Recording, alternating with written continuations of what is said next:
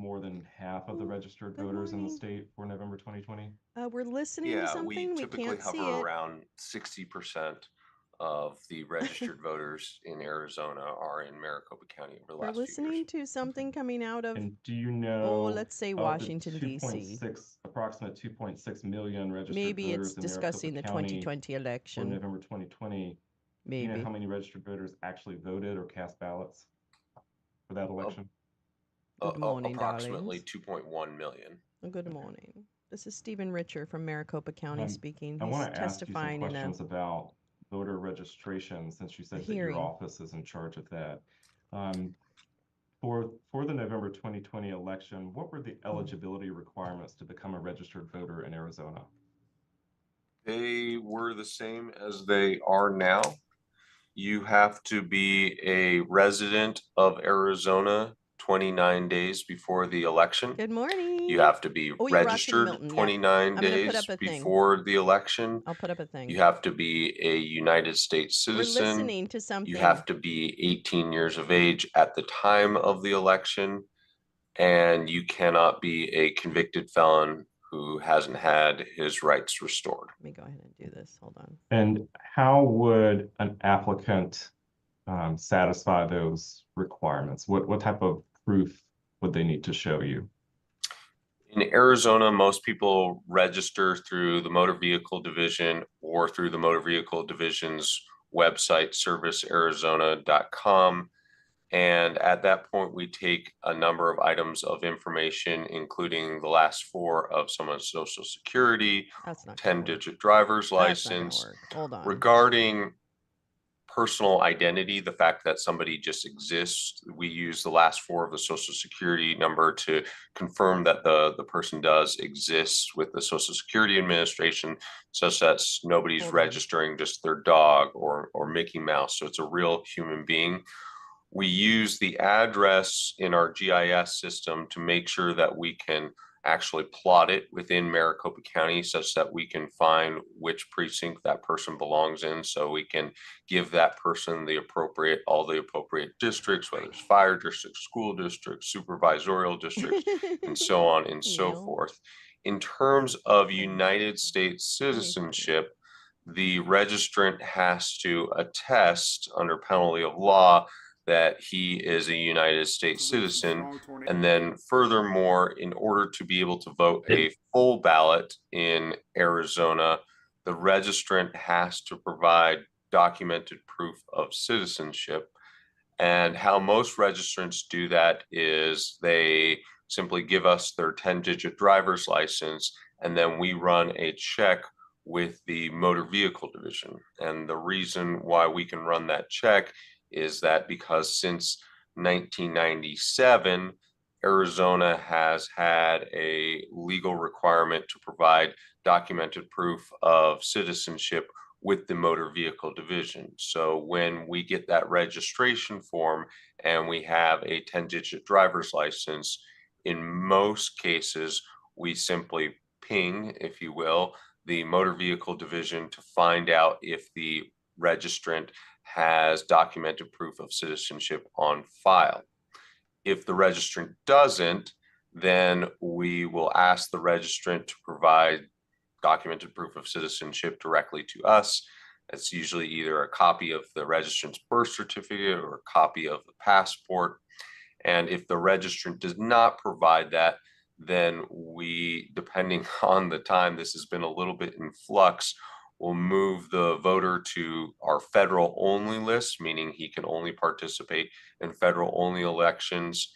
And we will send a letter letting the registrant know that to upgrade to a full ballot, he has to provide documented proof of citizenship. I believe Arizona remains the only state in the country with that additional requirement.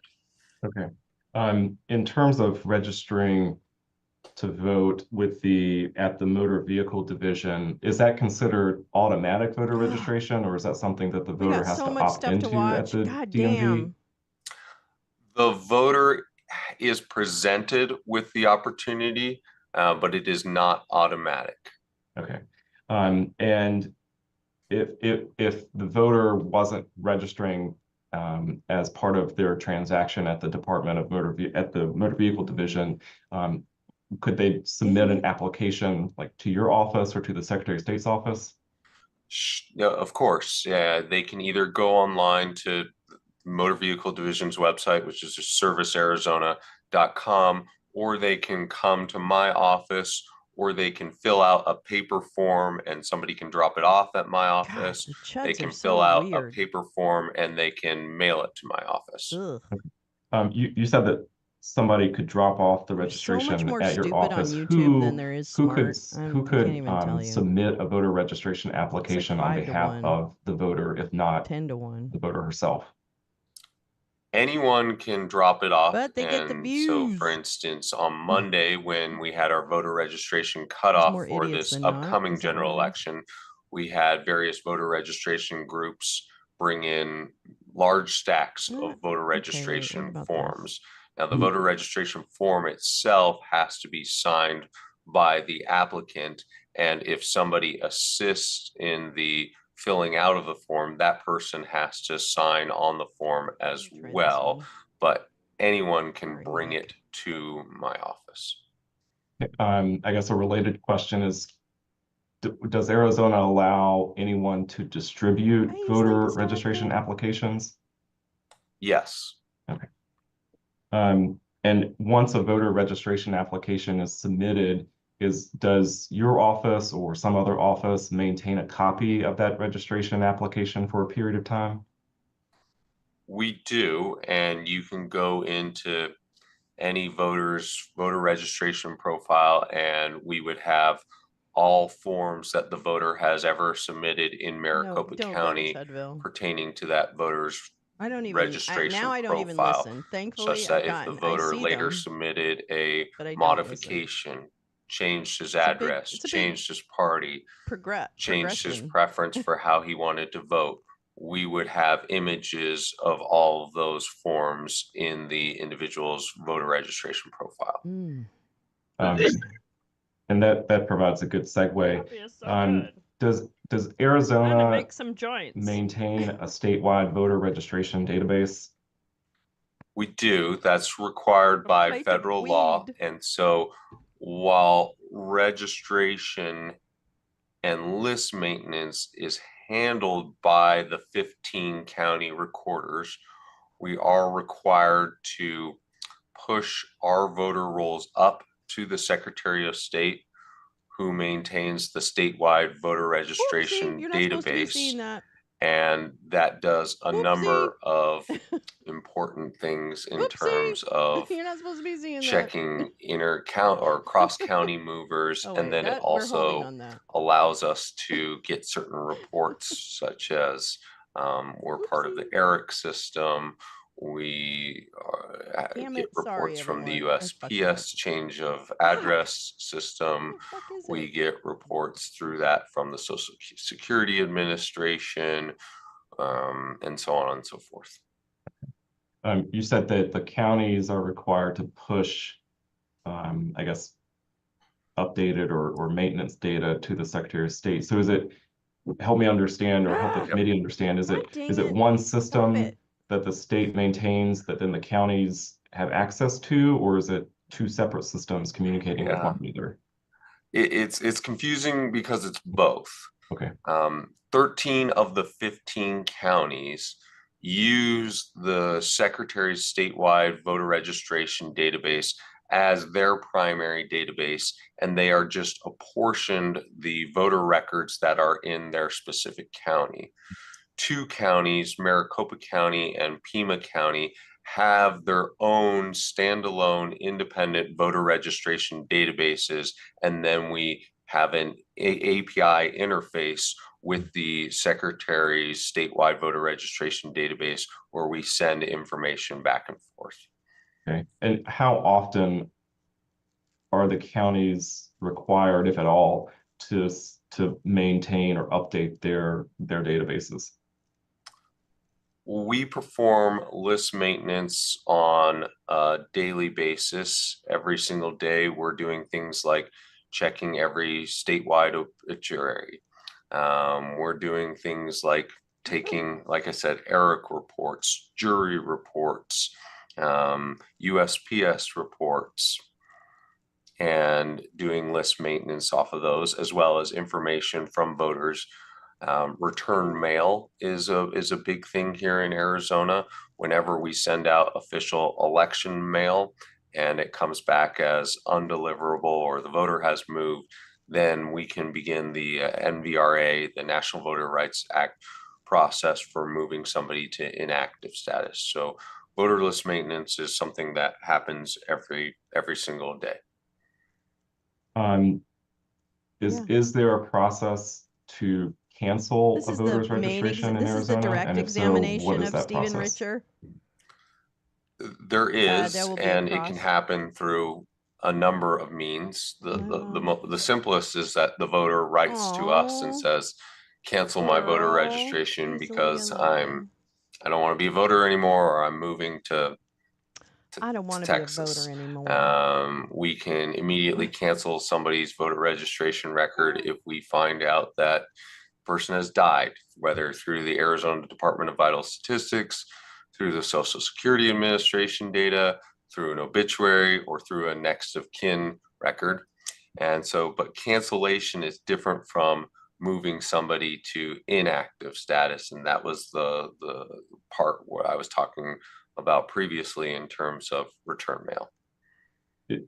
I guess, is there a time after which an inactive status voter would be canceled? Great. Yes, if you Great, are Max. inactive Oh my for 2 God. consecutive, so for 4 years, Wow. and you have not I would like to re-upped your sell them some information or products. participated Maybe in we any should just sell election, them products. then you would be moved off the rolls entirely. Okay. I need to come up with like a Earlier you had mentioned fountain that, of youth serum. I'm going to do that. convicted felons. I'm going to say, I'm You had mentioned convicted 95. felons. Look at my skin. What happens to a voter's registration if they're convicted of a felony? Are they moved to inactive or are they canceled? They're canceled. Okay. And can voting rights be restored in Arizona for Yeah, I convicted felons? imagine. Yes. Working every Friday How and would- Saturday how would that night. happen? Oh, Neil. We get judicial notice or notice from the I'm going out individual tomorrow voter, night. I'm excited. including a court document, but I don't know the legal process in terms of how an individual voter applies for that.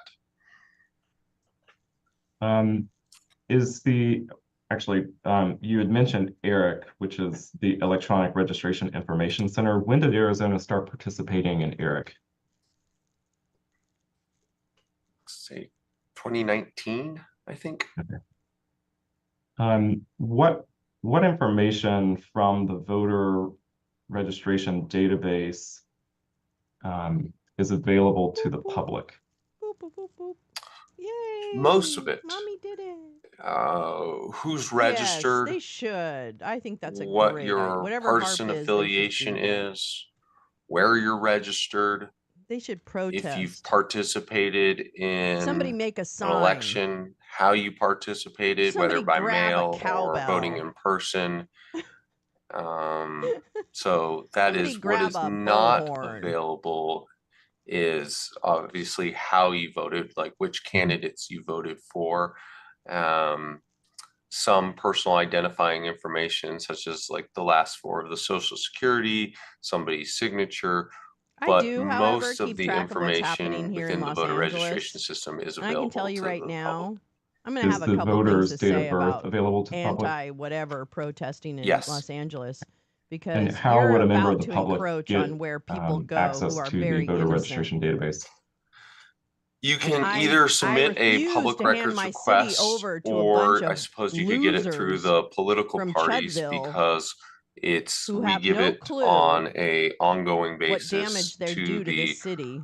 recognized political parties in Arizona. So we give the updated voter Oh my registration God. database to the, for instance, Stay the out of my Maricopa way. County It's gonna get Republican ugly. Party every month. And is that something that's Kobe, required by earthquake, law, what? or is that something that your What? office does voluntarily? It's required by law. Okay. I know, right, Neil? I want to move on We and never talk get it about right. the actual process of I voting. never get it right. Does Arizona allow voting by Patrick mail? Delmo for truckers. Yes. And I know that some states Wow. use different terminology. Does Arizona Yeah, call poof, voting be by gone. mail absentee voting, or do they If a call it chud vote by falls in the mail? forest, What does do you guys anyone really call it give a there? shit? We call it either vote by mail or early In voting. fact, do it. Okay. How Do it. long has Arizona allowed vote by mail? Do it. We've had it for a long time. I'm We gonna started select allowing no excuse vote by mail no excuse. in 1992. Yeah, 1992. Oh And my it's God, go figure. grown since, but we Go allowed figure. vote by mail in certain cases prior to 1992 even. And just to be Oh wait, clear, my could daughter any wants to. registered Oh yeah. voter vote by mail, no excuse after 1992? Yes. Mm. Um, It sounds like how fun. would a voter Neil's like, I hope she's okay. I'm go like, that about sounds like fun. requesting a ballot to vote by mail? Is there a process for that? Party. Yes. Party in So Miami. for a general election, like the primary that we had in July or this upcoming November general election, a voter can do one of two things. He can either be on what is we call the active early voting list, whereby he has submitted a signed form saying that he wants a ballot by mail for every election for which he is eligible, and he doesn't have to do anything beyond that. Or he can make a one-time ballot by mail request for that specific election, meaning that he won't automatically receive a ballot by mail for future elections, but for this one, we will mail that voter a ballot by mail. Let me break those two things down and talk more about them specifically. In terms of the active early voting list, how long has that procedure existed in Arizona? Since the one, mid Isling. 2000s, I Hi, think it was peace, love. No 2006. worries, love. Take Okay. care. Have a good one. And you said that the voter would submit a signed form to be placed on the active early voting list. Where does the voter get that form, and where is that submitted to? It's submitted to my office or the relevant county office. If you're in Coconino County, you'd submit it to the Coconino County recorder. You can get that form either when you originally register to vote, or you can get it from my office. We have it online on our website as well. And there might be some other places you can get it, but from my office. It's a form that my office designs. Okay.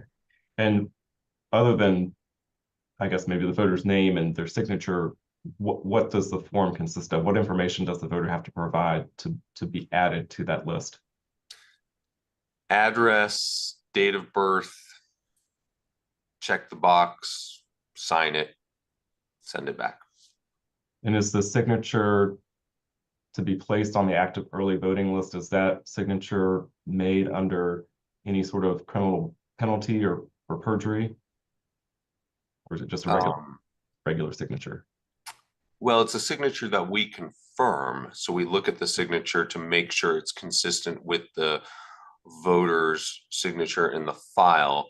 But I don't believe there is a penalty of perjury affidavit or statement on that, other than you would be falsifying somebody's voter record if it was fraudulent. So I suppose that's a Brevard Zoo releases sea turtle ahead of storm. Bye, sea turtle. I hope you know how to live in the real ocean. Signing up for the active early voting list for the first time, how far in advance of an election would they need to do that? If there's any deadline for that? Yeah, 11 days before election day is the last time you can either go on the active early voting list or request a ballot by mail, a one-time ballot by mail request. And that's because that gives us still time for us to queue the mail ballot request and send it out and make sure it gets to the voter's house in time for the general election. Under what circumstances would a voter be removed from the active early voting list? If he requested to be removed from the active voting list, or if he did not vote by mail for 2 consecutive election cycles, he would be dropped from the active early voting list. So 4 years. For the November 2020 general, do you know how many registered voters in Maricopa County were on the active early voting list? It's about 78% of the total registered voters. So, close to 2 million people. Okay. Earlier, you testified that the public has access to the voter registration database. Does the public have access to the active early voting list? Yes, that is public record, whether or not a voter is on the active early voting list. Okay. And how would a member of the public get a copy of that list? So similarly, you could make a public records request if you were interested in just knowing, is Stephen Richer on the active early voting list? You can make a public records request. If you wanted that in aggregate, then you could make a public records request for the whole voter registration file in Maricopa County. And again, this is information that we share on a regular prescribed basis with the recognized political parties. In terms of making a one-time request for a mail ballot, where would a voter get that one-time request form from? From my office, and typically we will get those either through returned what we call 90-day cards, or by filling out a form that's available online on my office's website, or by calling into my office and requesting one. And I'm sorry if I missed this earlier, but can you explain what is the 90-day card that we're talking about? A 90-day card is a statutorily required card that we send out 90 days before a statewide election to all registered voters who are on all registered voters, and they can make sure that all their information is correct. And if they want to change anything, they can change it on that. And that also would allow them to make a one-time ballot by mail request. And just, I guess, taking a little bit of a detour, this might relate to what you testified earlier too, but what happens if that 90-day return card is returned to your office as undelivered? If it's returned as undeliverable, then we begin the NVRA inactivation process, and we would send another piece of mail that would be a final notice piece of mail that would tell the voter that he needs to contact my office within 35 days, or else he will be moved to inactive status. And once you're moved to inactive status, you can't automatically receive a ballot by mail, so you would be dropped from the active early voting list, and you would need to either come to my office or go to a voting location and re-up your status to become an active voter again. Really appreciate it. Going back now to the one-time request for a mail ballot, could, I guess, similar to voter registration applications, could third parties in Arizona distribute one-time ballot request forms? Yes, they could distribute those, but they would need to be signed by the registered voter. Okay. And could someone other than the registered voter return the one-time ballot request form? Yes, we don't see that very often. We see the voter registration forms much more frequently, but I think it's just because I guess most people who are registered to vote are already on the active early voting list, or right down the street. Yeah, I don't know. For some reason, we don't see too much of that. And similar to the voter registration application, if a voter submits the one-time request form, is their signature verified before that form is processed? Yes. Okay. And I guess similar to signing up for the active early voting list, how far in advance of an election should a vote or must a voter submit the one-time request Yeah, 11 days before the final day, before election day. And how, if at all, does the county keep track of voters who have made a one-time mail ballot request? We flag it in our system, and then that allows us to queue a outbound ballot packet, and we know that we have sent an outbound ballot packet to the registered voter, and each outbound ballot packet has a piece ID, and so we know that that is in the world. So let's talk now about actually sending that outbound ballot packet. How far in advance of an election are mail ballots sent to voters, either who are on the active early voting list or those who have made the one-time request? Hey, Carrie. Yeah, today, how you which is doing? why I'm a bit sleepy, and you'll have to forgive me for that. So we are mailing out ballot packets today for the November 5th general election. So that's 27 days before an election. The one exception being those voters who fall under the umbrella of the military and overseas voters, and federal law requires that we send those out at least 45 days prior to the election. But the vast majority of mail ballot packets are going out today, 27 days before. The other exception to that will be if somebody somebody could write in a week from now and say, you know what, I want a mail ballot for this election, then we would queue it a week from now, and we would send it out as soon as we can upon receiving that request. Is there a cutoff point where mail ballots will no longer be sent out prior to the election? Yeah, again, it's that 11-day period before the election day. Okay. In terms of I guess the actual process of sending out the what you call the outbound ballot packet, where is that sent from? Is that sent from your office or somewhere else? We do that with our printer. So we take it from our printer and we deliver it to USPS. So we use Runback Election Services as our print provider. They're here in Phoenix.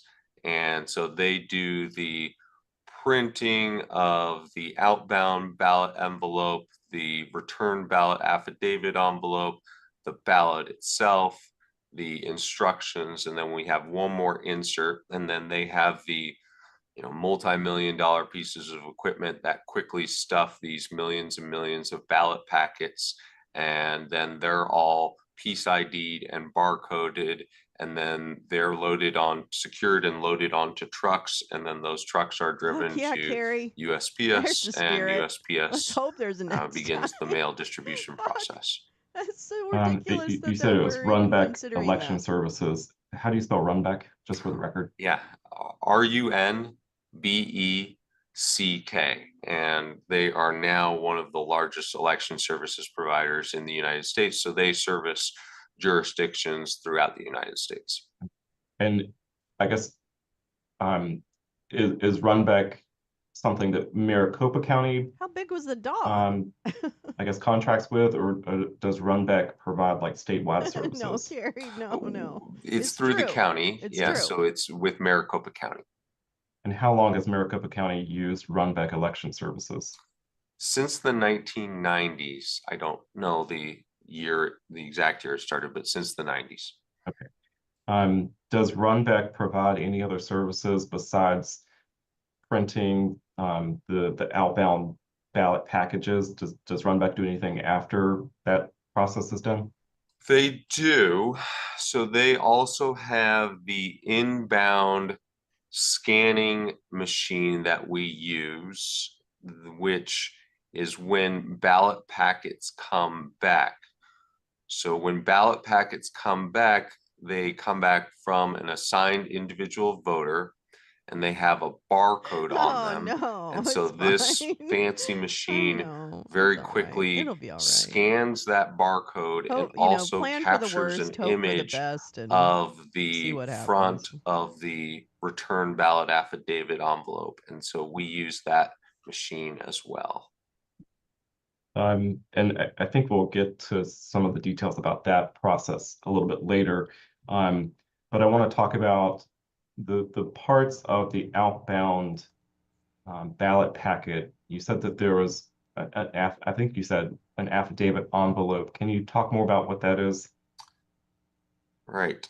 Oh, If you're an early I voter, hope they're all your right. ballot must come back in the assigned they're all right. affidavit envelope. You can't take your early ballot and This just is gonna drop be it a off on real our doorstep. You fucker can't of a just put your storm. early ballot loose in the USPS box. You can't take your early Hunkering ballot down and just good. drop it off at a Yeah, I voting don't think location. It not a lot of must people are gonna be be spared inside some the effect of this. assigned return affidavit envelope for that voter. So, And for apparently we hope it instance, when doesn't I turn get my north. mail That's ballot packet, the the hope, green is return that would be envelope will worse. say Stephen Richer on it, and it will have my address.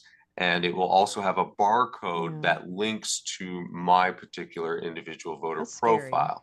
And this is how we control voting per person. So as soon as the voter returns that green return ballot envelope, we scan that barcode, and doing so loads a vote to the voter's profile, such that if I then tried to show up and vote in person, I would already have a vote assigned to my profile. If for whatever reason I needed to get more than one ballot packet, if I spilled coffee on my He's first going to one, every one. then Yeah, we would exactly. He's deactivate the following the barcode on the storms. first return envelope, and we would send out a new mail ballot packet.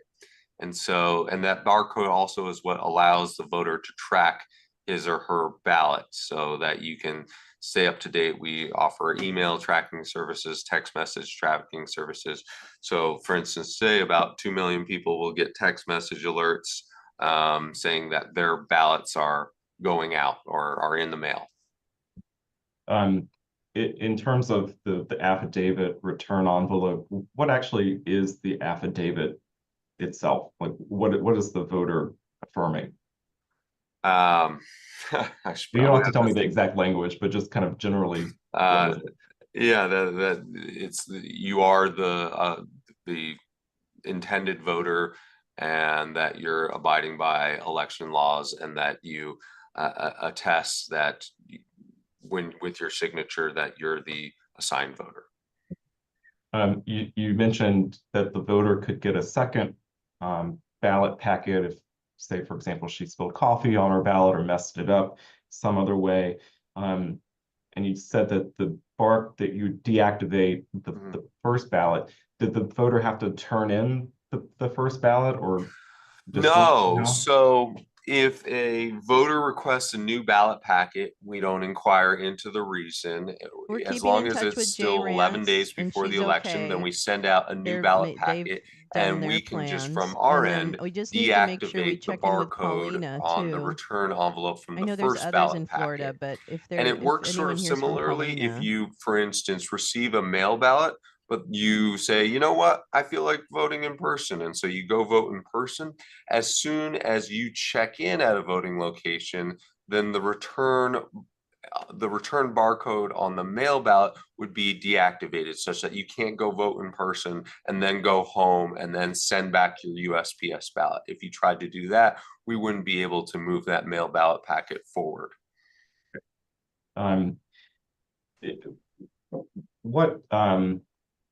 What, if anything, in terms of process or procedure, was in place for a male voter who might not be able to physically complete the ballot herself, maybe because of a physical disability? Could someone help her? Yes. So if somebody assists you and it's someone of your choosing, there's a place on the green return envelope for that person to sign. Now, Maricopa County does also make available bipartisan teams that can go out to usually assisted living facilities, hospitals.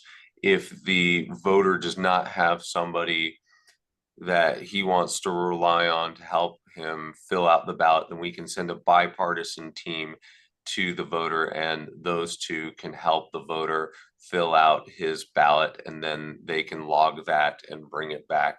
And then also, if you show up to an in-person voting location, pursuant to federal law, every in-person voting location has an accessible device that is for people with visual limitations or the like. I'm sorry, I skipped a question a little bit earlier that I want to return to really quickly, and that's regarding voters who might move out of state. Does Arizona, I guess, differentiate between voters who move out of state on a temporary basis versus a permanent basis with regard to whether they can vote in an Arizona election? Yeah, and there's a decent amount to unpack there. If you don't mind, I'll just go. So what you declare your residency is I suppose a state of mind. And so if you're a college student who goes away to UCLA, but you consider Arizona your residency still, then we don't remove you from the voter rolls. Now, if you move and you cancel your voter registration here, then obviously we cancel your voter registration here. If you move and you fill out USPS's National Change of Address form, then we'll get that and we'll cancel your voter registration. Hurricane Milton is heading our way. And you don't it tell will us, arrive either late tonight or early tomorrow morning. Some other piece of we election mail are to your bracing house, and are prepared to receive a major hit. We're facing this with the seriousness it deserves, but also with the determination that we will get through this. Folks here at the EOC and our first responders throughout the west coast of Florida have been working nonstop now for weeks to prepare and respond to Hurricane Helene, and then now to prepare and respond to this new major hurricane. The common virtue has been dedication.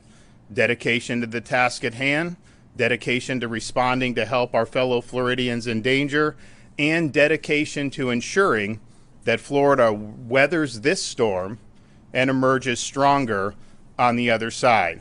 We are prepared and we will respond. I've spoken to the president. We remain in regular contact with FEMA, and we are marshaling all available resources to be able to prepare and respond to Hurricane Milton.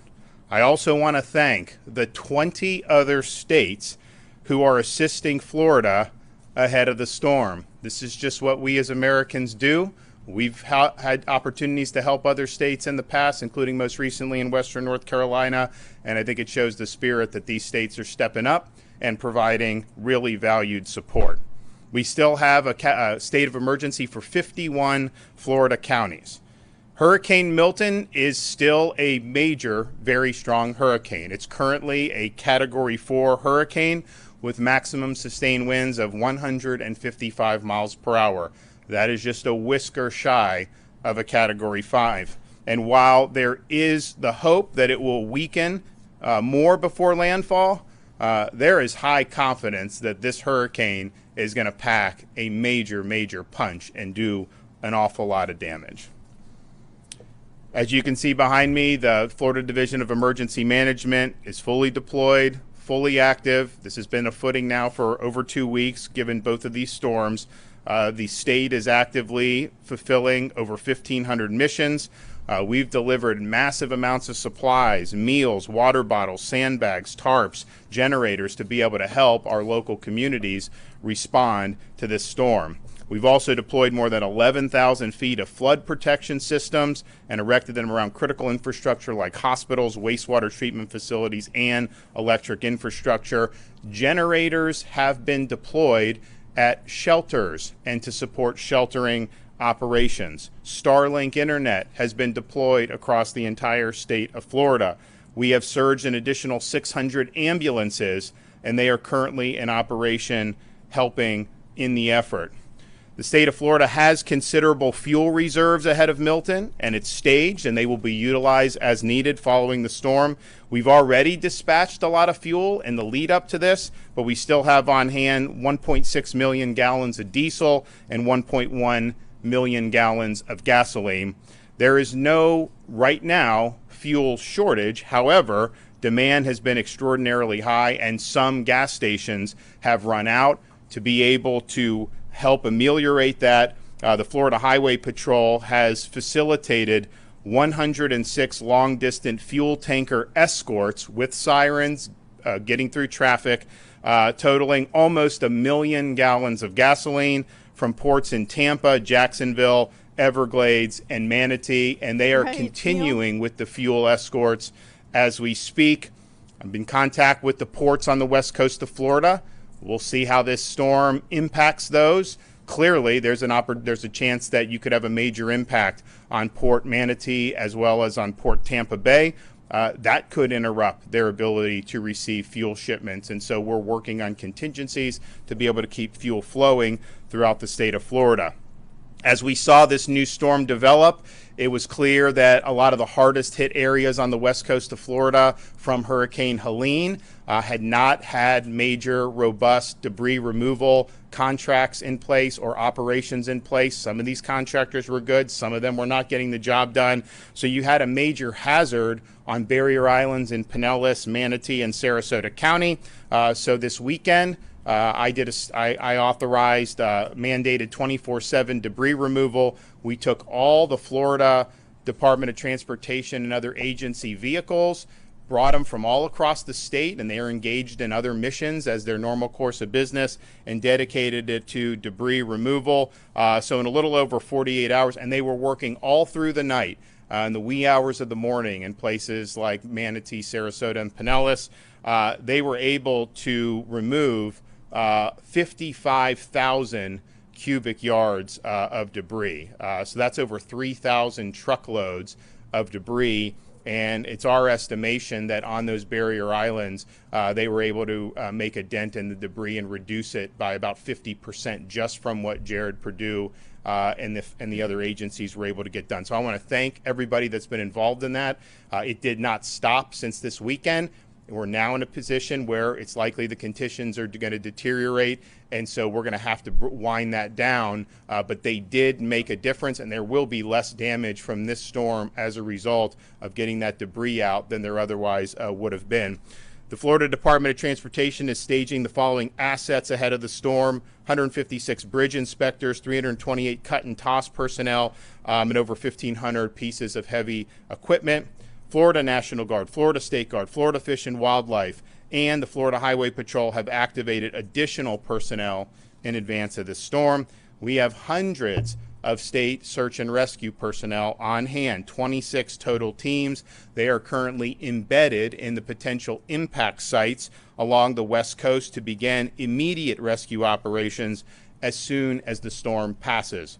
The National Guard is deploying 6,000 Florida National Guardsmen, as well as 3,000 National Guardsmen from other states. And so we thank for the support on that. We have 34 search and rescue areas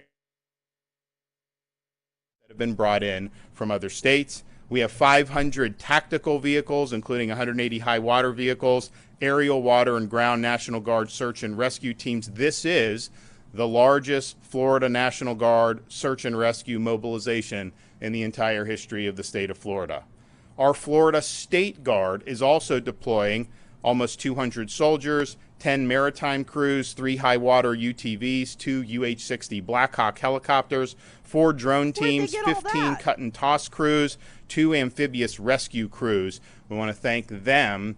I mean, this was just a dream a couple years ago that they would be involved, and there was a lot of unfair criticism when we stood it up. But they have made a huge difference in this hurricane season. They're going to continue to do it here. They did.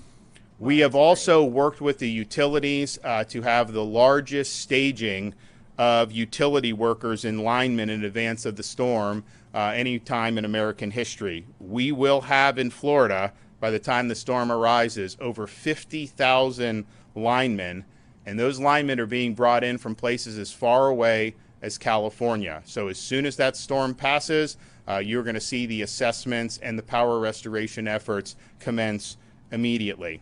Additionally, the state of Florida has assisted with the evacuation of 352 healthcare facilities in the potential path of the storm. 16 hospitals have been evacuated. The state veteran nursing homes are currently located that are in the cone, are all accepting families of their residents to shelter with them. All of those are hurricane proof. All of them are outside of flood zones. So if you do have a family member that's in one of our state nursing homes, you can go and you can shelter with them. That's a safe option, and I know the veterans would appreciate it. The Florida Department of Law Enforcement is directing deployment of additional 500 out-of-state law enforcement officers. These officers will help respond after the storm to maintain law and order. And there is going to be a lot of damage from this storm. There's going to be opportunities for people to try to take advantage of that. My message to you is don't even think about it. We are going to come down hard on you.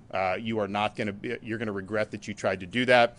So I appreciate all the other folks from out of state who are coming in to supplement this effort. We need to maintain law and order. FDLE's mutual aid team is managing more than 70 active law enforcement missions, including identifying post-storm response squads, and these are really important missions, and we're happy for that. So we're preparing for Milton, but we're also still recovering from Hurricane Helene. When Hurricane Helene hit, we reactivated the Florida Disaster Fund. We are now accepting donations into the Florida Disaster Fund for both storms, both Helene and for Milton. This is a private fund. It's affiliated with the state in terms of disaster, but it's tax deductible donations. We distributed $63 million after Hurricane Ian to help people largely in Southwest Florida. This is something that is really, really important. So I've directed Volunteer Florida to keep the fund activated for Hurricane Milton.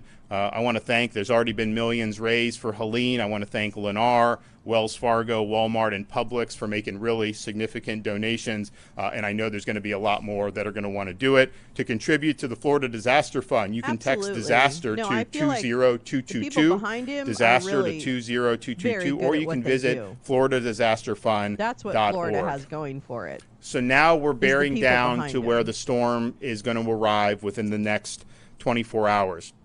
You still have time to evacuate if you are in an evacuation zone, particularly if you're in Manatee, Sarasota, Charlotte, those areas. I mean, this track can bounce around. It's not guaranteed it's going to hit there. A lot of the solutions have it going there. You have time to do that. Now, conditions aren't going to be great today. I would say that the roads and the interstates, they are flowing. We've waived tolls. We've done all that so people can do. But the best option would probably be just to evacuate within your own county to one of the shelters. All those counties have multiple shelters that are open. There's a lot of space in those shelters right now, and certainly it would be safe to do a very short evacuation, tens of miles, rather than get on the interstate and go. The roads are still open. People can do that, but I just want to warn people that the conditions are likely going to continue to deteriorate throughout the course of the day. We had, of course, on Monday, when the initial evacuations were coming down, particularly in the Tampa Bay area, had a lot of traffic on I-4 and on I-75. FDOT did the emergency shoulder plan. That helped, but it was slow, and those roads can be very slow anyways. Yeah. By the time we got to the end of the night, through the wee hours of the morning, it was going pretty quickly. Yesterday was not as bad on those roads as it was on Monday, but what we did see is Alligator Alley down in southern Florida was about 150% of its normal capacity, and I think that's because as people saw the storm potentially bending a little further south, I think a lot of people in Southwest Florida decided to evacuate across the state, and so that's that. The roads now are good, but I would just caution the conditions are not great now, and they're likely going to get worse as the day goes on. Of course, we do have a lot of mandatory evacuations in place. If you want to get a hotel, you can go to visitflorida.com/Priceline, Expedia.com/Florida. That is the emergency accommodation module that is there. I'm not sure what availability there's going to be in a lot of these places at this point, but if that's something that you're interested in, you can try that. Of course, we've worked with the Florida Restaurant and Lodging Association for distress rates for hotels, as well as waiving pet fees. And I know a lot of the hotels in the state of Florida have responded very positively for that, so I just want to thank them for doing that. We've also partnered with Uber for Hurricane Milton to provide free rides to and from shelters and counties with active evacuation orders. So if you want to utilize that, you go to when you do the ride, you do the promo code Milton Relief, just one word, Milton Relief. OnStar has activated Crisis Mode, which provides free crisis assistance services and in-vehicle data for Chevy, Buick, GMC, and Cadillac owners. Schools, most of the school districts in the state are closed today. Obviously, if you get out of the path in like the Panhandle, not as much, but in that Florida Peninsula, virtually all school districts are closed. All Florida counties and Miccosukee and Seminole tribes are assisting the state with storm response, and I want to thank all those for their great work. We have 149 general population shelters that are open throughout the state. The current total shelter population is just 31,000 individuals. We have room in those shelters for a total population of almost 200,000 individuals. So there is space available in these shelters. I know a lot of people would rather stay in a hotel, stay with friends, and that's fine. But especially now as the storm's getting closer, you may be able to get in your car and drive 10 miles, get to a shelter, ride the storm out, and then be able to go as you see fit, and hopefully you'll be able to get back to your place very quickly. But space is available. So there are 36 county-owned special needs shelters that are open and operating in counties that are in the path of the storm.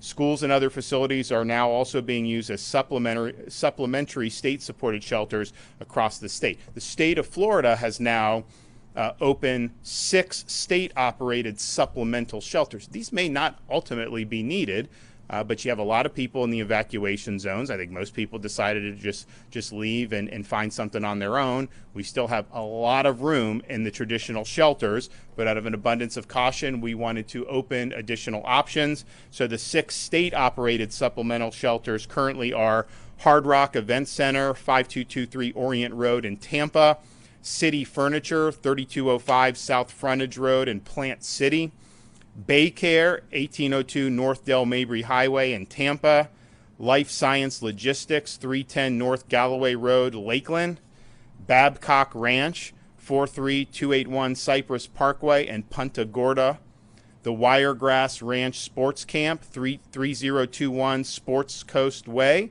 in Wesley Chapel, Florida. That site also has capabilities to service special needs individuals. And Kevin is also working on setting up a 7th site. Now, those state-supported shelters, they do have generators, so you will have access to power. I think you have Starlink at those. They've got Starlink internet. So, look, it's not the 4 seasons, but there are some things there that will make it tolerable to be able to get through the next 24 to 36 hours. You can find the shelter options at floridadisaster.org/shelters. You can also find your county's EM page at floridadisaster.org/counties, floridadisaster.org/counties. So people have time now to evacuate if they are in the area of an evacuation zone. We see the storm is a very strong Category 4. I've said from the beginning, the prognostications are it's likely going to weaken before it gets, but it may not. And even if it does weaken, it's still going to be a major, major impact. So you still have time now to make decisions to protect yourself and your family. Massive amounts of space at these shelters. The roads are flowing. The conditions are going to get bad, so you just got to be very careful with that. But certainly these shelters are a very live option. I want to just finally thank everybody. When you have these emergencies with a major hurricane, it's a huge deal.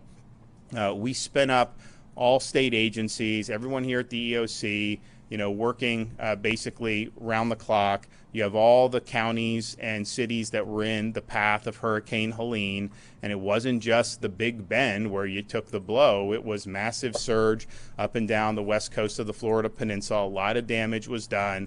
There were thousands of rescue missions that were effectuated immediately after the storm. Huge things done, like fixing the road and SR 786, helping with the bridges. There was so much that was done in the immediate aftermath and is still being done in that. Then you have another storm that developed, and immediately you're back on that posture, round the clock, no time to rest, no time to sleep for a lot of these folks, and it's not easy. And so I just want to say, on behalf of the state of Florida, thank you for discharging your duties. Thank you for accepting this mission. It's not going to be easy, but there's no better group of people that I would want responding to this than the folks that we have doing it throughout this state. Whether you're talking about the counties down on the Gulf Coast of Florida, whether you're talking about the people that we have here assembled in Tallahassee, these folks have proven themselves. They're working hard, and we will get the job done. Okay, Kevin Guthrie.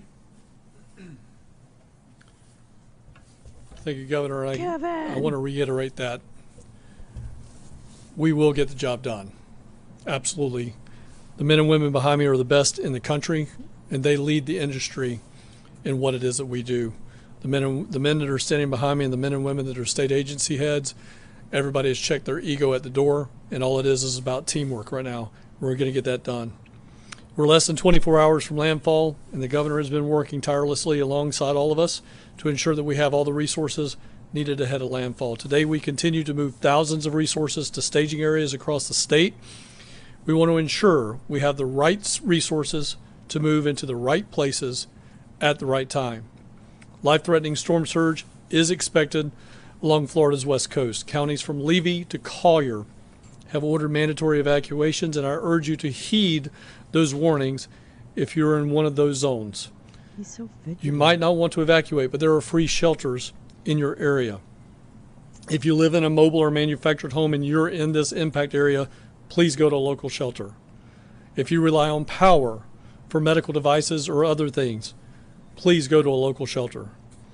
You live in a home that can't withstand the hurricane force winds, again, please go to a local shelter.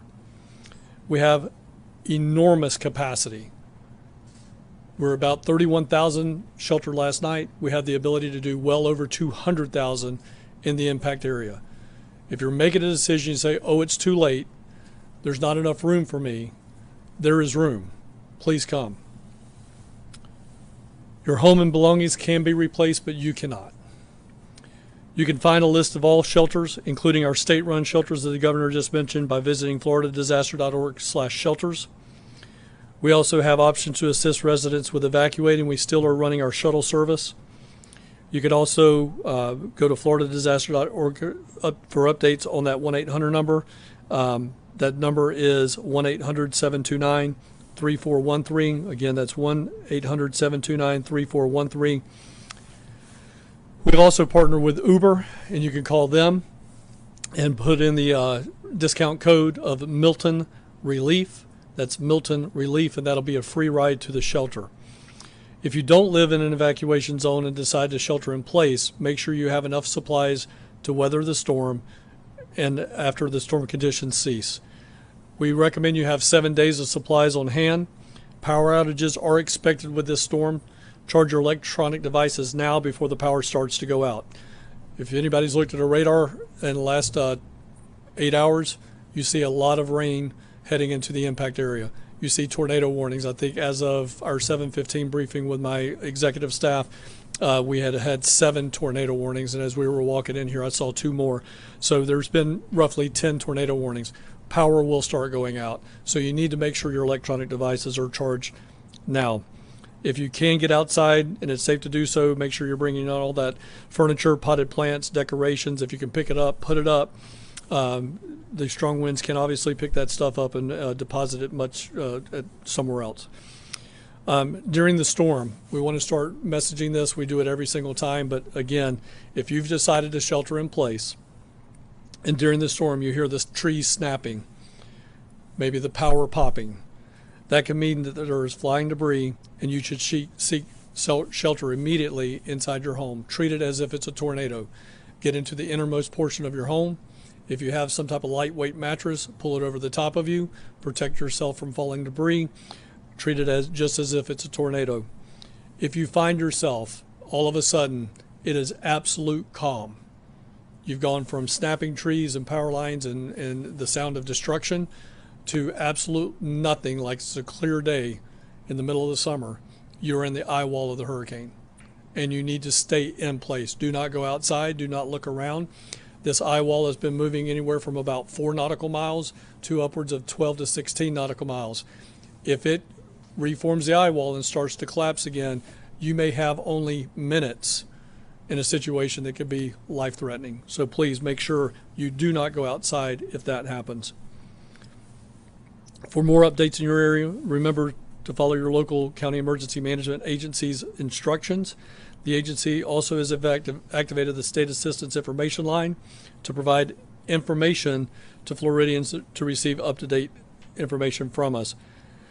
Residents and visitors can call this toll-free hotline at 1-800-342-3557. 1-800-342-3557.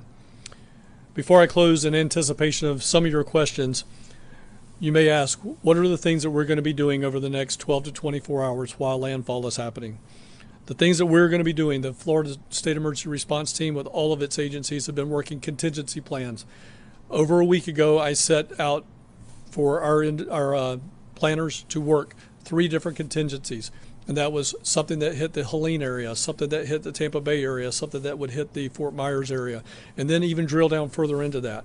So in the next 12 to 24 hours, our staff will be moving from a strategic contingency-based plan to tactical operations-based movements.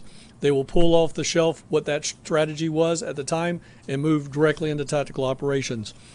We will start working on our damage prediction models. We do have damage prediction models that come from the United States Army Corps of Engineers and other federal agencies. That system is called HAZUS. Our planners, our intelligence cell will start looking at those things to see where the most debris, where the most damage is going to be based on the last calculated movement at landfall.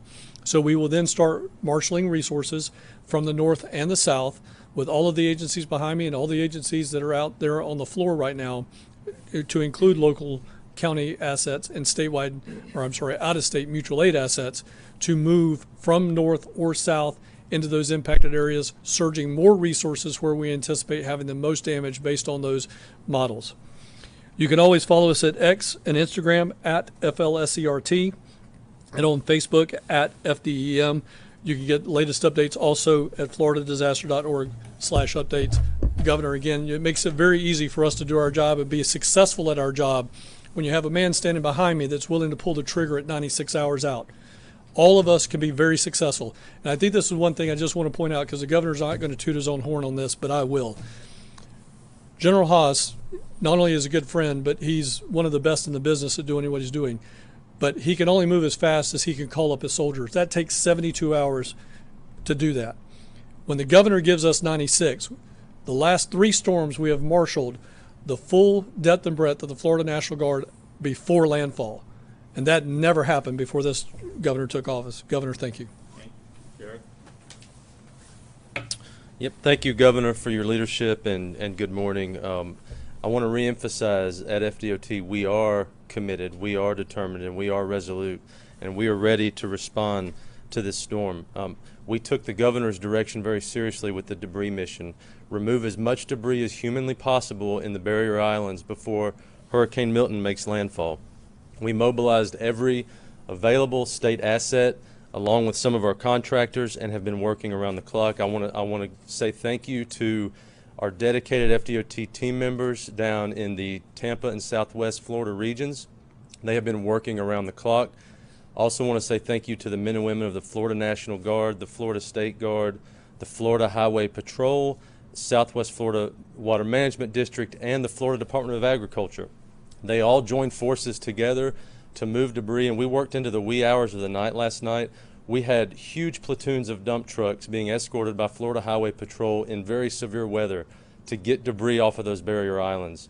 What we were able to accomplish is truly remarkable. And you heard the governor, we moved nearly 55,000 cubic yards of debris and made a huge dent on those barrier islands, which is going to have a tremendous impact on safety as Hurricane Milton makes landfall. So I want to say thank you to the governor for bringing the vision and the direction to do something of such a great feat. With evacuations, we did notice very heavy traffic on I-75 and I-4 going north to Orlando and up to I-10 over the last few days. We did use emergency shoulder use. It did help to resolve that traffic.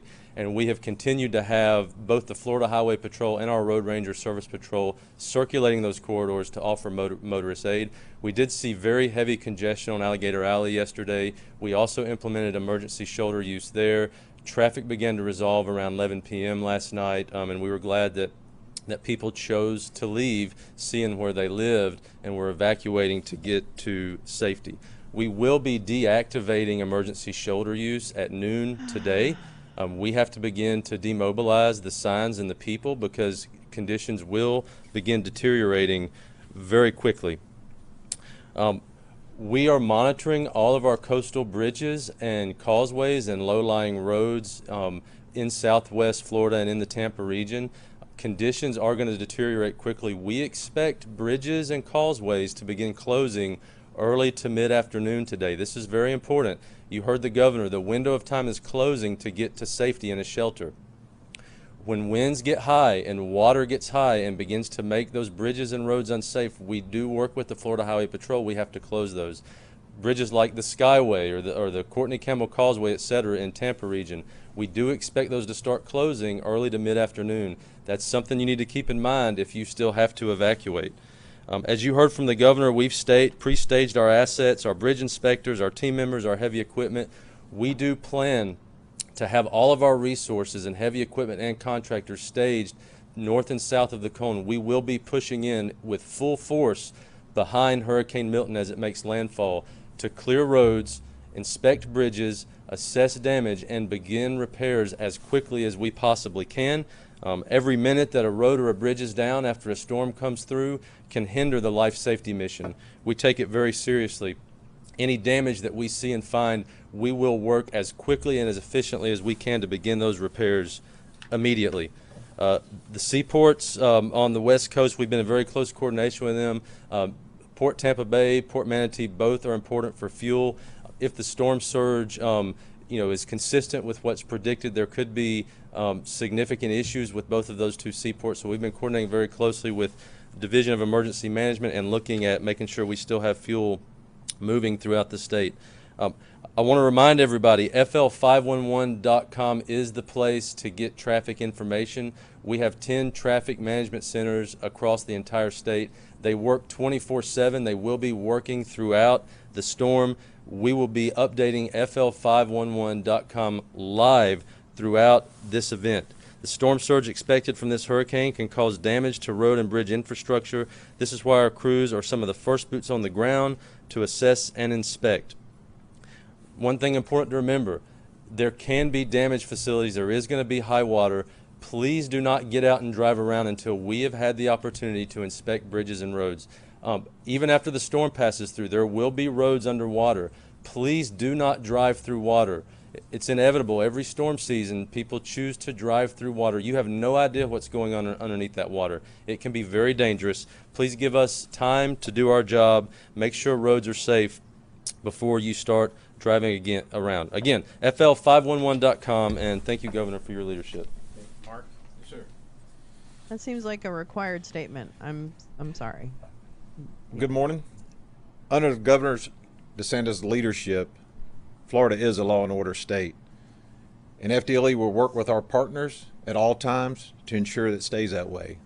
As a commissioner, I've been in contact with the Florida sheriffs in the impacted areas, everything from Jefferson County all the way down to Key West, to ensure that their needs are met and supported.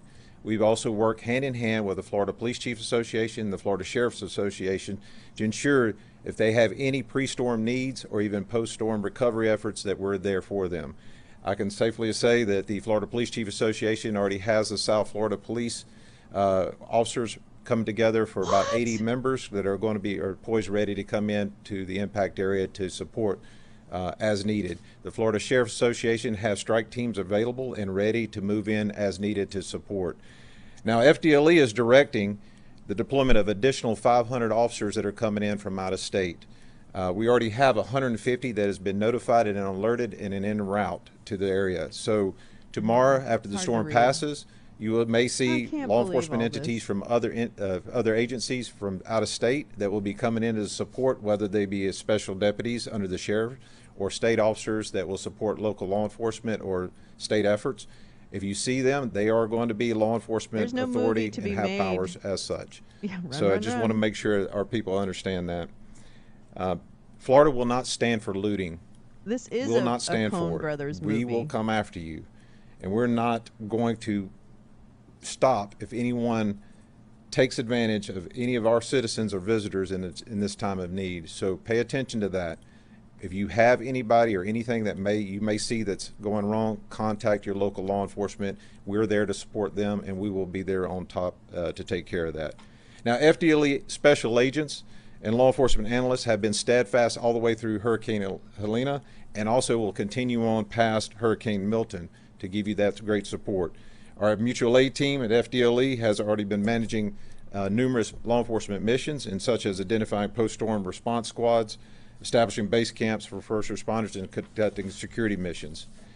Now, in addition, FDLE has nearly 200 analysts that are on standby for reunification efforts for Florida, law enforcement officers and offices for sheriffs and police departments to help you if you're missing your loved ones. We're here to help and try to find them.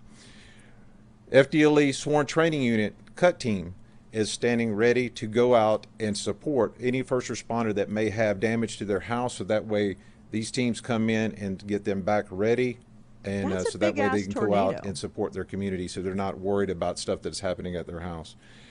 Now, FDLE law enforcement strike teams are coming from Pensacola and Miami into the area.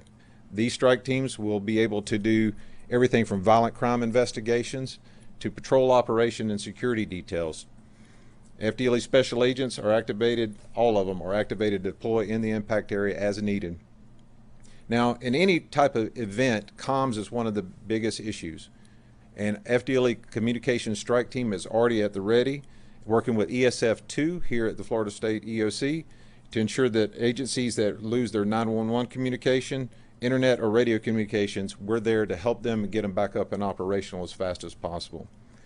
In addition, our FDLE aviation assets are also pre-positioned to conduct overwatch missions for patrol officers and sheriff's officers and departments as needed on request. And I'll echo what Kevin said. Because of Governor DeSantis, we are ready. And thank you again, sir, for your support. And Florida could not be in better hands. Thank you, Governor. Good morning, fellow Floridians. It is an honor to, on behalf of the Florida Highway Patrol, to serve Governor DeSantis and his administration, and also serve the great people of the state of Florida. Just a brief update on our operations at the Florida Highway Patrol. We have pre-staged high water rescue vehicles in preparation for landfall. FHP is conducting proactive patrols of evacuated communities to suppress criminal activity. As the governor spoke about, we have been laser focused on ensuring that our roadways are open so that we can conduct escorts of fuel trucks to gas stations that are in need of fuel, as we are still doing those missions in this moment. But as the ports on the land side closed down for the hurricane, we are still engaged in transports of ambulances, ambulance companies, first responders, and other elements that need to be where they need to be at a certain time before landfall is made by the hurricane. If you are an ambulance company, or if you are a healthcare facility that needs the services of the Florida Highway Patrol for the purposes of getting through congested areas, we would encourage you to dial star FHP, and we will make our best efforts to make sure that you get where you need to go in due time. We are currently also supporting the Department of Juvenile Justice by evacuating juveniles in secure residence facilities, and we are helping to relocate military families from the affected areas. We continue to provide law enforcement services in conjunction with our partners at FDLE to areas in the state that were affected by Hurricane Helene, specifically Keaton Beach, Steinhatchee, and Deacle Beach. As of today, all FHP troops and all 2,000 state troopers are activated on an Alpha Bravo shift, and that includes an additional 300 auxiliary state troopers. We are all in, full force, 24/7 from here on out. Now, I want to talk briefly about after the storm passes and makes landfall, and then we come in behind, you're going to see a lot of first responder personnel. You're going to see law enforcement. You're going to see the National Guard. You're going to see the State Guard, out-of-state law enforcement officers. At the direction of Governor DeSantis, we have 500 out-of-state law enforcement officers that are going to complement and supplement our response. And we appreciate FDLE's leadership on that. You're going to see DOT personnel. As far as law enforcement goes, obviously we're going to be focused on search and rescue initially. We're going to be focused on getting roadways back open so that we can amplify our search and rescue efforts. But if you are in need and there's no electricity, for example, or your phone doesn't work, feel free to interact one-on-one with law enforcement officers. We are here to help you in that moment of need. The governor talked a little bit yesterday about in the state of Florida, law and order state, Second Amendment state, you don't know what's behind that door, and I'm speaking directly to the criminal element that intend to take advantage of Floridians. The governor's right, you don't know who is behind that door, and they're probably armed. But if you find yourself in a situation where there is nobody in that home and you intend to burglarize it and take advantage of Floridians, there's going to be consequences. And I'll start with, first of all, you're going to have the Florida Highway Patrol, 2,000 state troopers. You're going to have FDLE. You're going to have out-of-county sheriffs. And now we're going to have out-of-state troopers. There's going to be a swarm of law enforcement officers. And I can tell you, on behalf of the Florida Highway Patrol, if we catch you and you try to escape, we're going to chase you. We're going to use intentional contact to stop the pursuit. We're not going to allow you to injure or kill Floridians because of your criminal activity. We're going to hold you accountable and get you in custody. FWC will be deployed. They will catch you in the water. We'll catch you on land. You have the National Guard and the State Guard. They'll catch you in the air. There's no escape from the resources of the state of Florida. The governor has announced in prior months, and we have celebrated a 50-year crime low in the state of Florida. I can promise you, after this storm, there's going to be a new record set, because the state of Florida is not going to give you an opportunity to take advantage of Floridians. And then my final comment would be that we at the Florida Highway Patrol, and I know I speak for all the professionals that are standing behind me and the governor as well, is that we are cognizant of the weight of this moment for the state of Florida. We are cognizant of the weight of your safety and your concern as Floridians, and we are cognizant of our duty as representatives of the government and as law enforcement officers and first responders, and we intend to meet this moment and we intend to honor our duty. And so it is an honor to be a part of this team, to serve the state that I love, to serve the best governor in the state of Florida, and ultimately the people of Florida.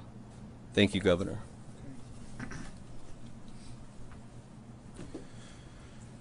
So we're bracing. We know we're going to get hit later tonight or early tomorrow morning. It is going to bring a lot of ferocity. It's going to bring a lot of hazards, a lot of damage. You still have time to make the decision to ensure your safety. You do not have to get on the interstate and drive to Georgia. You don't have to drive to Pensacola. You can go to a local shelter, which would be likely tens of miles away. We also have now these state shelters. There's massive, massive amounts of room in all of those shelters. You ride it out for a night. The storm's likely going to be gone on the east coast of Florida by tomorrow afternoon. You're going to obviously have first responders and everyone on the scene immediately and doing what they can. But you're going to be able to get back. You're going to be able to resume your life. Home? But just make sure that you're putting yourself in a situation where you can safely weather the storm. So you still have time. Time is running out. But if you make that decision now, I think you'll be glad you did. Yep. A lot of people are choosing to stay in Sarasota, Charlotte County. What's your message to those people that are choosing to stay in their homes? Well, if you're not in an evacuation zone, I would imagine, because there's a lot of population in some of those areas, like Kevin said, if you're going to hunker down like that, you're basically going to be, if you're not in a flood, you're basically going to be concerned about the wind. And this is a strong storm. So if you start to hear popping, if you start to hear trees snapping, you got to treat that like a tornado, and you got to hunker down because you're going to have debris, you're going to have trees, you're going to have things that could potentially fly around and cause a threat to your life. Now, if you are in an evacuation zone and you're in places like Sarasota or Charlotte, just know that if you get 10 feet of storm surge, you can't just hunker down with that. That is ultimately the surge. Mother Nature is going to win that fight.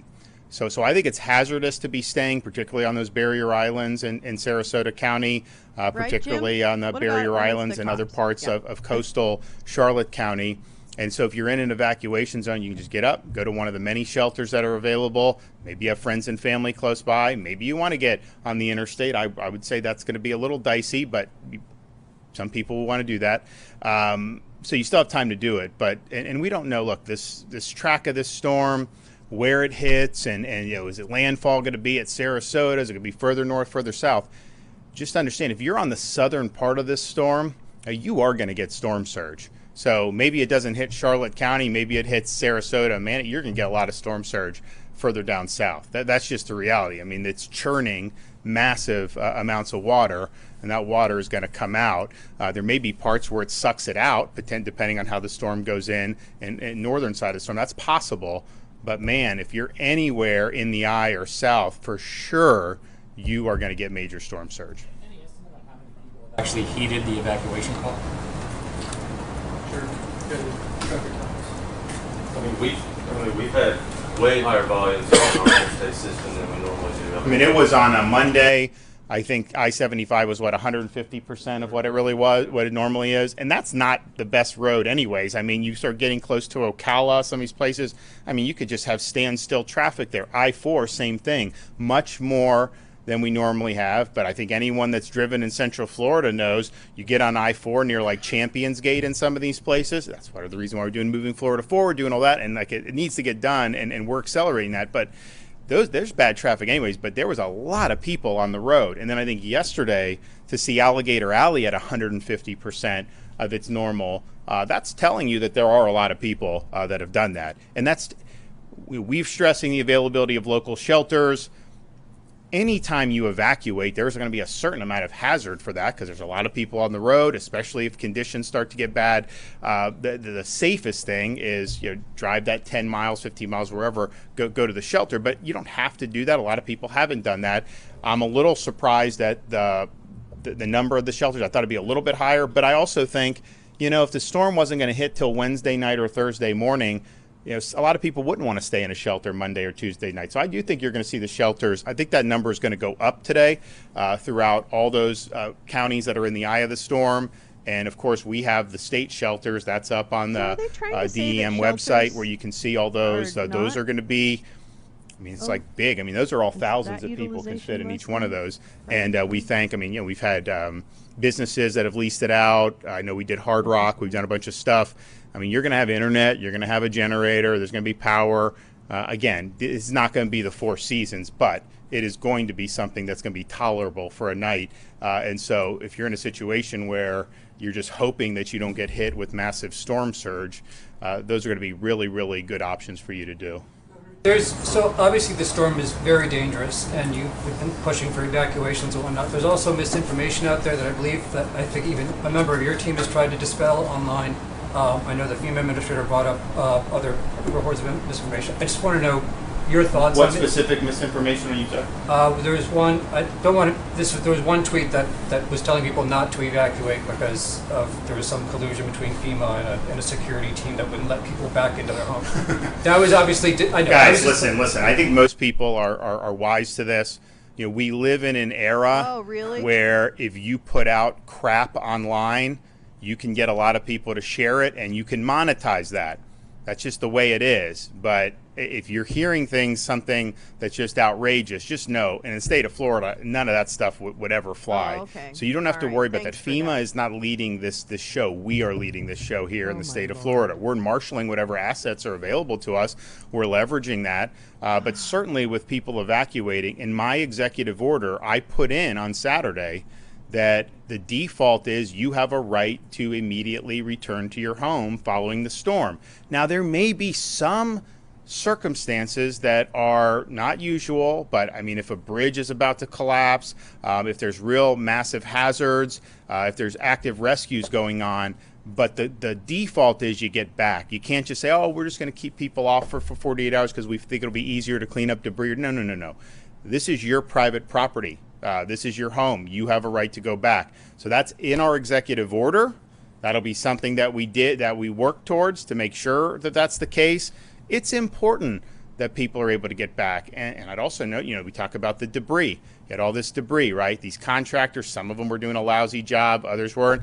And we decided to take it on ourselves to go really surge people and supplement that. But by keeping the landfills open 24/7, there was a lot of private citizens that were going cleaning up debris, bringing them back. And these guys got like Ford F-250s. They're bringing them back to the landfill drop-in. That was a huge help. So there's not going to be anything where FEMA is ever going to be able to keep you from your home. Be careful about the nonsense that gets circulated, and just know that the more titillating it is, the more likely somebody is making money off of it, and they don't really give a damn about the well-being and safety of the people that are actually in the eye of this storm. It's all just trying to monetize what they're doing. And I know there's been a lot of stuff about what FEMA's done in other states. Look, I haven't been there. I don't know. But I can tell you in Florida, we are leading this train. We're marshaling all available resources, federal, state, and we're supporting local. And that's the way it's going to be. So you can have confidence in that. Yes, sir. It's coming up on 11 o'clock right now. Roads are passable and encouraging evacuation. Have you guys, based on the size of the storm and the speed it's moving, have you picked a time of when people should not hit the roads and when they should shelter in place? We haven't, because I think it just depends on where you are, what the conditions are. I would say that the conditions are going to get worse throughout the rest of today. So these local shelters are a great option to be able to go and drive a few miles, get into a shelter, and then just ride out the storm is not going to be a problem. I mean, if you leave right now, go to your local shelter, you're fine, right? If you leave right now and you get on the interstate and you want to drive to Pensacola, look, just know that you're going to start to see some hazards. We do have fatalities on the roads with almost every storm. So the risk that you're assuming is a lot higher than if you just go to a local shelter. So I wouldn't want to say there's like a hard and fast time where you just can't. I think now you can go to the local shelter, but I would say even starting now, when you start talking about the interstate, you are going to see conditions deteriorate throughout today. And there is a lot of rain. There's problems in different parts right now. People get it. There's bands and whatnot. And it's not going to be right now hurricane force right now, but still, this is something that could be problematic. And so, I mean, I just think like if you're elderly or something like that, what would be the better option? Like, I would advise probably just going to the shelter right now rather than trying to get on the interstate, and go visit your kids or something. So, but people can make that decision based on what is in front of them at the time. There will come a time probably where, once we start getting the tropical storm force winds, where it is definitely going to be too dangerous. I don't think we're there now, but I think that's rapidly approaching. Regarding the shelters, basically for people who are displaced after this storm, will they be able to go to these shelters? If they go to their house and it's destroyed, will they? I think let Kevin talk. I think these shelters are to ride out the storm. We've worked with counties, with Helene, on sheltering availability for post-storm. I don't know that these are necessarily the same things on that, but we have had that mission. Do you want to address? Yes, sir. Thank you, sir. What I'll say to that is, again, to the governor's point, these private sector locations are what we would refer to as the shelters of last resort. Again, they're not the Four Seasons. They're cots in a warehouse in some cases. Our biggest facility is a warehouse that's right next to our next to our new facility in Auburndale. But what we will do, because this is a point of emphasis for the governor, he's given me this direction, hear it loud and clear. When this storm is over, we need to get kids back in school. We need to get community and life back up and running, and we're going to be committed to doing that. My goal that I charge the team out there on the floor with is, let's get kids back in school in 3 to 5 school days after landfall. We're going to do that. To be successful at that, we're going to have people that are going to be in long-term sheltering. So we were going to have to open up other big box stores. Now, what we will do there is, where we're in warehouses right now along the interstate corridors, we will start looking for maybe those mall big box stores, something that may have even been right on the edge of an evacuation zone or a flood zone. For example, there's a really good place, Gulf Square Mall in Pasco County, Hudson. That is in an evacuation zone. That is in a flood zone. We would never go there to put people in harm's way. But after the fact, that might be a very good place to go and open a recovery shelter while we get kids back at school. Thank you. Yesterday it was said that the state will ask FEMA for a waiver allowing more contractors out of state to come to Florida. Has FEMA responded to that? Don't believe so, have they? No, sir. We're still working with that, putting that on the letter. We got 3 options. We're just trying to get the best option that's going to have the path of least resistance. Great. Related to the schools part of that, to kind of what Director Guthrie was talking about, I believe after Ian, there was a situation where some of the schools were just too damaged to actually have kids back in there. Is that something you just have to wait and see where the storm hits? And just that'll be that. We'll assess that at the time. I know, like on Sanibel, for example, those kids went to different school at that point across the bridge. I mean, it's a lot easier when we fixed the Sanibel Causeway, so they were able to do that. That may happen here. We'll see, but that'll likely be driven by the school districts make a decision, and then we'll be able to offer probably some support for that through our Department of Education. But these are things that are live possibilities. A storm of this magnitude, I mean, you are going to have some of these the schools that could be damaged. Now, I would say most of the schools that are not like on barrier islands, these are good structures mostly, and that's why we use them for shelters. So I would imagine you'll see some damage inland, but probably not to the extent that we saw on the barrier islands after Ian. On these barrier islands at the schools, they're kind of in the similar spot. It's a big storm, and you could have some damage, and it may not be as simple as just being able to get people back in after 3 days. The information about it is stupid, so I won't bother repeating it. But is that basically the people who are staying behind? I know police are going door to door in some places. Are you guys being told who these people are and their locations, and are you? That's a local thing. I know the sheriffs and the first responders on the county basis, they're doing that. What I've always said is, you are being warned on this. You've seen, I mean, just think about Helene on these Gulf coasts in central Florida. It was 100 miles away, and you still had feet of storm surge where there were fatalities as a result of that. Yeah, this is one that's going to be potentially delivering even more surge than what we saw in Pinellas and Manatee. I mean, almost definitely will deliver more surge in some of these areas. And so that is hazardous. That is life-threatening. And you'd be wise to go to a shelter, ride it out, but rather than try to mess with that. And if there are a lot of people that do stay behind, I mean, unfortunately, there will be fatalities. Like, I don't think there's any way around it when you have storm surge that could be 10 feet. So you have time to do that. There's going to be people who stay behind who are going to be in distress. We are going to, working with the locals, we're going to conduct rescue operations. We will do that. And a lot of those were successful last time in the Helene, but why would you want to risk it at this point? So this is a big storm. It's going to do a lot of damage. It's going to create a lot of threats to life. It's obviously going to destroy property. We're bracing for that, but we're doing everything we can to try to mitigate the damage beforehand, and we'll do everything we can to help with rescues and getting people back on their feet afterwards. Okay, thanks. Okay, bye, Ron. Thank you, Ron. Thank you, Ron. Okay, we're gonna hold on. I'm gonna put this little Chiquita banana up here. We're gonna play this shit. No, that's not the one I want. I think I want this one. Yeah, I want this one. All right, let's make sure it's turned up. Ron Brand, yeah. Like, don't question. Pointed out that it's damaging the rumors that that is what is happening, the rumors that are circulating. And with regard to that, things that the former president has said is FEMA funds were stolen to be used to house illegal migrants, that no one from FEMA was on the ground in North Carolina, that funds were being withheld from Republican areas of the state on purpose. None of that is true. The head of FEMA says that worse than it not being true, it is dangerous that if this is pushed and circulated for the people who are most in need of help. With that knowledge, is the former president going to stop saying this?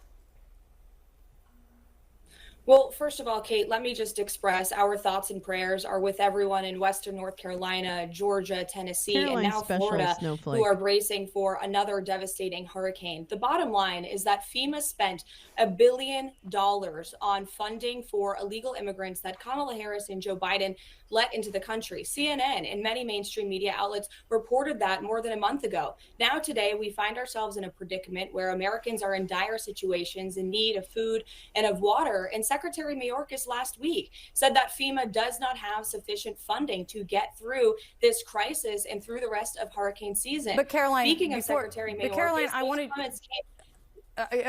We just had Secretary Mayorkas on, but no. But first, on that, let's keep to the facts, which is on that suggestion that Donald Trump did make that they were stealing money from FEMA and using it, and it's all gone because they're using it to house migrants. That's not true. There's no disaster relief fund money that was going to house migrants. I don't think the American people care which pocket the money came from. But that was your whole point. Hold on. We got more of this horrid person. She came out of New Hampshire. And I remember kind of confronting her a little bit. And I don't think she blocked me. But boy, she has a lot of bots that come out too. So, yeah, she ran for office in New Hampshire. I don't think she won. But she had like a lot of money behind. I think she's probably just a rich kid from New Hampshire kind of thing, which is, not atypical. So I don't think there's anything dirty or dark money about her. But I remember seeing her on RSBN, I thought, as an audience member at a Trump rally a while back. And then after that, all of a sudden, she was with the campaign. You know what I mean? Like, I don't think she was introduced at that first Trump rally that I saw her at, but she made an impression, right? Like everyone was like, "Oh gosh, you really know how to talk," kind of stuff. Anyway, so here's Carolyn Levitt, the Ava Brown of the current Trump debacle. Ironically, Donald Trump attempted something very similar to what he falsely now is claiming about them. In 2019, Trump used let me finish. Trump used money from FEMA's disaster fund for migrant programs at the southern border. He told Congress that he was intending at the time in 2019 to shift $271 million from DHS, including $155 million from FEMA's disaster relief fund, to pay for detaining and transporting undocumented immigrants. Less than that was transferred from less than the $150 million was transferred, but money was transferred by Donald Trump in 2019 and the Trump administration from the FEMA disaster relief fund to house migrants. So is he then okay with moving disaster relief funds for dealing with migrants, but now is not? Is that what you're saying? What President Trump didn't do is allow an open border policy for 4 years, allowing nearly 20 million illegal people into the country, stressing our public infrastructure in cities across the country, using taxpayer dollars to fund illegals and put them in luxury hotels like we've seen in New York City, to give them the Roosevelt prepaid is debit not a cards luxury to buy hotel. clothing and food. I lived when like the American 2 people blocks are away suffering from the It's okay for Roosevelt. Donald Trump to do it. It It is not okay for the Biden administration to do it. Caroline, it's okay. Donald Trump did that. Donald Trump did that in 2019, his administration. I wish she finished that. Aw. I guess they're not gonna. Oh, boy. Ironically, Donald Trump attempted something. Okay, all right. Oh, there's a lot going on. Woo! Good morning, everybody. We jumped right into it. Yeah, Carolyn Levitt is a special snowflake. See if there's anything else about. That's what we just. Okay. I'm gonna weed them out. Challenge. Yeah. But when we challenge, they say he's a threat to democracy. Yeah. These are con artists, and they're very bad for our country. Yeah. So. Aww, I love you. Oh, Jay Rance. Okay, no worries, no worries, no worries. I'm not. No, don't worry about us. You worry about you. You worry about you. I really want you to worry about you. Don't worry about us. Thank you. I hope you're okay. Yeah. Sorry. Oh, yeah, we don't have to see him. Hold on. Let's see something else. Oh, this was another thing that Gal shared. Yeah, Trump has a type, and this girl really just, I think she really jumped on the scene and really got, I wouldn't call it luxury, and it certainly wasn't when I lived there in the 2010s. So, yeah, hunker down. Jay Rance, we're going to be watching, so if you need something to listen to, tell me and I'll figure out something. I'll play a game. I'll game. I know that's the last thing on your mind, but maybe if it would distract you. I won't swear so everybody can watch it. How about that? I hate these things. Yeah, we'll pop up. That's right. If you need a distraction, we'll pop a space up. No worries. Absolutely. And what is that? Is that a robot? What is that?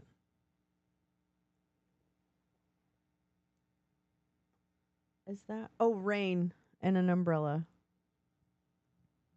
Yeah. Finishing my hunkering. Yep. Boy, you're probably a great hunkerer. I'm going to say that. That's probably true. All right. Oh, man, there's just so much going on today. God damn. Okay, wait. I don't want to read this, so Tillman. Fast-moving docket watch. A federal judge in Atlanta is hearing arguments at 3:45 p.m. today, I imagine that's Eastern, on a request by civil rights groups to extend Georgia's voter registration deadline from 10/7 to 10/14, citing issues caused by Hurricane Helene and the state election board. The RNC has moved to intervene, and so their intervening is, oh dear, Mama needs glasses. Hold on.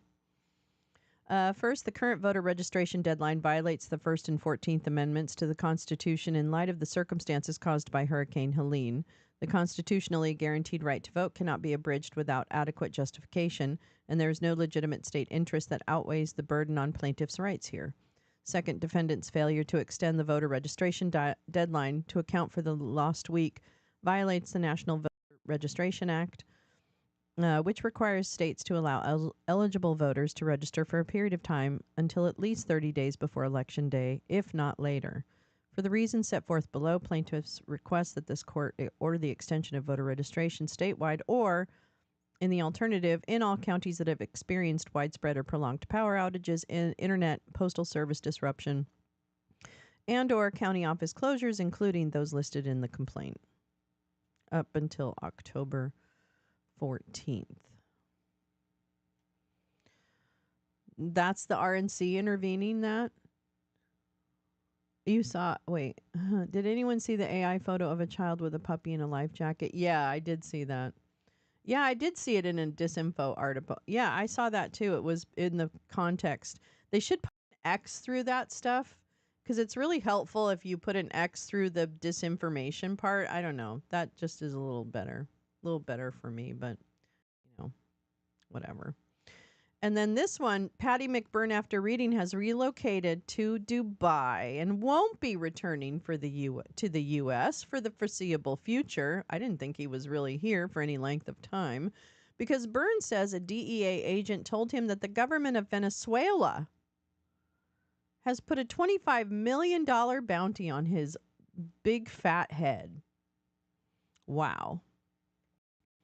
Let's see. On September 11, 2024, when defense counsel claimed for the first time that the defendant had moved his residence to Dubai, and if plaintiff wanted to take his in-person, this is in relation to Patrick Byrne was being sued by Hunter Biden.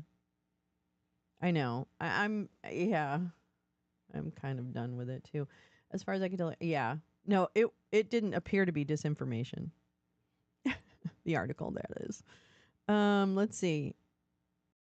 And if plaintiff, aka Hunter Biden's attorneys, wanted to take his in-person deposition, counsel would have to fly to Dubai to do so, to which plaintiff responded with various related inquiries to try and resolve this matter, and defense counsel stated that defendant would not be returning to the United States for the foreseeable future due to his unverified and unsupported claim based on information from an unidentified DEA agent. What? That the Venezuelan government had placed a $25 million bounty on him. Well, there you go. Poor baby. Oh, really? Your community in Florida has a Zoom meeting at 1? That's a good idea, Jim. I'm gonna have to bookmark that baby. This is so funny. God, Patrick Byrne, you're so dumb. You're so very dumb. Let's see. We did that one. We did that. We did that.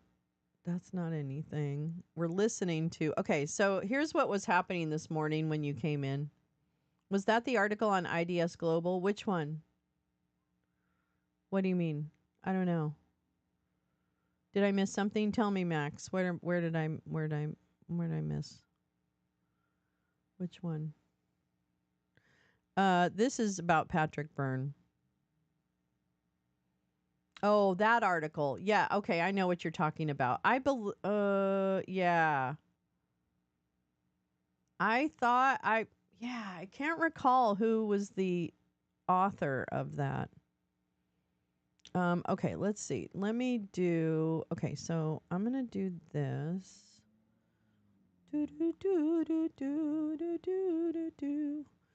Okay, and all right, so wait, let me tell you what was happening this morning.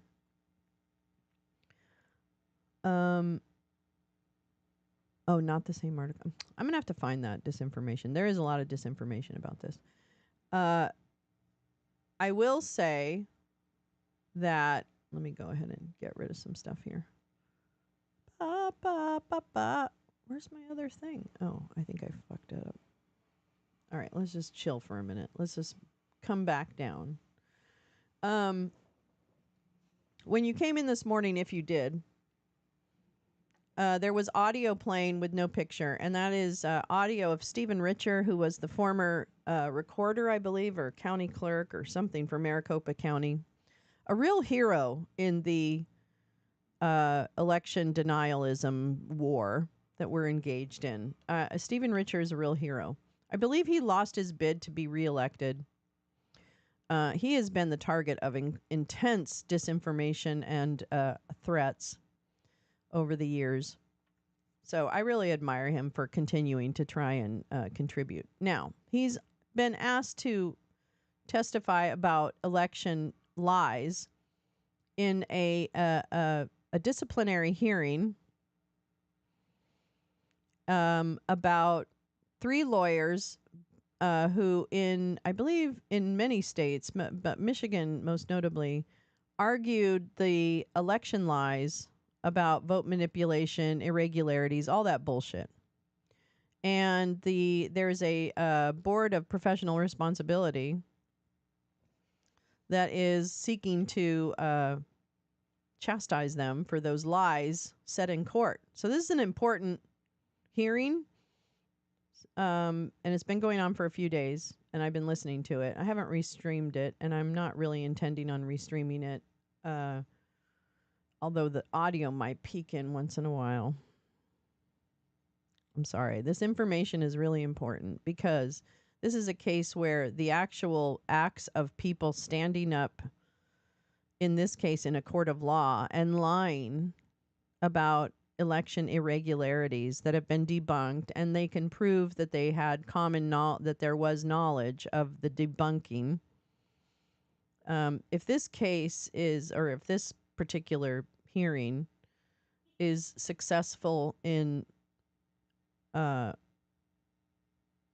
admonishing or whatever they do these particular attorneys, I think that is also, as with Tina Peters' conviction, that's an important precedent to set, that there are settings in which out and right lies will not be tolerated. And that to me is one of the most important ways to combat disinfo, is to be able to point to even if on the surface people don't take those sources credibly, at the end of the day they have no choice but to.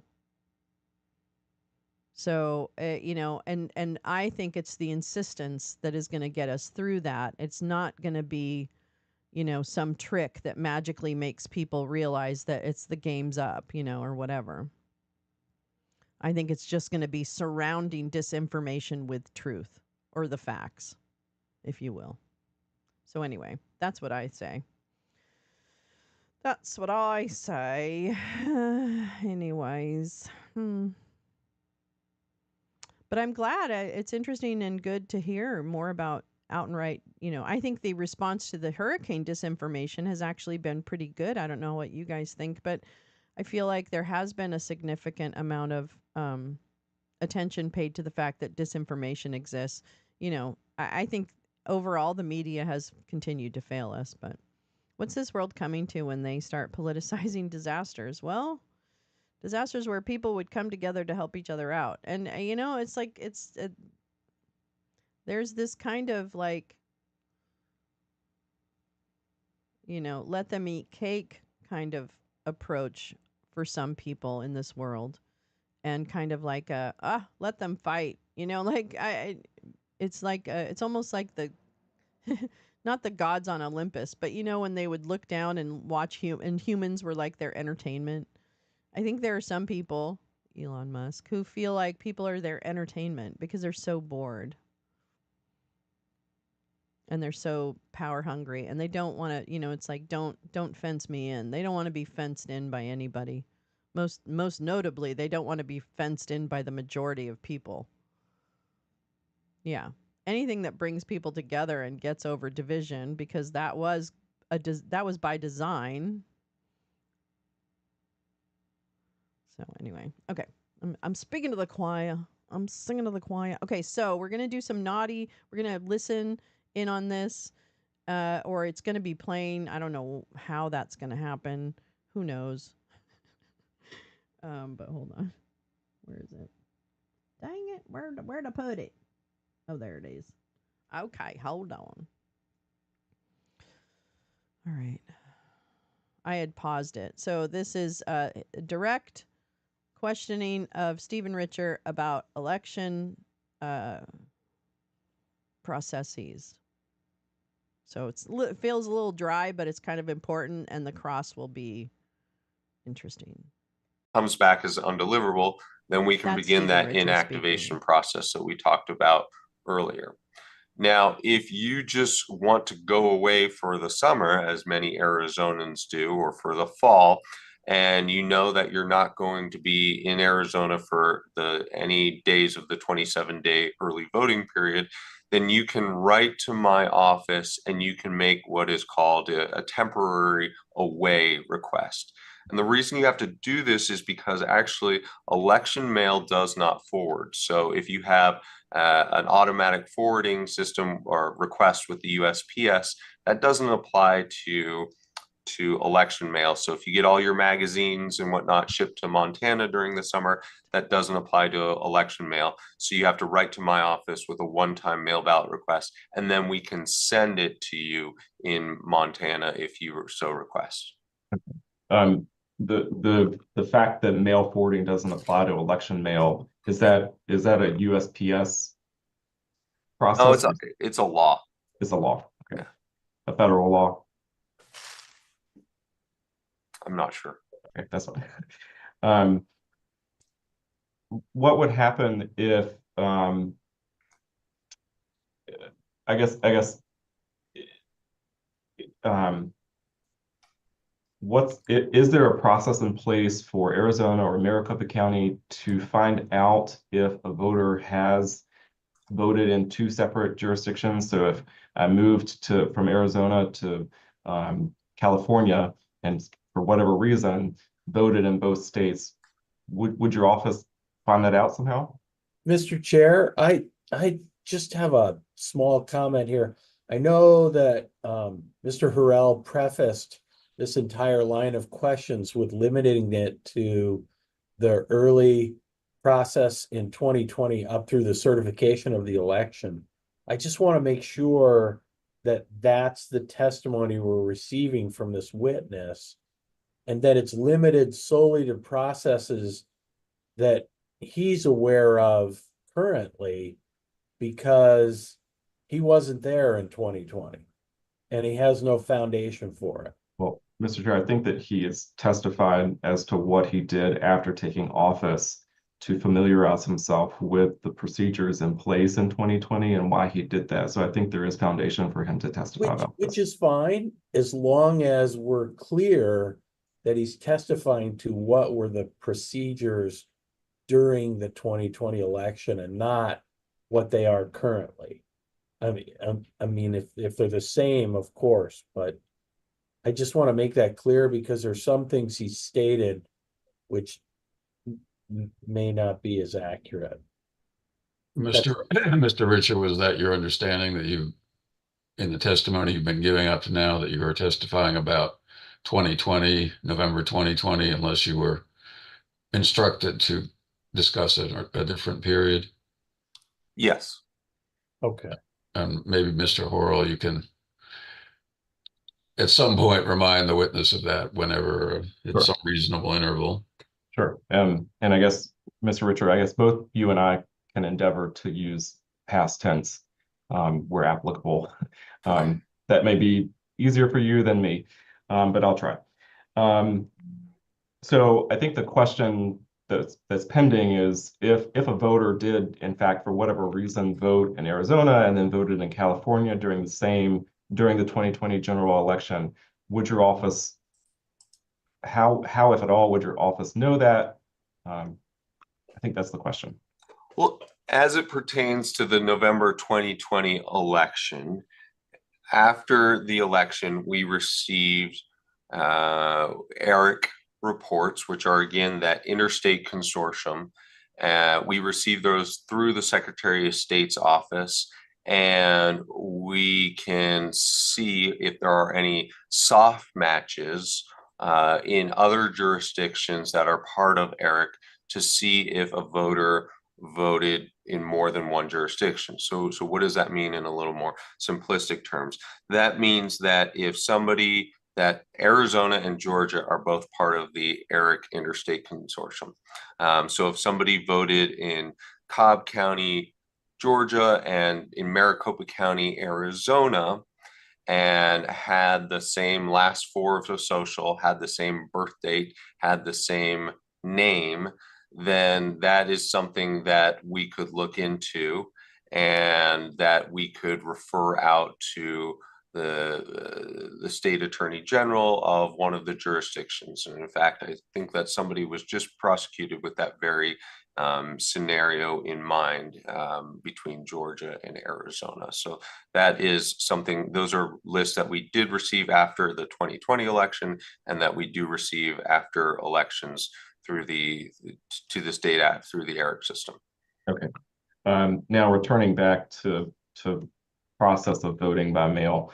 When did a vote by mail ballot have to be returned to your office in order to be counted in the November 2020 general election? It would have had to have been returned by 7 p.m. on election night, November 3rd, 2020. And is that that is state law. Thank you. And the phrase I'm looking for is escaped me. Is that a receipt date by your office, or is that a mail stamp date? That's a receipt date. So it had to be in possession of the county by 7 p.m. on November 3rd, 2020, meaning that the county had to have already picked it up Like a from the 1-2 punch, USPS, gal? Is that or what it you've had seen to on that be radar? in a box of the county's possession by 7 p.m. on the night of November 3rd, 2020. And what would happen if the county was came into receipt of a mail ballot after 7 p.m.?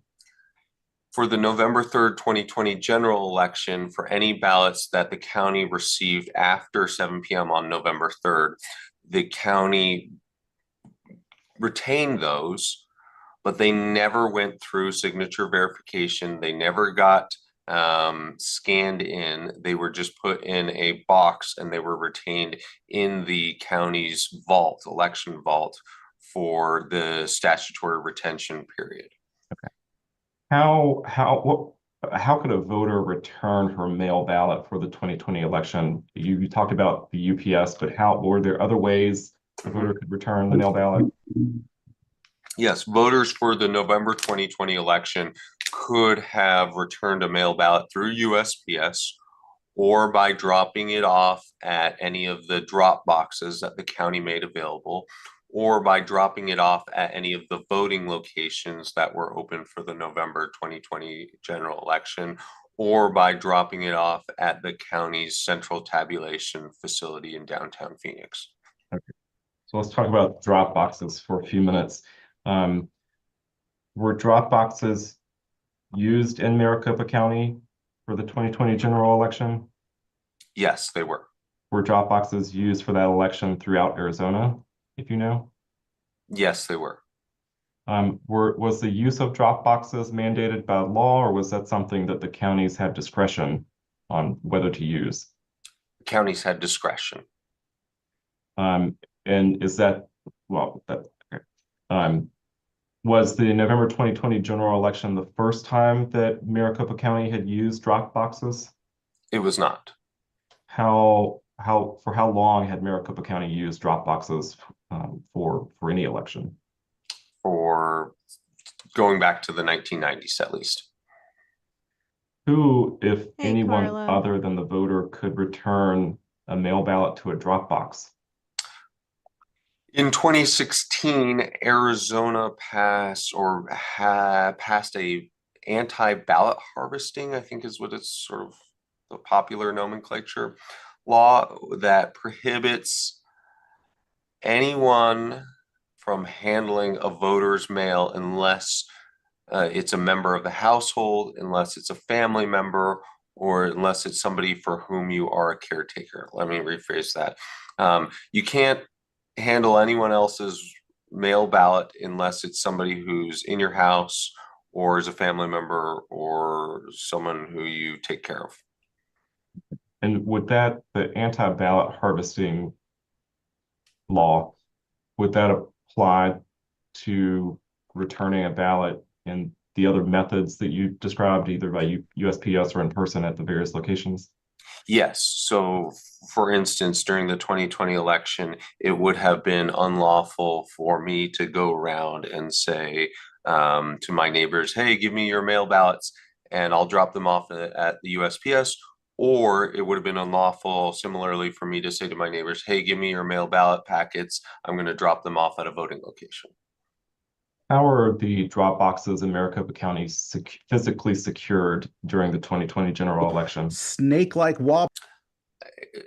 They're the two outdoor permanent ones are bolted into the ground and are under video surveillance.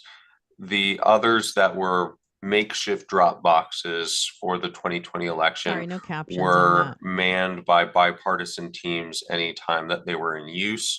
The voting location drop boxes are only available when the facility is open during hours in which the voting location is operating and there are lots of workers at the voting location.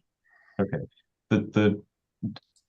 Well, I guess my first question is, other than the two permanent drop boxes that you described, how many drop boxes did Maricopa County use in the 2020 general election?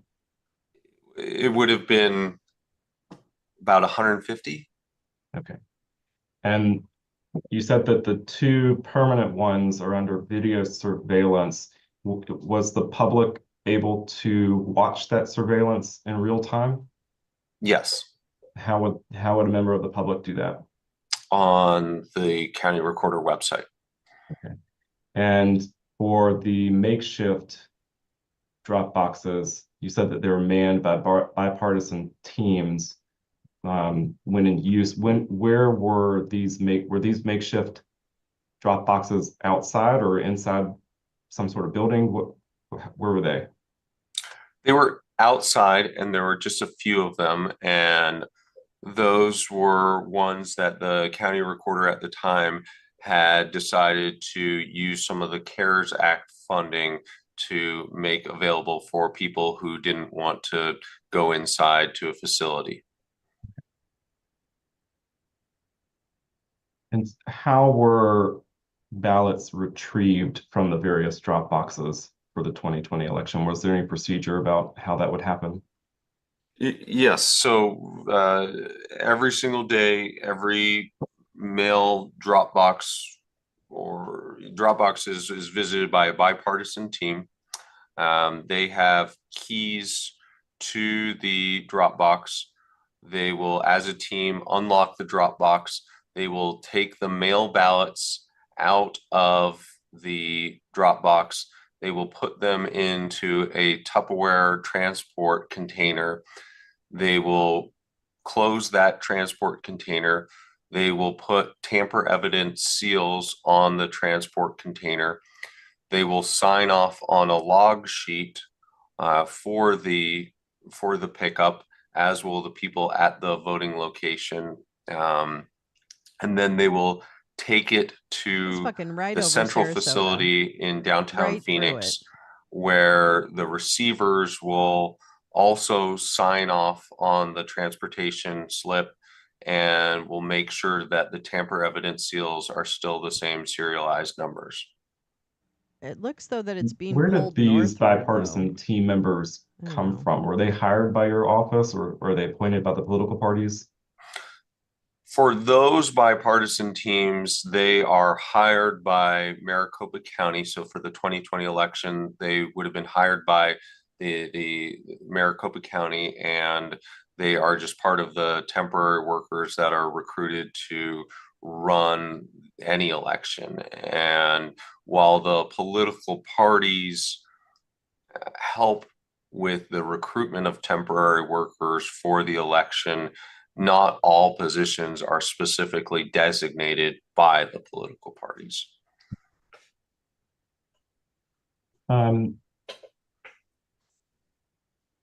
We talked a bit about what happens to a ballot if it's received by the county after 7 p.m. on election night. What about if a voter returns a mail ballot, but then your office gets notice that they died after returning that mail ballot? What happens to that ballot?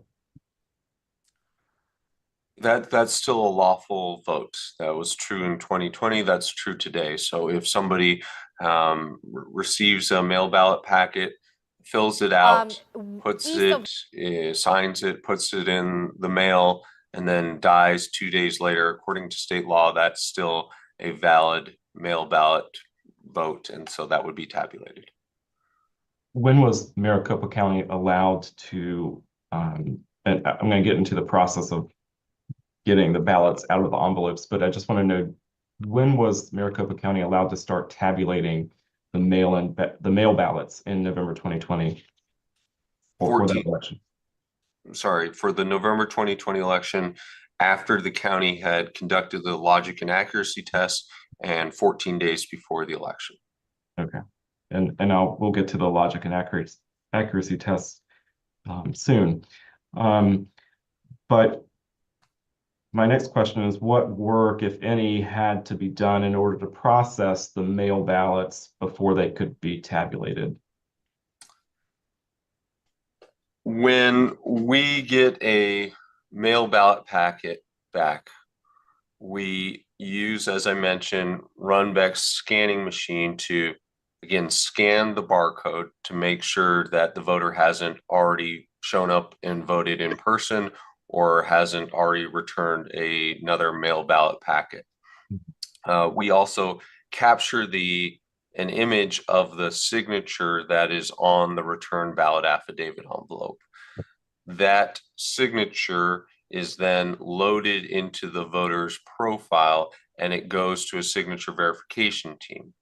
Now, for the 2020 election, there were about 50 temporary workers, Republican, Democrats, independents alike, who had received 2 days of training in signature verification, who at that time had access to the voter's most recent signature on file. And what I mean by that is that anytime a voter returns a piece of election mail with his signature on it, then my office captures an image of that and loads it into the voter's profile. So those first level reviewers during the 2020 election would have been looking at the most recent signature on file and comparing it with the signature on the return ballot envelope. Now, at this point, the ballot envelope isn't even in the same room as the signature verifiers, and it hasn't been opened. The first level reviewer in 2020 made a determination according to his or her training if that was a consistent signature or an inconsistent signature. If it was a consistent signature, then it would go into an audit queue. If it was an inconsistent signature, then it would go to the manager. The manager had at his disposal for the 2020 election all of the signatures that had ever been captured for that voter. If the manager said also that this looks like an inconsistent signature, then it would go to the curing team. And the ballot curing team is what the county did in 2020 and continues to do to this day for any ballot packets that can't be said to be consistent signatures. And so what they did was they would call the voter with the phone number that the voter put on the return ballot affidavit envelope, or contact the voter through any other means at their disposal at the time, both day and night, to get in touch with the voter and ascertain whether or not the voter did return the ballot packet, usually by asking some sort of personal identifying information like mother's maiden name or last four of the social security number. Only if the signature or the ballot packet has been deemed a good signature, or if it has been cured, can the ballot packet move forward. So only once that happens does the ballot packet actually get queued in by piece ID, such that it then comes into what we call our big room. And at that point, it is given in stacks of 200 to bipartisan ballot processing teams. Now, those bipartisan ballot processing teams are the teams that actually take the ballot out of the envelope. So they'll be working across from each other, like I said, a batch of 200 that will have a batch log with it. And when they take it out of the return envelope, that they'll make sure that it has the right coding, meaning that it's a general election ballot for a general election, such that somebody returned the ballot for the November 3rd, 2020 general election for that specific election. They'll also make sure that it's not damaged, that there's no gum on it or anything like that that would disrupt tabulation. They take those out, they smooth those out, they make sure there's 200. If they need to do anything with any of those ballots, then they would mark it on the ballot log. And once that is ready, then it is sent forward in batches to tabulation. Okay. I want to go back and follow up on a few points that you made. You said that the signature, the individuals doing signature verification received 2 days of training. Who provided the 2-day training course to these individuals? The county provided the 2-day training course, but they would bring in professionals from a certified forensic laboratory that does signature verification training, and they would use they did use the Secretary of State's signature training manual as well for that training. And you talked about the process if the individual reviewer felt like the signatures weren't consistent, it would go to a manager and then potentially to curing if necessary. But what would happen if there was no signature on the affidavit envelope? If there was no signature on the affidavit envelope, then it would immediately go to curing, where the county notified the voter that the return envelope didn't have a signature. The voter could Does then your come state in send you an email by or 7 a text p.m. rather, on election prior to day mailing it or to saying when either it's been mailed to sign you? the ballot affidavit envelope, or the voter could have requested a new mail ballot if he had enough time, or the voter could have gone to a voting location and cast a ballot there. Okay. And in those last two instances, the original ballot would be canceled, is that right? Would be Or does- never opened, never tabulated, and would be stored. Okay. Is the curing process, is that something that's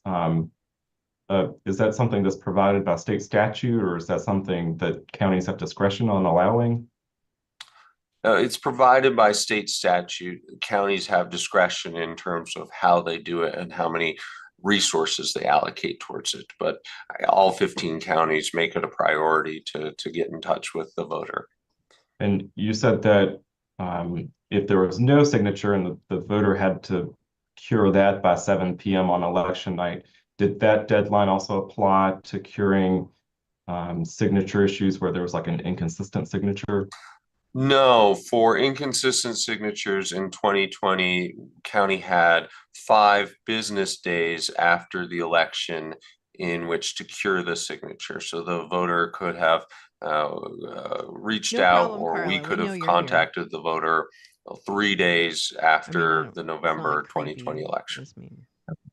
And I guess in either case, whether there's no signature or there's a signature issue that needs to be cured, what happens if the voter doesn't meet the particular deadline? Then the ballot packet never moves forward. And in the November 2020 election, there were a number of ballot packets that didn't meet the return deadline, going back to that 7 p.m. on election day deadline, that were never signed and therefore were never opened, or that had inconsistent signatures that were never cured. And so those ballot packets were never opened.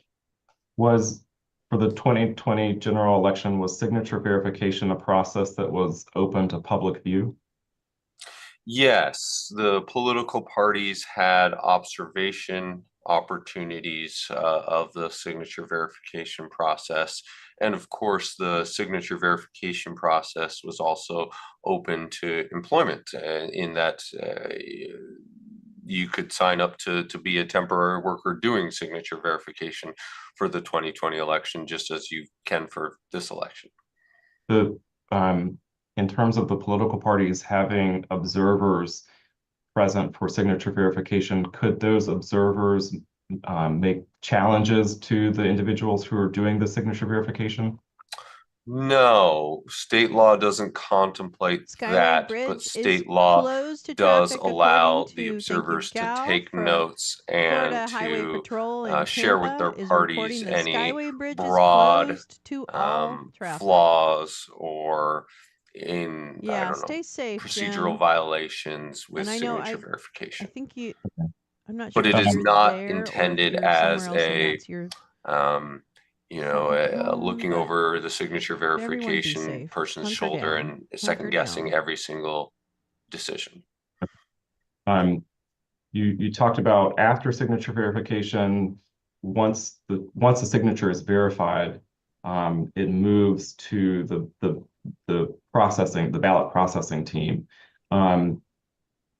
And they're the ones that open the envelopes and flatten the ballots out. There just isn't there is not the fraud. And they're checking to ensure that there's no damage. What happens if a ballot, they open the envelope and a ballot is damaged for some reason? Is there a process for duplicating a ballot if need be?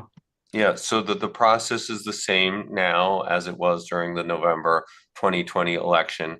I suppose if the ballot had a big tear on it, then the The team would stamp it, would mark the reason why it needed to be outstacked, and they would mark it on the batch log that accompanies the batch of 200 ballots, such that if it came into the room as 200 and it goes out of the room as 199, we know exactly why that is. And then we also can know why that one ballot is going away to a different Wait till team. you hear the cross And examination. so Okay. that kind of brings me to my next question is, your brain's if, gonna if explode. a ballot needs to be duplicated because there's a tear or something, who's doing that? Is that a separate team?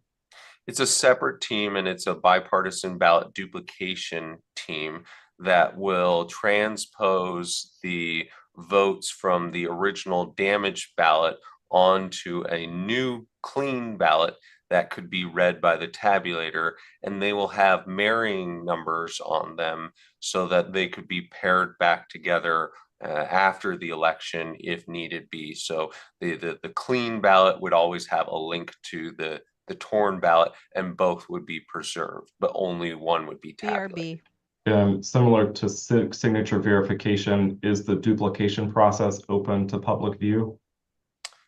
Yes, it was during the 2020 election, and it remains today to be open to public view. And again, it's also open to public employment. What happens, or what would happen during the 2020 general election if a ballot had not been returned with the inner, I think it's called the secrecy sleeve? So we don't have a secrecy sleeve. Okay. So in just the outbound mail ballot packet, and then it has the yellow is yellow, and then the green return envelope, just the ballot goes right inside that green return envelope. The signature is on the exterior of the green envelope, and once the green envelope gets sliced open, then the ballot just is removed by the bipartisan team from the ballot envelope. Okay. And I don't think I asked, but is the ballot processing portion where they're opening the envelopes and flattening them out, is that open to public view? It is. Yes, that is something that was open to public view in the 2020 election and is open to public view today. You can watch on our website, and political party observers are present at all times, and were present at all times during the 2020 election, and again is open to public employment.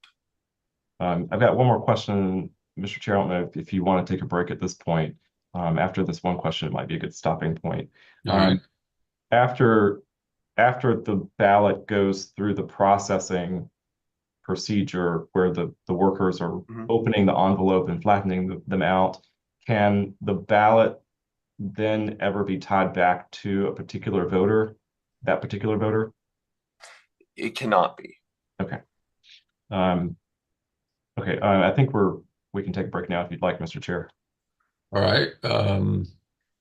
I think that would be a good idea. Why don't we take a 15-minute break at this point? Over to his date of birth would be certainly been true.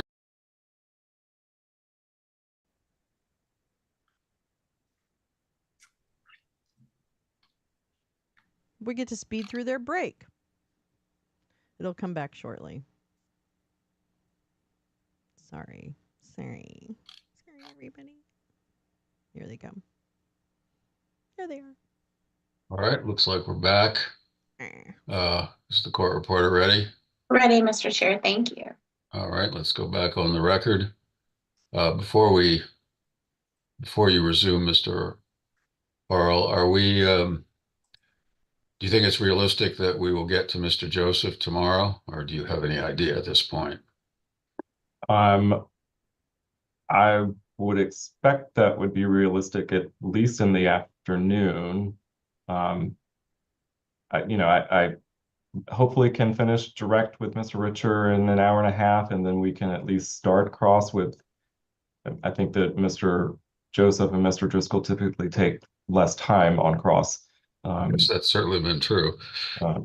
And so, we may be able to finish, if necessary, we may be able to finish with Mr. Richer in the morning, subject to his availability. I think that we can finish with Mr. Bowers today. His direct is fairly short, Rusty so I Bowers. expect his cross should be short. And then we could start with Mr. Joseph in the afternoon tomorrow. All right, and Mr. Richer, are you available to come back tomorrow morning on the assumption that we don't finish the cross-examination today? Was that the plan, Mr. Horrell, to have him come back tomorrow?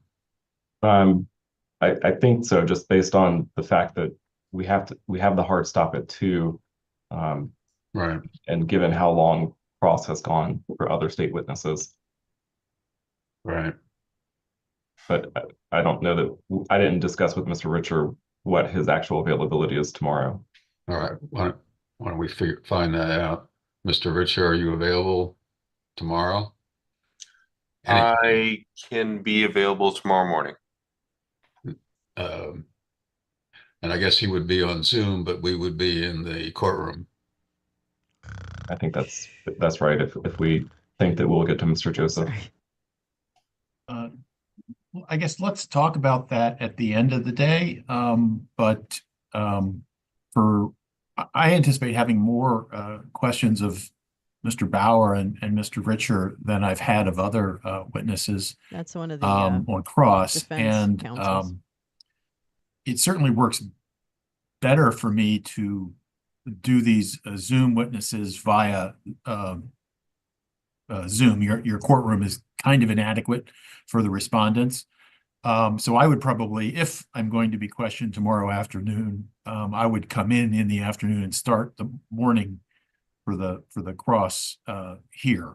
That is not remotely, and I'll know more about related factors that we can discuss at the end of the day when we know where we are. All right. I think it makes sense to let Mr. Joseph go first with his cross, and then I think Mr. Byrne was going to go next, and I was going to go third with Mr. Richer. 3 of them. Okay. They're going to make Richard's life hell. All right. Well, These let's go guys back, are continue really with the direct disgusting. examination of Mr. Richer. These defense counsels. Thank you, Mr. Chair. Mr. Richer, before I move on to my next Vigorous area bullshit. No, I'm just kidding. of inquiry, I wanted to circle back when we were talking about the public's access to Arizona's voter registration data. You mentioned that the voter's date of birth would be provided. Is that the full date of birth or just partial date of birth? Full date of birth. Okay. So I want to talk now about in-person voting. For the November 2020 general election, did Arizona allow voters to cast in-person ballots prior to election day? Yes, it did. How far in advance could a voter cast an in-person ballot? 27 days prior to the November 3rd, 2020 election. Did voters have to go to an assigned precinct to do that, or could they go to any vote center in the county? They could go to any vote center in the county for the 2020 general election. And could you walk the hearing committee through the process, I guess, when a voter, walk through the door of a vote center, getting from the door to actually getting their ballot? What was the process of, checking in? Voters in 2020, upon arriving at a voting location in the county, would have needed to present some form of identification. The vast majority of voters presented an Arizona driver's license, and they began the process by scanning the barcode on the back of their driver's license using the e-poll book or site book check-in station. And that check-in station has a scanner on it. And during the 2020 election, it would have scanned the driver's license for the voter, then would have pulled up the voter's profile with the voter's address and various other voting information. The voter confirmed that the information was correct. At that point, a light would have blinked on the top of the e-poll book, at which point a poll worker would have gone over to the voter to look at the voter's identification, make sure it matched the name on the screen, make sure that the identification matched the voter. At that point, the voter would, the poll worker would have badged into the e-poll book and confirmed that the identification was accurate, and it would have allowed the e-poll book to print a ballot. Now, the e-poll book is not connected to any tabulation equipment. It's not connected to the internet. This isn't a browser that you could check ESPN on, but it is connected through a virtual private network with the voter registration database.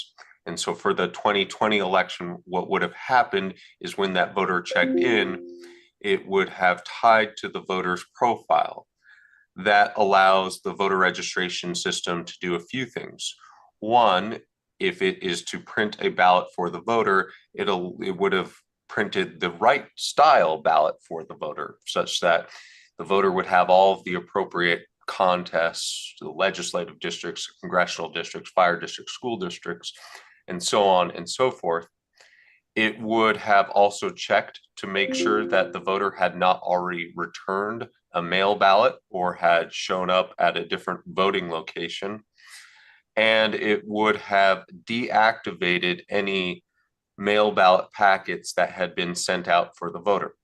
So if the voter had received a mail ballot packet, but then checked in at a voting location, the mail ballot packets would have been deactivated, such that, as mentioned, if the voter later tried to mail back the mail ballot packet, that would be unsuccessful. Ding, ding, ding. Now, after the voter is checked in, oh my God, ballots people printed, thought of that stuff? in Arizona, we have 100% paper ballots in the state, and that was true of 2020. And in 2020, also 99.9% of those are hand marked with a pen by the voter.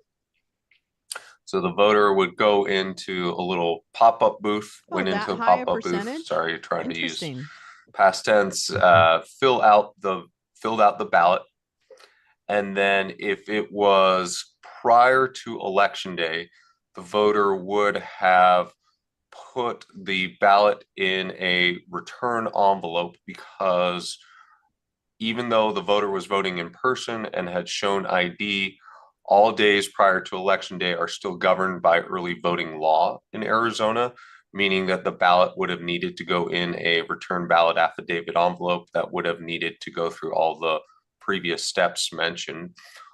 If the voter voted in person on November 3rd, 2020, then the voter could have fed the ballot in Maricopa County directly into a mini tabulator, or what we call a precinct tabulator, at the voting location, and could have seen the ballot tabulated on site. Okay. So let's break some of that down. You talked about that the voter would have to show identification, and typically that would be their driver's license. What other forms of identification were acceptable to show at a polling place? Yeah, it's a combination of forms, and it can be anything like a Arizona ID card, a tribal enrollment card, some combination of like a utility bill with some sort of identification. I apologize, I'm not 100% up on the various forms of identification, but that's information that is available at a voting location, and is information that is included in all the literature we put out regarding the election. What would happen, or what procedures were in place for the November 2020 election if a voter showed up to a vote center without an acceptable form of ID? He or she could have cast a provisional ballot, and provisional ballots are put in a special envelope that is marked provisional. and he could have then shown up at the recorder's office later and provided the requisite identification in order to cure the provisional ballot such that it could have gone forward. But provisional ballots are not tabulated until that extra step has been taken. And is a provisional ballot printed on demand at the voting center, or are they available pre-printed? Printed on demand. Okay. So it sounds like, is it fair to say that all ballots at voting centers are printed on demand? There are no pre-printed ballots? That was true of the 2020 general election and is still true today. Okay. And you mentioned that once the voter checks in through the e-poll book, that it would then print their specific ballot. Was it possible for the e-poll book to print ballots without a voter having checked in first? No, it would have needed to been tied to a individual registrant voter. Okay. And you talked a little bit about a voter who had requested a mail ballot, but then maybe changed their mind and wanted to vote in person, and what would happen if they did that. What would happen, or what procedures were in place for the 2020 general election if a voter showed up at a voting place and the e-poll book showed that a mail ballot had actually been received by your office? Then the voter would have been notified of this, and the voter would have still been given the opportunity as required by law to vote a provisional ballot. And at that point, the office would have researched to see if there was any error that led to the voter having been marked as having voted already, but hadn't actually. But if that was not the case, then the provisional ballot would remain sealed and would not be opened and tabulated. Okay. You also mentioned that 99.9% of the paper ballots are hand marked by the voter with a pen. Did the voter have to use a specific color pen to mark their ballots in Arizona? Required to use blue or black pen for the November 2020 general election. Did that requirement also apply to mail-in ballots? Yes. Okay. So if 99.9% are hand marked by the voter, what's happening with the other 0.1%? Or I guess a better way of phrasing that question is, if a voter can't physically hand mark the ballot, what happens? Maricopa County during the 2020 general election had ICX accessibility devices at every single voting locations. And these are touch screens that have a number of accessibility features.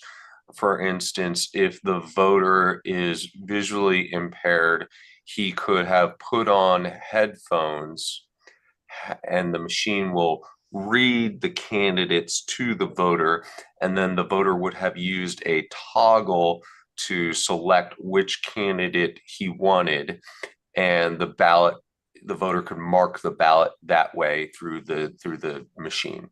Okay. The ICX devices, are these devices what are commonly known as ballot marking devices? Yes. Okay.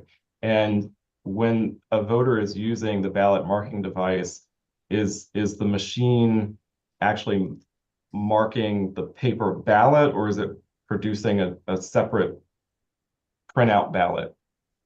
It's producing a separate printout that can then be tabulated. Okay. And what does the printout from the ballot marking device look like? I guess what information shows on the printout?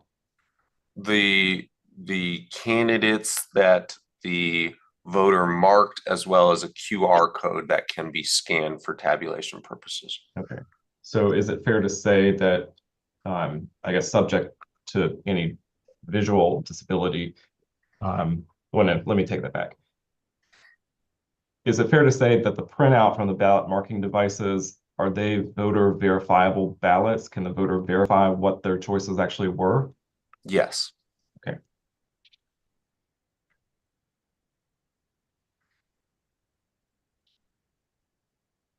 Do you know how many voters in Maricopa County used ballot marking devices for the November 2020 general election? It was approximately 500.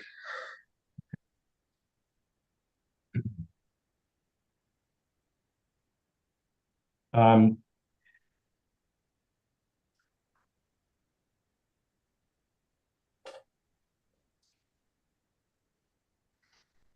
what procedures, if any, existed with regard to closing the voting center at the end of the day, whether this was in the, I think you said 27-day period prior to election day or on election day? What procedures were in place for the poll workers to actually close the center? Different people at the voting location have different responsibilities, but generally speaking, everything has to be stored and locked at the end of every night, and no ballots spend the night in any voting location. And tabulators are only on premise on election day, so no tabulation equipment or stored results will spend the night at a voting location. Okay.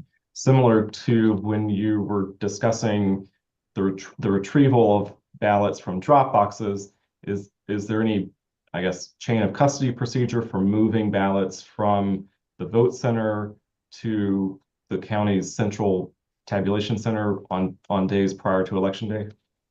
Yes, and it did look very similar to picking it up from a ballot drop box, because the drop boxes for early voting would have functioned much the same in that all ballots would have been in a ballot affidavit envelope, and a bipartisan team would pick those up from the voting location every day. Okay. So we've already heard you talk about the e-poll books, the ballot marking devices, and the tabulation machines, both at the precinct level and the central counting facility. Were there any other major pieces of electronic equipment used by Maricopa County in the 2020 general election to administer that election? No. Okay. Who manufactured the e-poll books, the ballot marking devices, and the tabulators that Maricopa County used in 2020? The e-poll books they were manufactured by Maricopa County. So the software was designed by Maricopa County. So it's an in-house system that was used during the 2020 election and still used today, and was used during the 2018 election as well. The ballot on-demand printers were commercial manufacturers, Lexmark, but they would be at the direction of Runbeck Election Services, would specify what type of ballot printing specifics needed for the printer. And then the tabulation equipment is manufactured by Dominion Tabulation or Dominion Voting Systems. And what about the ballot marking devices, the ICX machines? Dominion as well. Okay. With regard to the Dominion machines, are those used throughout the state, or is that specific to Maricopa County, if you know? It's done at the county level in Arizona. So counties make their own decisions in terms of what equipment to purchase. That's different from some states, like Georgia is what we call a top-down state, where the secretary decides what equipment every single voting location will use.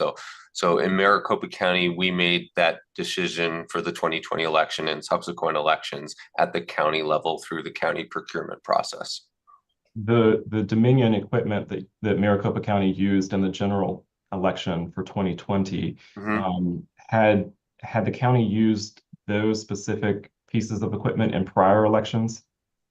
Yes, the county procured those specific pieces of equipment in 2019, and I think they had been used in 6 previous elections, jurisdictional elections, and then of course the 2020 presidential preference primary, and then the 2020 primary election on August 4th, 2020, they would have been used the same equipment. Does the election equipment, and I guess now I'm lumping everything together, so the e-poll books, the ballot printers, marking devices, and the tabulators, do all of these machines go through any sort of certification or testing process prior to use in a particular election in Maricopa County? Yes, it depends on the piece of equipment in terms of certification. So, for instance, the ballot printers on demand don't have to be certified, but the tabulation equipment and the ICX device have to be both federally and state certified, and they have to undergo the state logic and accuracy test. And when you're talking about the tabulators going through certification or required for certification, is that both the precinct tabulators, I think you call them mini tabulators, as well as the ones used at the central counting location? That's right. Okay. Can you walk the hearing committee through what that certification and testing process looks like prior to use in an election? Yeah, so to be eligible for use in Arizona elections, both the software and the hardware have to be certified by the Federal Elections Assistance Commission. And then they also have to be approved by the Arizona Secretary of State. So for instance, if there's a new software patch or a new software mode that a manufacturer develops, we can't use that and couldn't use that in the 2020 election until it is approved by the Elections Assistance Commission and by the Arizona Secretary of State. Now, prior to every statewide election, the Secretary will conduct a logic and accuracy test on all tabulation equipment. And what that test does is takes a test deck of ballots that have been hand marked by the secretary, and he'll mark them in all different ways. He'll mark a bunch of different types of ballot styles to reflect the different types of voters we might have in Maricopa County, and he'll know the answers, so to speak. So for instance, if it's supposed to return, X number for one candidate in a contest and Y number for another candidate in another contest, he'll already know that before the test. Those ballots are then run through the tabulation equipment, and the results are determined to see if they are consistent with what the secretary knew to be the results.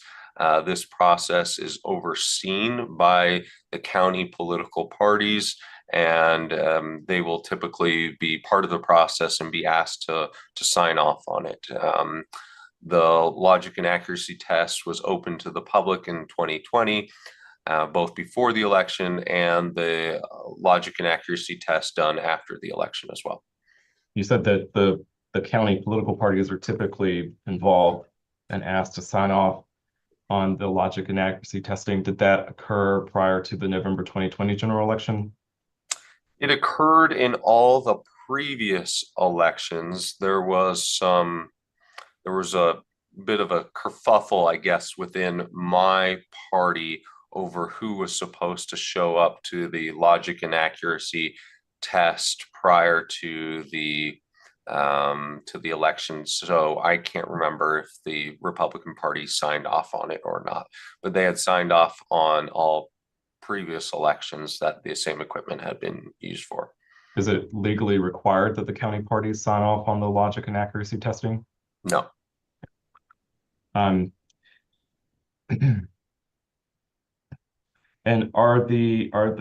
is the election equipment subject to any sort of certification or testing after the completion of a particular election? Not necessarily talking about the accuracy of the results, but just the machines themselves. Are they tested and certified afterwards?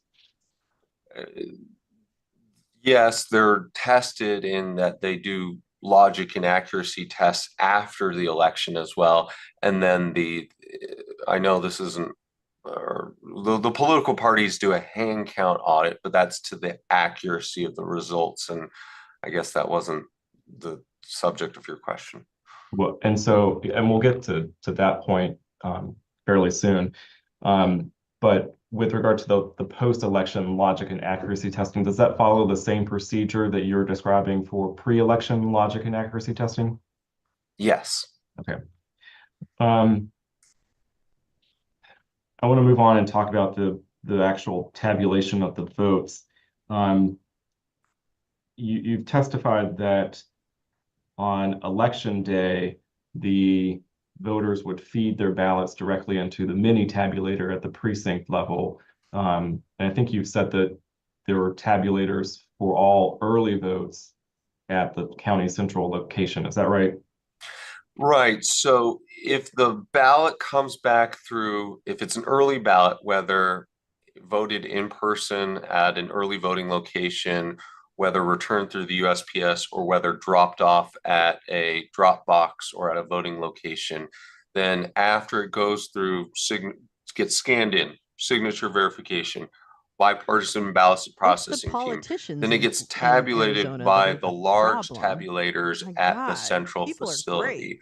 And in 2020, that accounted for about 91% of the ballots tabulated were tabulated at the central facility. Now, the other 9% were people who showed up in person on election day, November 3rd, 2020, got a new ballot printed, marked the ballot at the voting location, and fed it into the precinct-based tabulator or mini tabulator at the voting location. Were the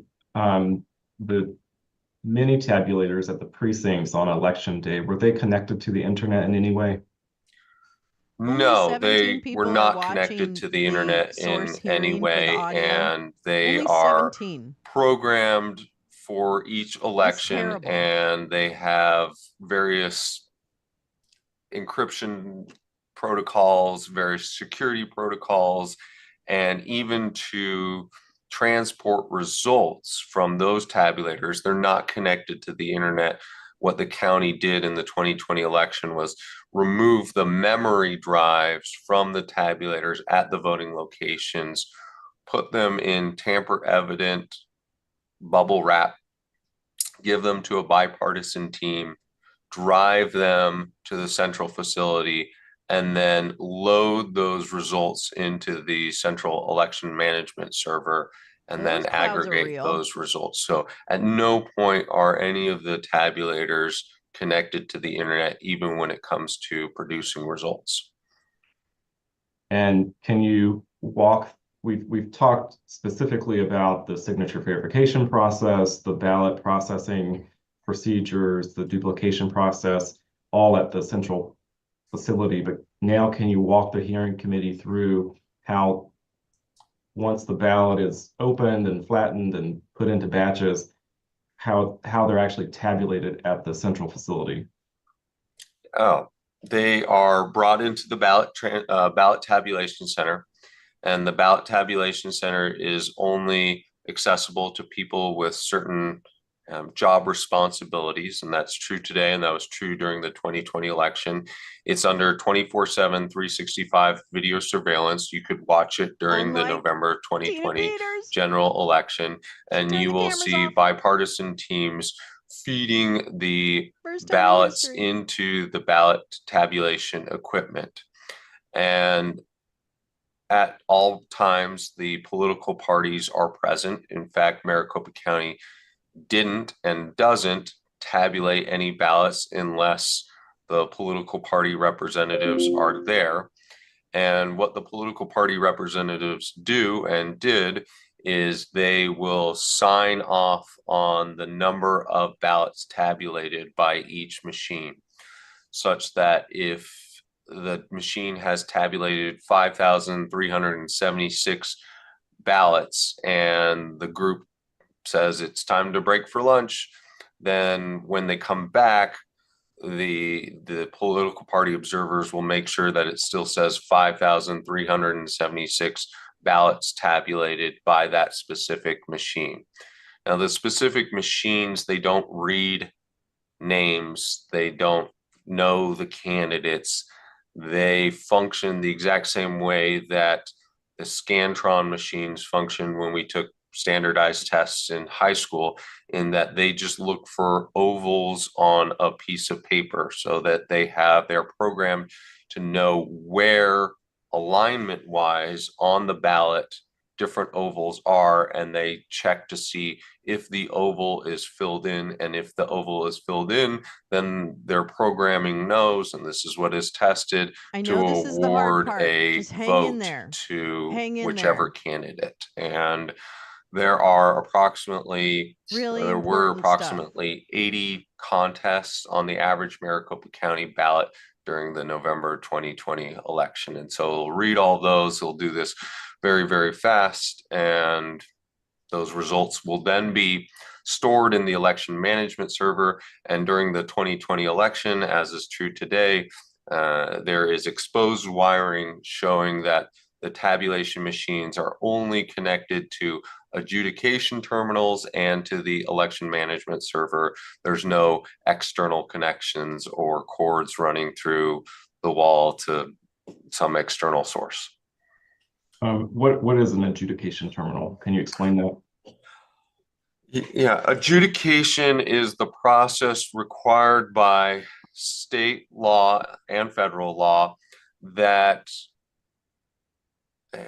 occurs when the tabulator can't award a vote in a particular contest. So the most common form is a write-in candidate. So if I bubble in write-in and then write a name, the tabulator can't read the write-in name, and so it will have to send that contest to an adjudication board, is what we call them. And that is a Republican working with a Democrat sitting at a terminal.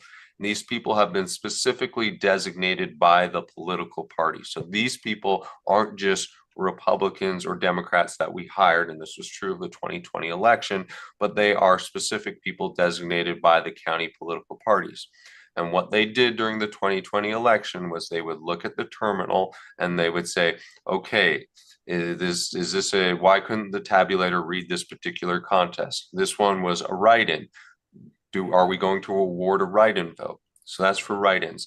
The other common occurrence is when there is an overvote.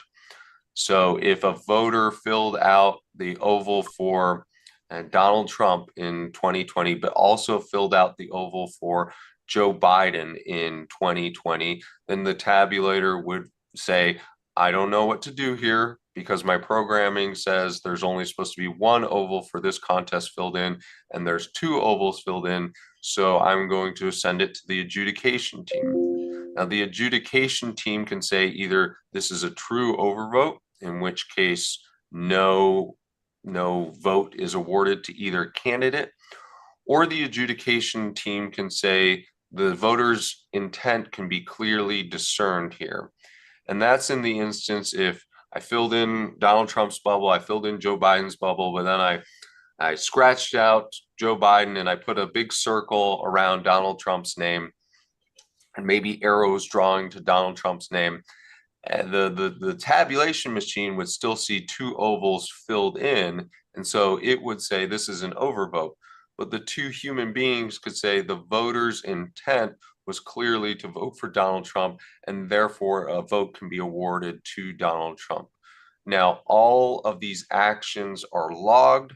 Every single adjudication board has a number, and all of these are reviewable as well. But so that's how adjudication works. And a lot of people say, like, well, like, how much does that actually happen? People know that you should only vote for one presidential candidate. And that's true. But as you go further down the ballot, we have some contests here in Arizona where, for instance, for state house, you can vote for two. For corporation commission, you can sometimes vote for 3 and for 2. And with all due respect to the people here, when we get into judicial retention elections, people sometimes their eyes start to glaze over, and so they'll vote to both retain a judge and not retain a judge simultaneously. And so when you have 80 contests on a ballot, the probability that one contest needs to go to adjudication starts going up. You mentioned that the adjudication boards are bipartisan, Democrat and Republican.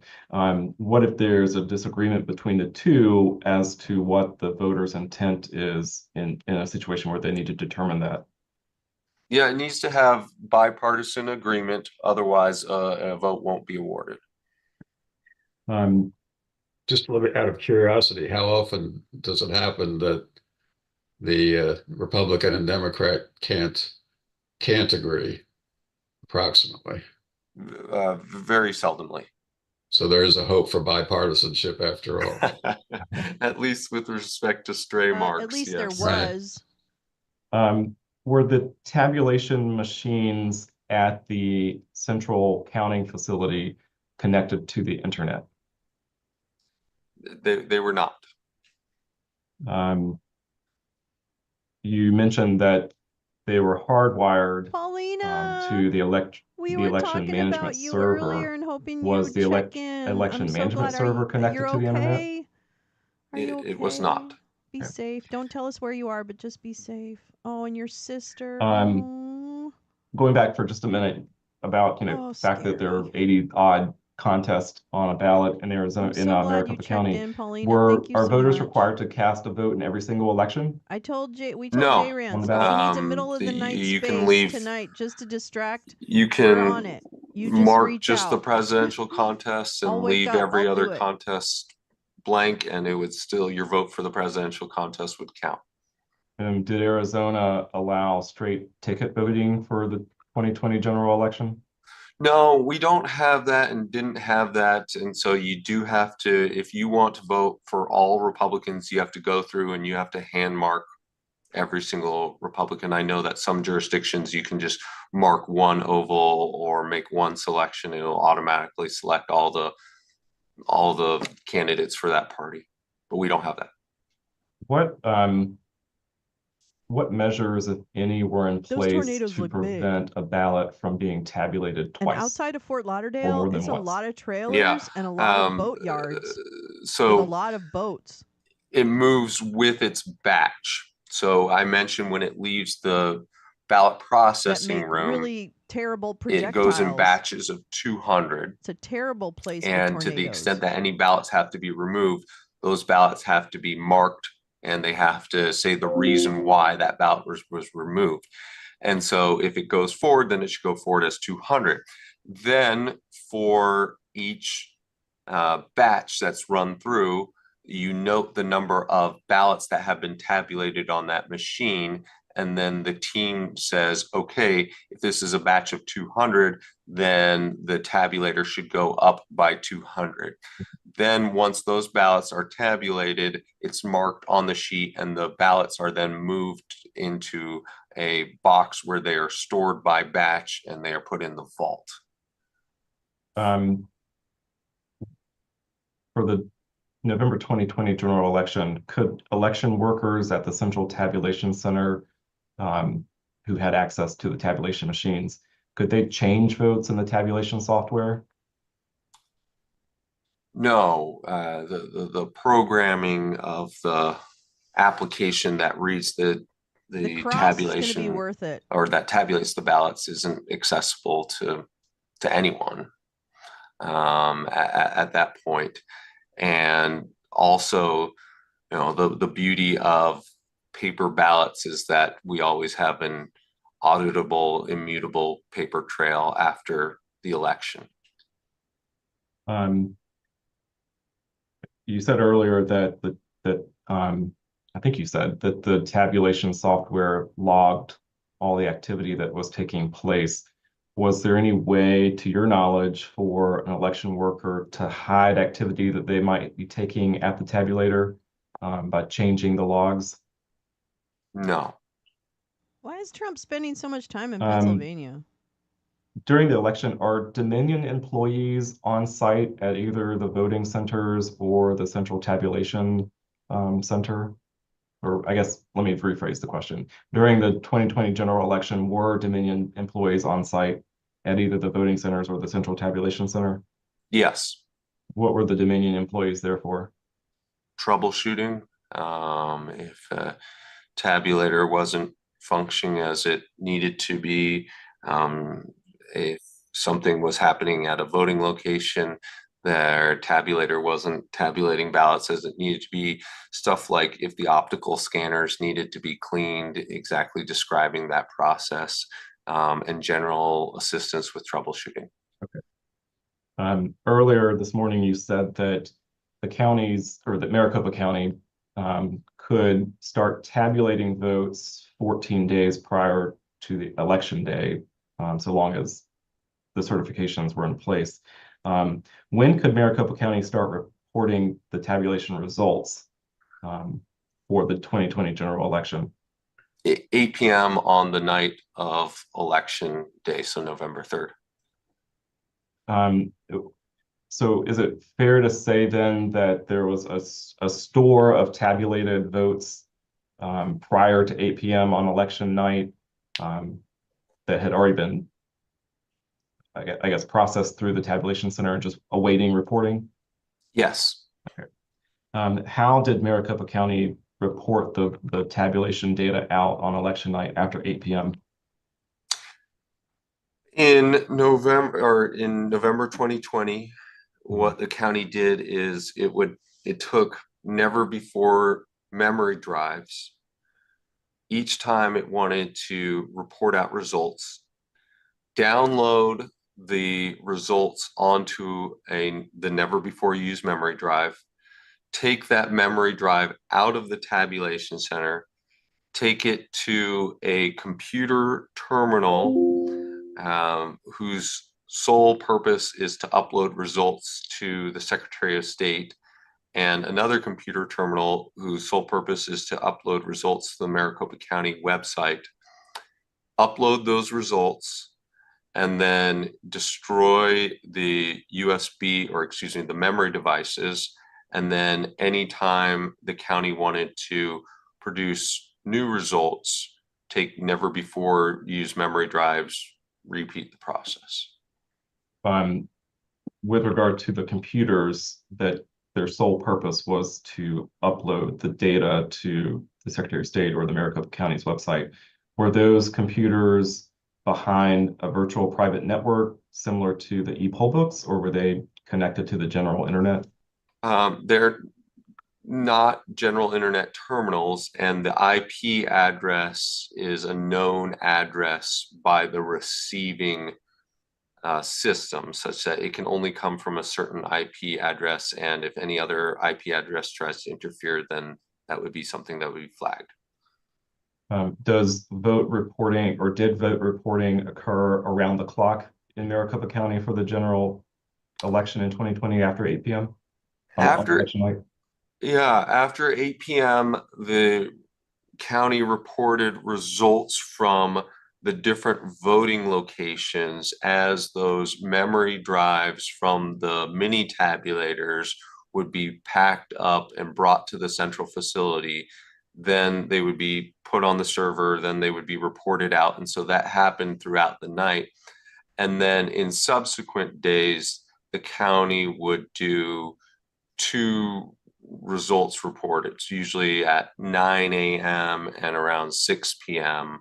For all early ballots that hadn't been tabulated yet, or ballots that needed to be cured as the days went out.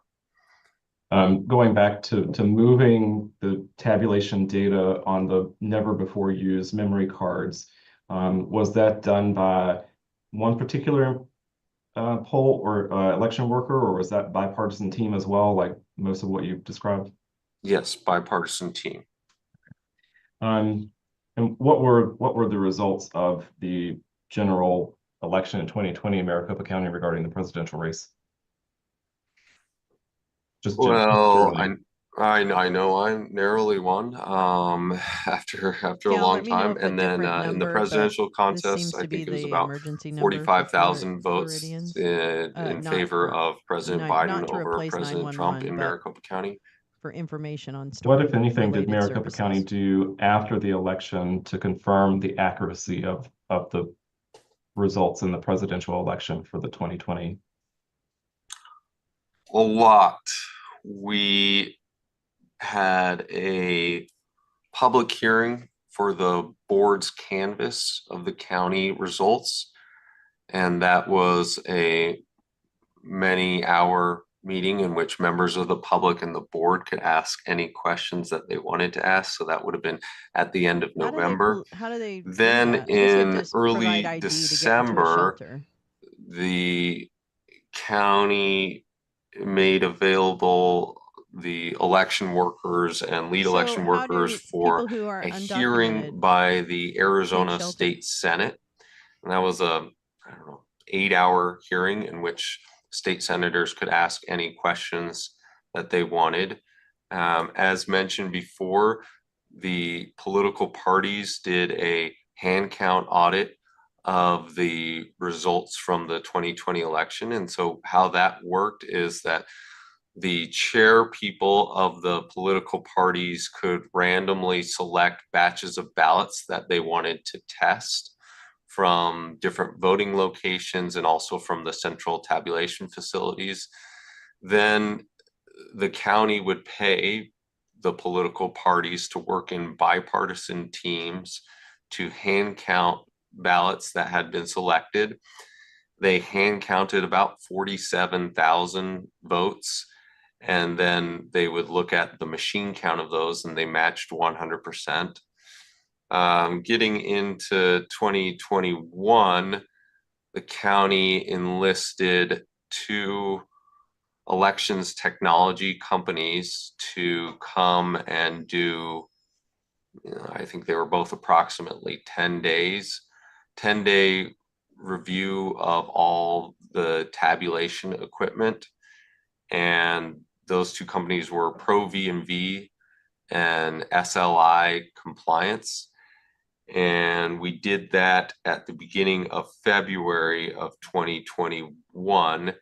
And we asked them to do everything they thought could be done to determine whether the tabulators had any malware installed on them, whether they ever connected to the internet, whether they engaged in any vote switching, and whether or not they accurately read ballots from the 2020 election. And both of those reports were made available on our website. We also did a public hearing on those reports and making them available, and they both came back clean.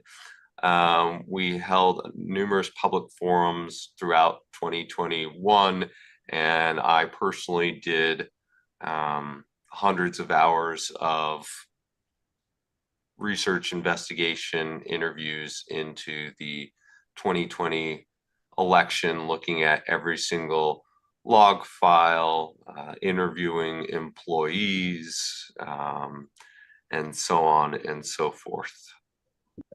So let me break down that answer. With regard to the Board of Supervisors canvassing, is that something that's required to make the election results official in Maricopa County? Yes, the 15 counties canvass at the county level before it goes up to the state level. Okay. And what was the does the Board of Supervisors have to hold like a formal vote on certification of the results? Yes. What was the vote by the Maricopa County Board of Supervisors regarding certification of the 2020 general election? It was unanimous, 5-0. And does the Board of Supervisors canvass, does that occur before or after the political parties can do the hand count that you were discussing? After the political parties would have done the hand count audit, they did it the weekend after the Tuesday, November 3rd election. And the political parties hand count, is that something that the parties have to request to do, or is that something that's required by law that they do? It is required by law if the political parties provide the personnel to do it. So the county cannot force the political parties to do it. but the county must do it and pay for it if the political parties make the personnel available, and they did and have. For both the August primary in 2020 and for the November general election in 2020. Okay. I'll represent the committee has already heard from Georgia and Michigan about their procedures, but I wonder if the political parties' hand count, is that considered a risk limiting audit, or is that something different? No, risk limiting audit is different. Ours is just a percentage and a number of randomly selected ballot batches. And so it's 5,000 ballots from the central count tabulators, and it's 2% from the mini tabulators. And again, the batches that are hand count audited are selected by the chair people from the Republican and Democratic county parties. And like I said, that wound up being about 47,000 votes that were hand counted. Okay. And did Maricopa County do a risk limiting audit after the 2020 general election? No, it is our opinion that that is not authorized by state statute. Okay.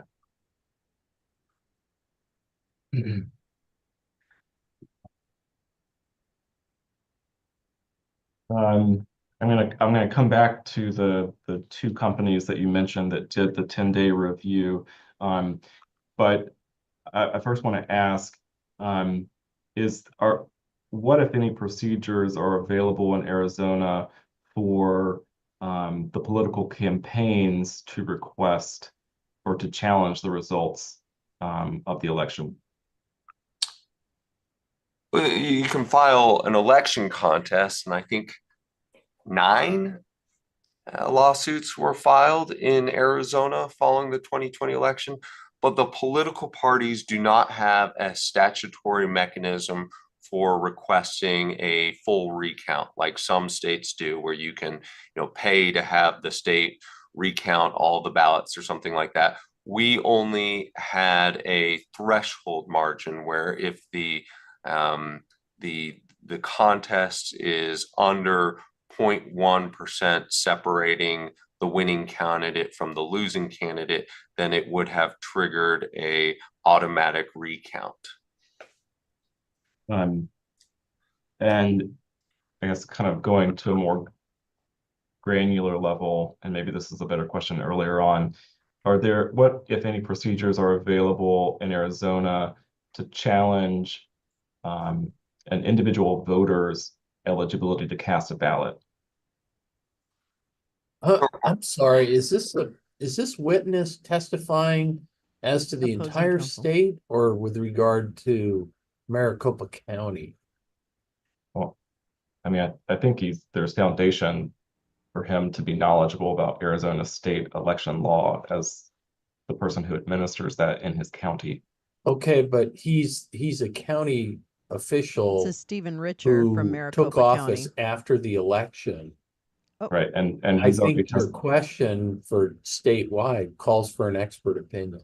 Oh, please. I don't think so. I think he's testified that as to the work that he did to learn about the state and federal laws governing elections when he took office, and he's testified extensively about the work that he did to familiarize himself with how the 2020 election was administered in Maricopa. Why don't you ask him a question along those lines, just to refresh my memory as to what his statewide knowledge is, and then depending on his answer, you could ask him for Sure. a statewide response on your earlier question.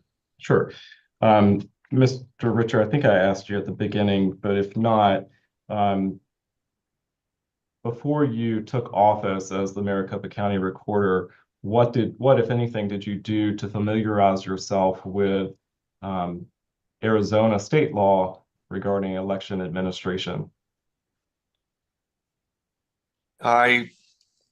interviewed county officials from various counties. I read the state statutes. I read the elections procedures manual. I spoke with past election administrators in Maricopa County and in other counties. And election law is set at the state level. And while there are personnel differences and some differences in how the different counties administer elections, the state law is the same across all 15 counties in terms of what we can and cannot do. And the election procedures manual also applies to all 15 counties. What, if anything, did you do? Objection, wait a minute. I mean, you were having a fight yesterday about the hearing committee about whether new expert witnesses. He hasn't asked the question yet. Let him ask the question. But and then you can he's just laid a foundation for Mr. Richards' expert status, which I don't doubt. But if we have to designate experts as of sometime in August, when he wasn't so designated, the fact that there's a foundation for his expertise. Let him ask a question and then you can object to it. To each question going forward? Is that that's the way it works? Okay, yes. Thank you. Sorry to interrupt. Sit down. Mr. Richard, what, if anything, did you do after taking office as the Maricopa County Recorder to familiarize yourself with federal law governing election administration? I mean, prior to that, I studied federal election law at University of Chicago Law School. I practiced a bit of election law at Steptoe and Johnson and at Lewis Roca. And then I continued to study federal election law when I took office. And I also became, as mentioned, a certified election officer, which is a state designation that the Secretary of State awards to people who have undergone the training in both administration and law at the state and federal level as it pertains to the administration of Arizona elections. And then I have been active in continuing legal education. We're going to pause and go to President Biden receiving a briefing. Hold on. Sorry, it's all coming together. I promise. Hold on. I'm very sorry. Oops. Oh, shit. There. Hold on, please. Sorry. Forgive me. To protect the people who have been in the path of this storm. And once the storm has passed, we will be there to help folks recover and rebuild, as we continue to do for those communities in Florida, Georgia, North and South Carolina, and across the Southeast who have been devastated by Hurricane Helene. Finally, as the president mentioned, to any company or individual that might use this crisis to exploit people who are desperate for help through illegal fraud or price gouging, whether it be at the gas pump, the airport, or the hotel counter, know that we are monitoring these behaviors and the situation on the ground very closely, and anyone taking advantage of consumers will be held accountable. The bottom line is this hurricane poses an extreme danger, and we urge everyone in Florida to take extreme caution. And we are with you, and we will get through this together. And with that, I will hand it over to Homeland Security Advisor Liz Sherwood-Randall. Thank you, Madam Vice President. Why is Mr. Washington President, Post... Madam Vice President, you will now receive a briefing on the latest forecast for Hurricane Milton and actions that we have taken to prepare for it and be ready to respond to it. You'll hear from Administrator of FEMA, Deanne Criswell, the Director of the National Hurricane Center, Mike Brennan, the Director of the National Weather Service, Ken Graham, Secretary of Homeland Security, Ali Mayorkas, and the Commandant of the Coast Guard, Admiral Linda Fagan. We'll begin the briefing with Administrator Criswell. Over to you, Deanne. Thank you, Liz. Mr. President, Madam Vice President, I just want to assure you we are taking this storm very seriously.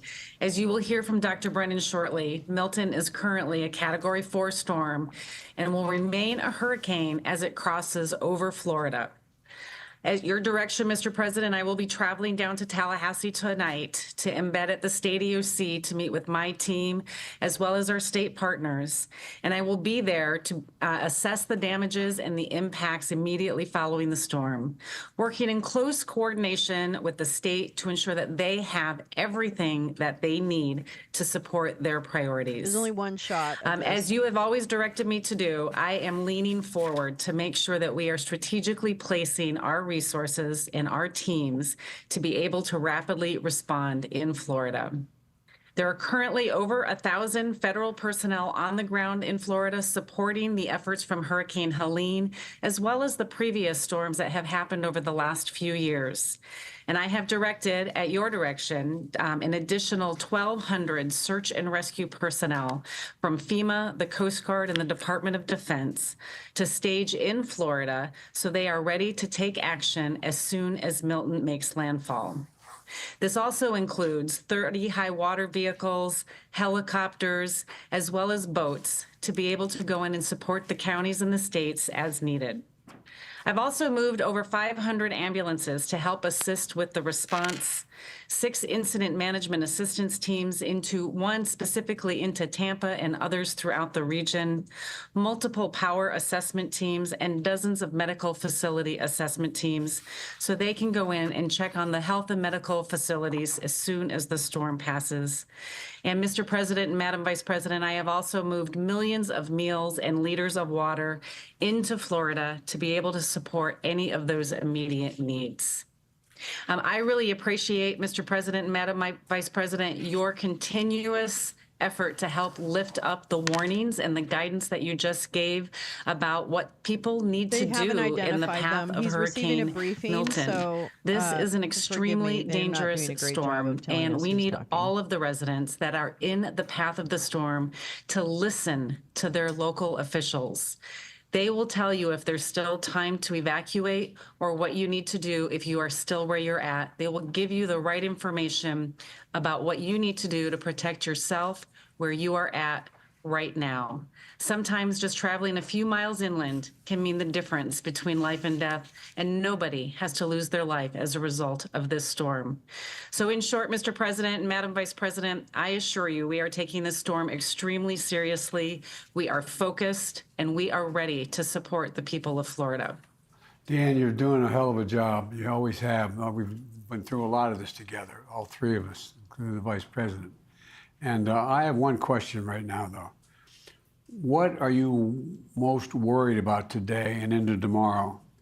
And what messaging can we do to help people in the hours before it makes landfall?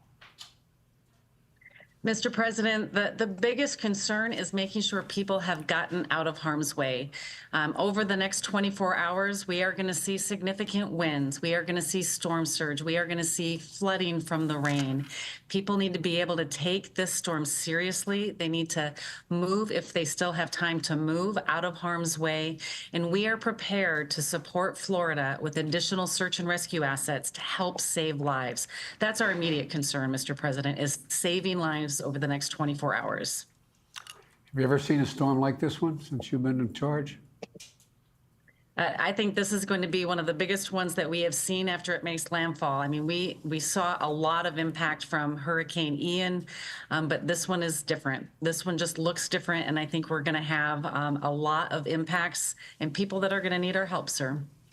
Well, thank you very much. Administrator Criswell? Yes, ma'am. Are we concerned about any misinformation or disinformation regarding evacuations that we need to clear up at this point?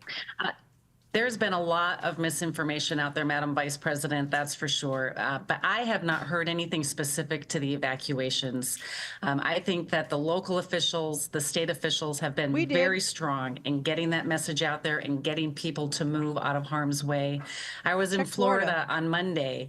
I met with the mayor of Tampa as well as the mayor of St. Petersburg, and we saw people evacuating. And so they are listening to their local officials, and that was encouraging. That's great. Thank you. I think we'll move on then. Thank you, Administrator Criswell. We'll move to Director Brennan from the National Hurricane Center. Thank you, Liz. Mr. President, Madam Vice President, good afternoon. As Administrator Criswell mentioned, we are just hours away from seeing a potentially catastrophic hurricane landfall along the west coast of Florida, with the center of Milton expected to cross the coast late this evening or very early tomorrow morning. Is a powerful major hurricane and a large hurricane at that. We are already seeing multiple life-threatening hazards playing out across Florida. We have multiple tornado warnings in effect across portions of southern Florida. We're seeing winds increasing, heavy rainfall spreading across much of the state. And conditions are going to rapidly deteriorate over the next few hours, especially where landfall is going to occur along the west coast. That's where we're expecting that devastating storm surge of as much as 10 to 15 feet above ground level, from somewhere near the Tampa Bay region southward to Port Charlotte, with significant storm surge extending hundreds of miles even farther south to the Fort Myers and Naples area. And that is why we have been supporting so many evacuation decisions to get people away from that devastating storm surge. Time is running out now for people to leave along the west coast before conditions deteriorate further. Additionally, Milton is going to be a powerful hurricane when it makes landfall and move quickly across the state and remain at hurricane intensity as it moves across Florida tonight and as it enters the western Atlantic during the day tomorrow. So that is going to bring the risk of hurricane conditions to much of the central portion of the state. We have hurricane warnings in effect from Fort Myers up through Tampa to Cedar Key along the west coast, all the way through the I-4 corridor across Orlando to Daytona Beach, up to St. Augustine, including the Cape Canaveral area and the East Coast down to Port St. Lucie. So a large area is at risk of seeing devastating wind impacts, widespread power outages, structural damage. And that could lead to a very unsafe environment after the storm, where we tend to see a lot of post-storm fatalities in this very dangerous environment that's left. Additionally, we are expecting very heavy rainfall, 6 to 12 inches, amounts as high as 18 inches across the heavily populated I-4 corridor from Tampa to Orlando to Daytona Beach, which could lead to widespread catastrophic and life-threatening flash flooding and urban flooding tonight and into Thursday in that area.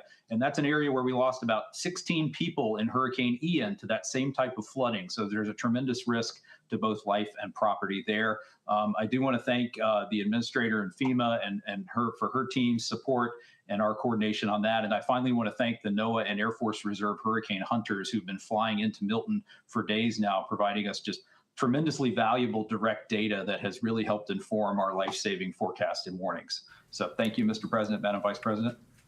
Mike, I know you're tired of hearing from me. I've been talking to you so much lately, but I appreciate your constant input you've given me and let me know what's going on. What more can you tell us about how the location of this storm is going to affect the storm surge in Florida? I mean, because that's pretty consequential, right? The surge. I mean, that what you're focusing on? Yes, Mr. President, just a shift of a few miles in the landfall location will make a big difference in what area sees that very worst storm surge. So a track of the center to the north of Tampa Bay would push the highest storm surge into Tampa Bay itself. A track 5 or 10 or 20 miles south would push that higher storm surge, say, down to the Sarasota, Port Charlotte area.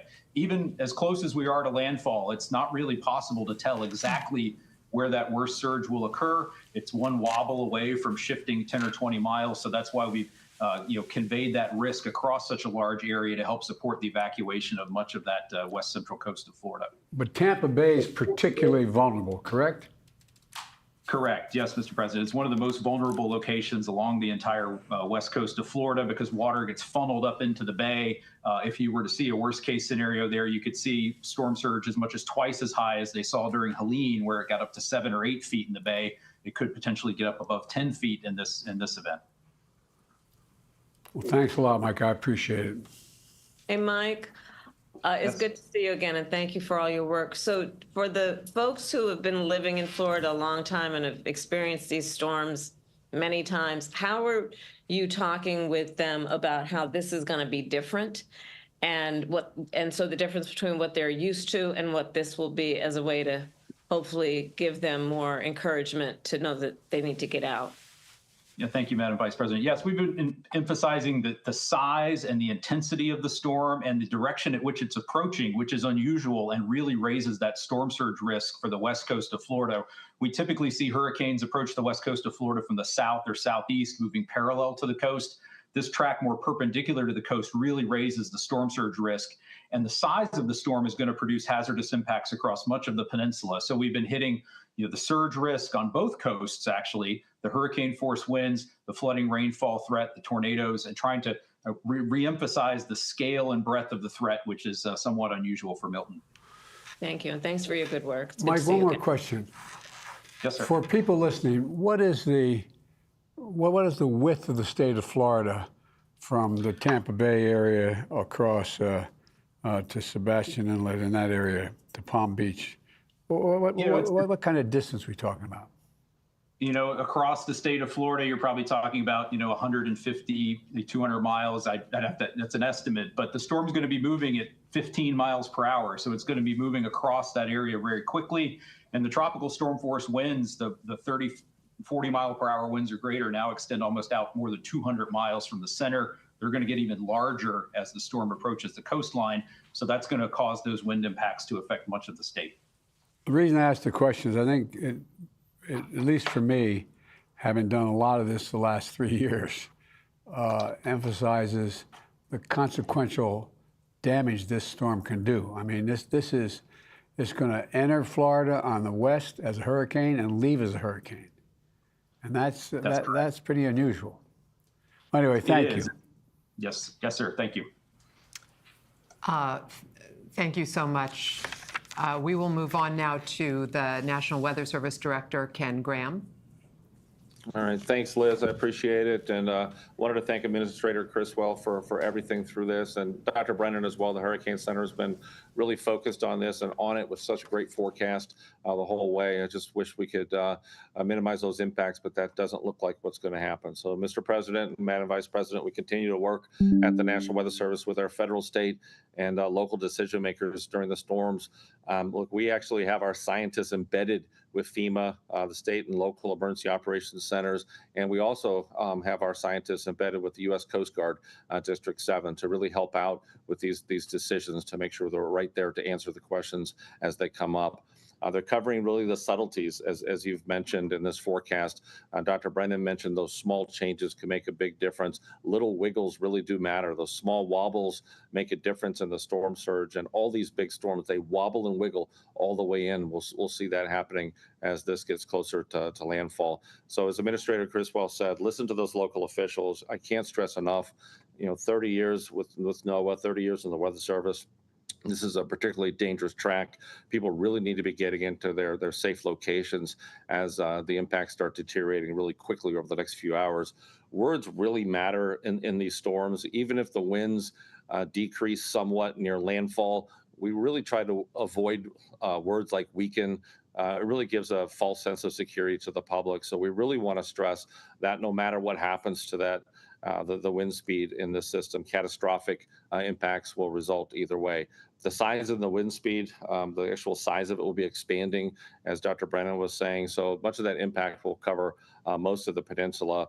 And Mr. President, like you said, Milton, think about it. It just goes over my mind over and over. Milton will enter as a hurricane and exit as a hurricane. So you'll see damage from the landfall point on the west coast, and you'll see damage on the east coast as well. So it's really important to focus on those impacts.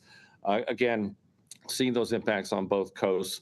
We're really starting to see the impacts as we speak. I was just looking at the radar before doing this meeting here, and we've got tornadoes already touching down in some spots in Florida, and some have confirmed that have touched down as well. And about 90% of those tornadoes occur on that right front quadrant of a tropical system. So we're really, our folks are at the Weather Service are on duty 24 hours a day, watching that radar to make sure that we can get those warnings out quickly to people so they can take cover. And as Dr. Brennan said, think about it, Mike, right? 140 miles wide. Now we're 200. We expect it to be greater than 240 miles away from the center with these winds. So that's a huge area that we can see some of that damage. Very concerned about the storm surge, and I wanted to double down on something. It's not just Tampa Bay with that 8 to 12 foot forecast, or 10 to 15 down to Boca Grande. I mean, you could see 5 to 8 feet of storm surge all the way down to Chokoloskee. Think about Fort Myers, Naples, well away from that center. We just got to really keep reminding people they're not safe, even though you're not, not near the center of the storm. So we'll continue to really message that as we can. The other part of this, flooding could last a while. So unlike other areas with elevation, there's not much elevation in Florida. So some of these rivers are going to be slow to drain. Some of these rivers could stay up for about a week after the storm, and the storm surge will act as a blocker to drain some of that rain from the inland area. So that could really be add some challenges to some communities with the flooding and recovery efforts, as some of the roads will be pretty impassable. So, I was looking at this, Mr. President, Madam Vice President. Yesterday I said the clock was ticking. Today I'm saying the alarm bell's going off. People really need to start getting into their safe place. And as always, the Weather Service remains on duty 24/7 to make sure the decision makers have all the information they need and the updates to this storm. Ken, I'd like to focus on one thing you said. I don't think most people would think it, but the idea that sometimes it takes days for rivers to crest after a major storm like this. Are there any particular areas of concern that that are related to this type of flooding?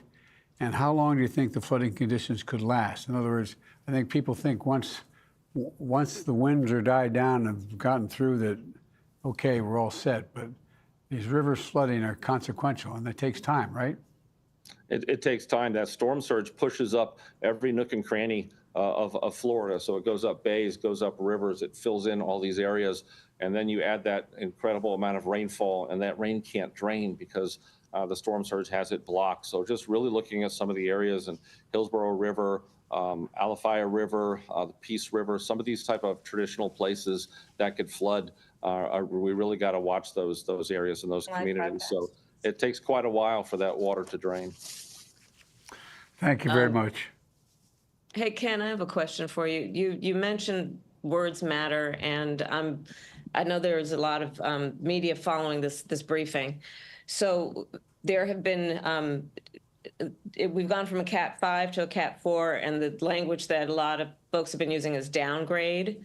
But it sounds like you're cautioning us that may communicate a sense that the danger is lessened when in fact it's not. Can you talk a little bit about that? Because I know a lot of folks are watching right now and would love to have your feedback on how we should be talking about this. Yeah, we need everybody that communicates to the public to be on the same page with the words, because I've 30 years of doing this. I've seen this so many times. People will think, oh, it was a Cat 5, now it's a Cat 3. That's not a reason to relax. It's not weakened. That's not diminished. That means that we've expanded the wind field. The impacts don't change associated with that. And I've seen this in Hurricane Florence and other historic hurricanes. So we have to be mindful of the words that we use and focus on those impacts. Those impacts haven't changed no matter what the wind speed does over the next 24 hours. Thank you. That's very helpful. Thank you. Thank you, Director Graham. We'll go now to Secretary Mayorkas, the Secretary of Homeland Security. Ali, over to you. Thank you very much, Liz. Mr. President, Madam Vice President, if I can just pick up on the important phrase, the words matter. I want to thank you for the strength and moral clarity with which you have been speaking to bat down false information that is being spread. That false information is only hurting survivors in need of help. And it is also hurting the first responders who are so bravely risking their lives to deliver that help to the survivors. Mr. President, Madam Vice President, we are executing on your directive to not only rely on FEMA to provide emergency relief, but to draw upon other resources throughout the Department of Homeland Security and throughout the federal government, throughout your administration. I know you will hear from the Commandant of the United States Coast Guard, Linda Fagan. The United States Coast Guard has deployed almost 1,300 personnel to Florida, not just for search and rescue, but also to ensure the safety and security of the port of Tampa, which is a critical lifeline for supplies that are needed by Florida and elsewhere. I want to also say that our U.S. Customs and Border Protection has devoted search and rescue personnel as well as other parts of our department. To give you just a quick snapshot of some of the resources that are devoted from other parts of the administration, the Department of Defense is providing search and rescue, commodity movement, commodity distribution, and security to Florida. We already have 1.5 million meals and 2.8 million liters of water ready to provide to people in need. The U.S. Army Corps of Engineers is providing temporary power, temporary roofing, debris removal support, and engineering expertise. The U.S. Forest Administration is also providing debris removal. This is absolutely critical so that our search and rescue personnel can reach the people in need and provide them with the humanitarian relief upon which they rely. Health and Human Services is providing hospital and health-related support. The Small Business Administration has dedicated 137 personnel to assist people who have lost or whose businesses are destroyed, to get them back up on their feet and understand what resources are available to them. We have an entire administration dedicated to this effort at your direction. And with that, I'll pause. Hey, Allie, Mr. Secretary, do you have everything you need from all the federal departments and the agencies in support of this response? Is there anything lacking? We certainly do have all of the resources. We are well positioned to continue to respond to Hurricane Helene, to respond to Hurricane Milton. Mr. President, we are meeting the moment and meeting the challenges because of the extraordinary people who've spoken before me. Well, I want to thank the governors. They've stepped up. All this disinformation going out about how, we're devoting all this money to migrants, and even one congresswoman suggesting that I control the weather and implying that I'm sending it to red states. It's stuff off the wall. It's like out of a comic book. But, people, when they're in trouble, or for example, and I asked this to our administrator, they said that you get $750 and that's it. You lost everything, you get $750. That's not it. That's just you give you immediately what you need to get by the next day, to get a prescription, to get a whatever. Are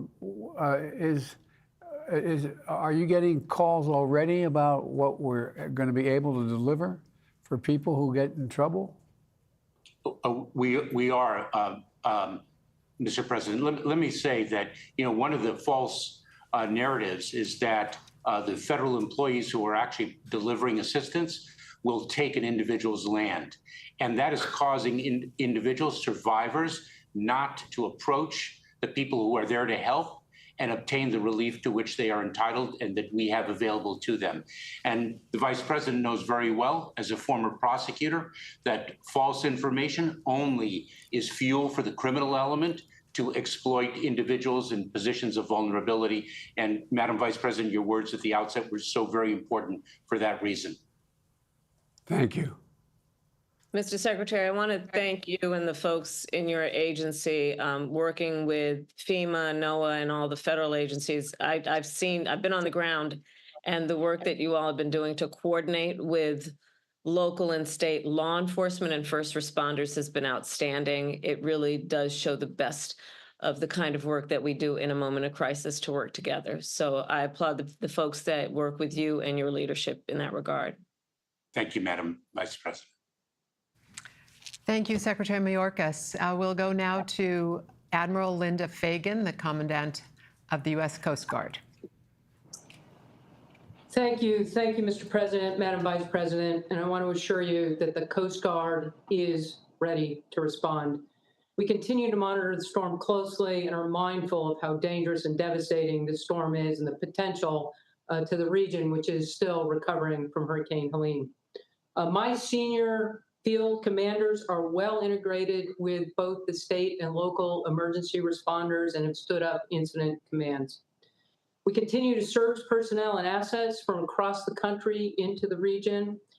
And I want to highlight how we prepare for storms. And so we have people in helicopters and aircraft and boats and cutters that would have been in harm's way for the passage of this storm. And we have sorely moved those people and assets out of harm's way for the storm. They are ready and positioned to begin to move back into the region as soon as it is safe to do so.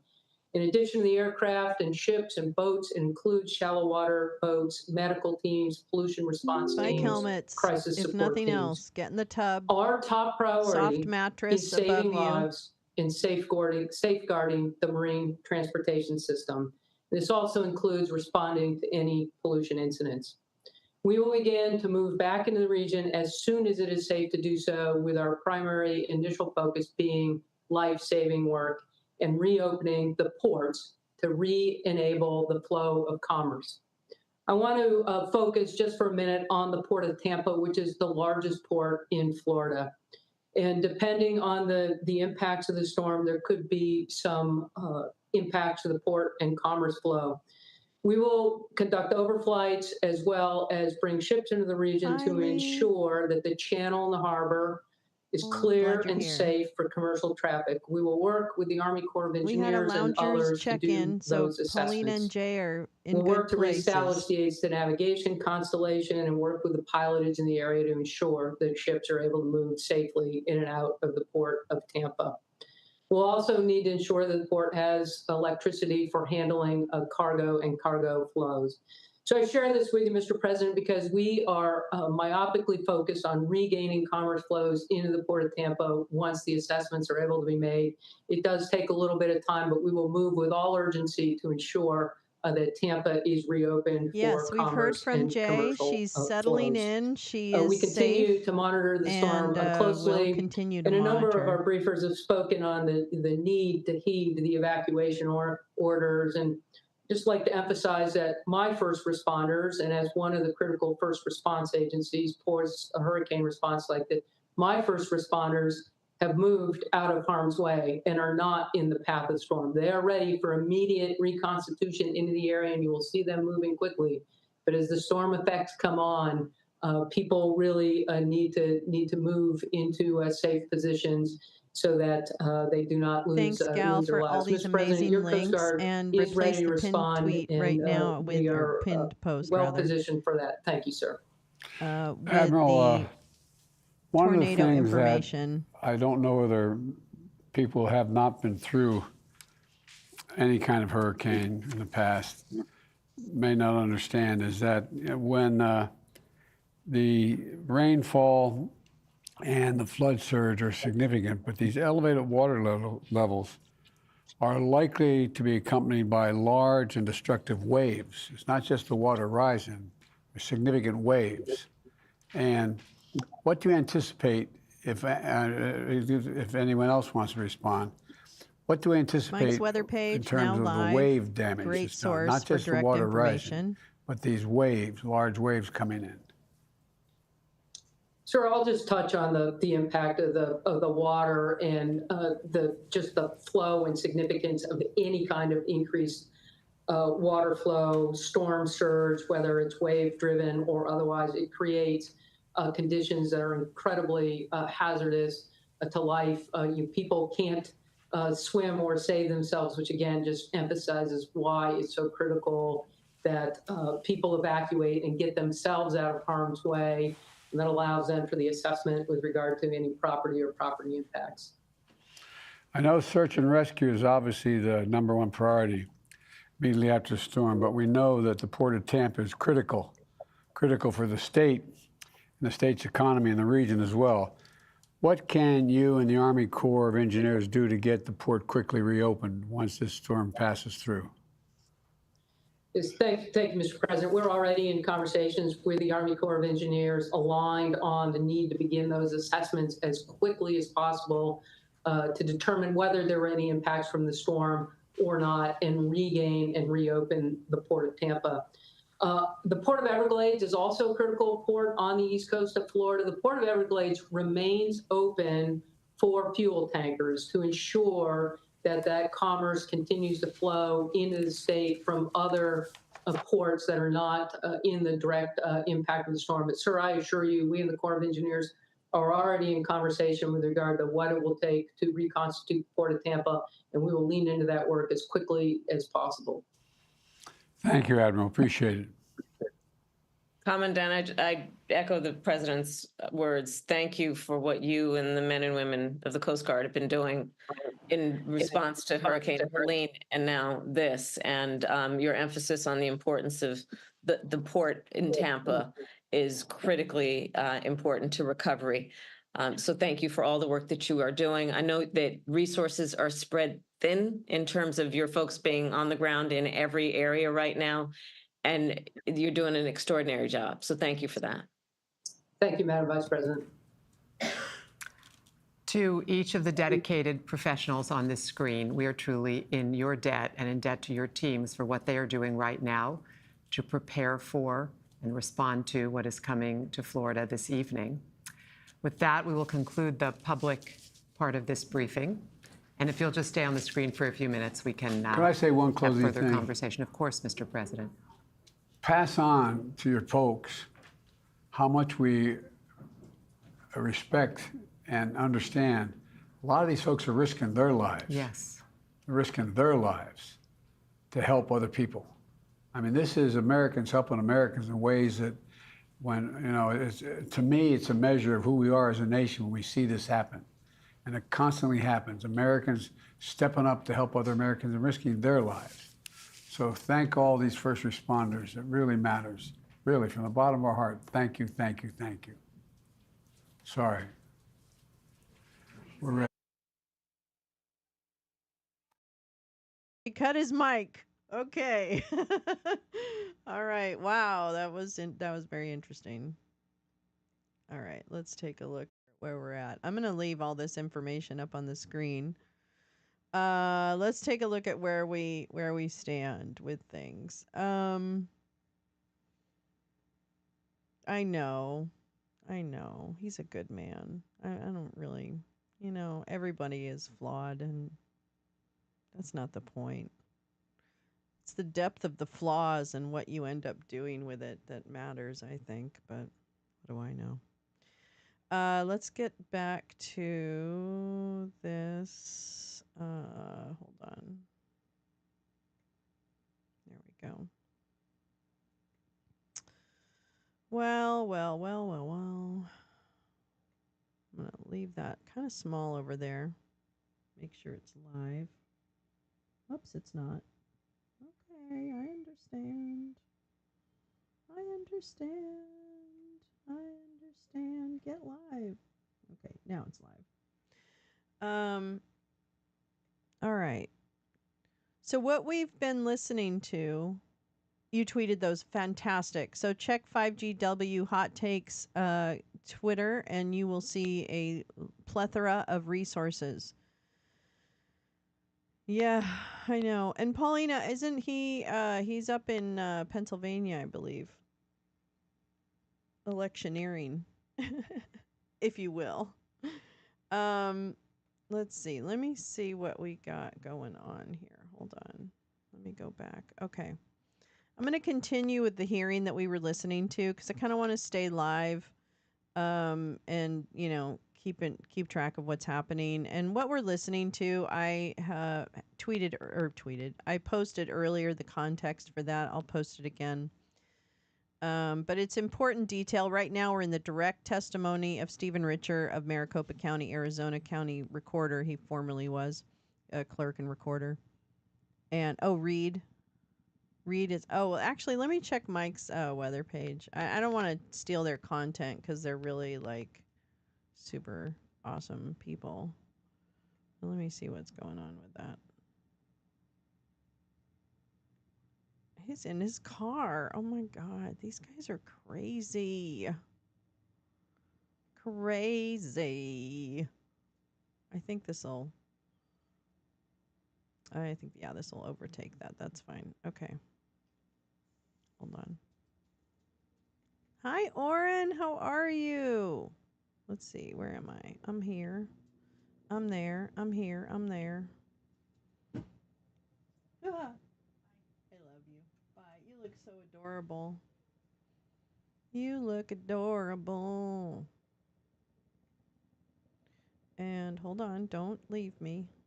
If you leave me now, you'll take away, the biggest part of me. Ooh, baby. Please don't go. I don't think he's gonna let. He's like seems to be a little bit stuck. Okay, no problemo. Plan B. Plan B. Well, oh, I had read. Oh, here we go. Yep. Okay. I know he probably really doesn't like people doing this thing, but that's okay. We'll be nice about it. We're not gonna be weird about it. Are there 1, 2, 3, 4, 5, 6, 7, 8, 9 tornado warnings right now? And so you can see these are the outer bands. I'm going to send you guys right back in a second, but also hit the like button, hit the share button, please, because we also have 2 other chasers helping us out today. But here's where you see something that looks more like the typical hurricane that you're used to. So here's the eye. You can see. Here are the inner bands. Here's the eye wall that's extremely powerful. And then these are the outer bands. So I'm going to send you guys, the yellow dot is Connor. I'm going to see, hopefully I'm going to touch this button and you're going to see me and the 3 chasers. Cross our fingers. Ready? 1, 2. We did it. Okay, cool. So you can see Connor up there.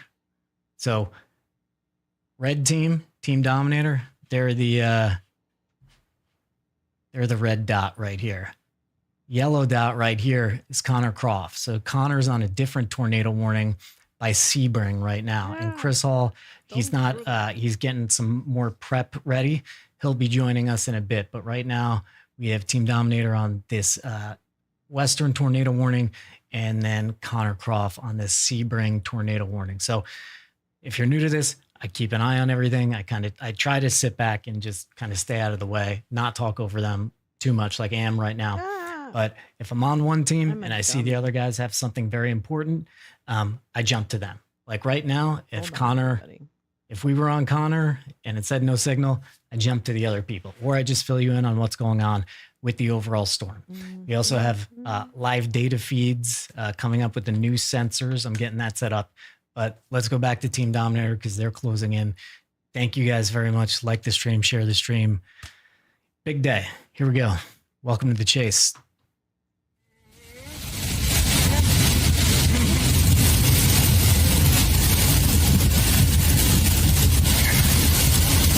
Arcadia. Yep, we're gonna get that east Arcadia. Moving.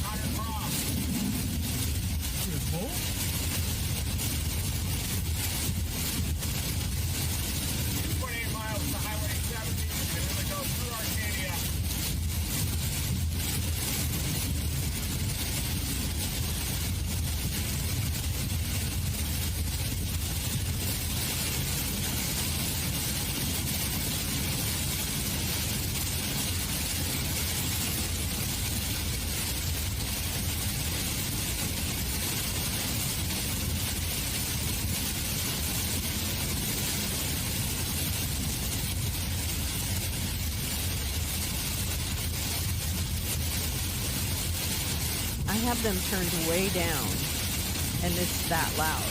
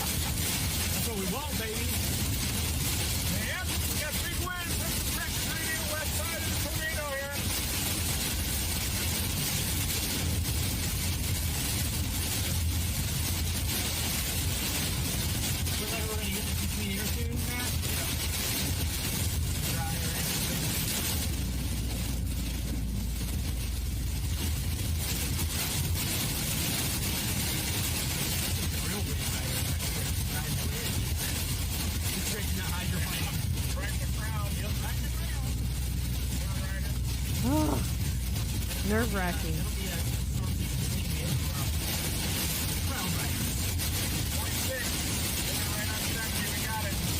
Storm chasers.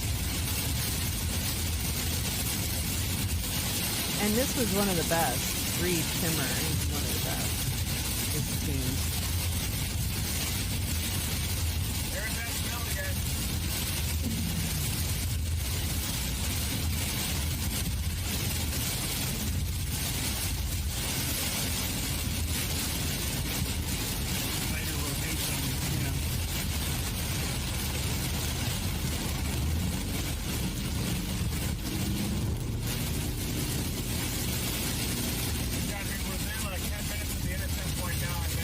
Timmer's station. I'll drop the link.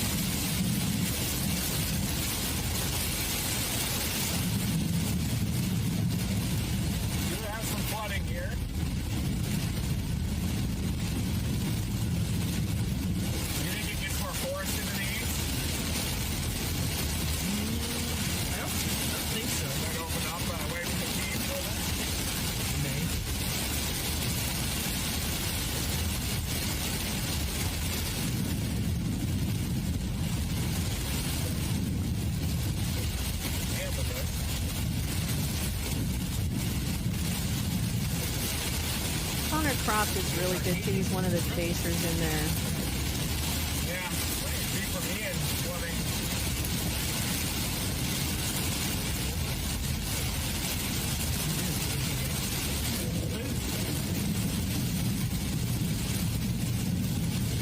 How are we doing on timing? We're out to that couplet. How many miles is it away from us?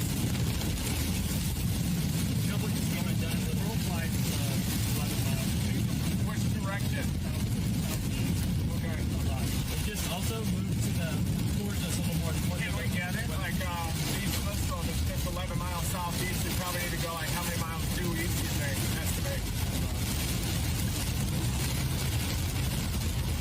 6.5 miles east. Okay. 70. Good to know.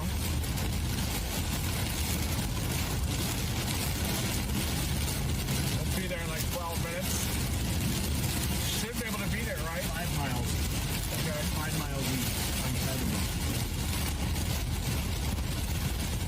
Yeah, the couple just made a turn to the west. I think it's not. I think it's going to be touched. I think Martelardo is going to be touched at Probably least. produced out there.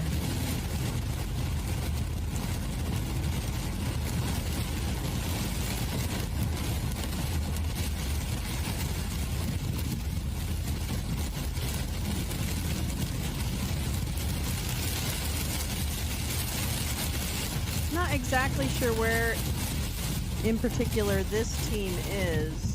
Heading southeast. Oh, Northport, Florida. Northport, Florida, which is right south of Sarasota, if I'm not mistaken. Drop the beat. Let us pray. It's now only 4.5 miles to our southeast.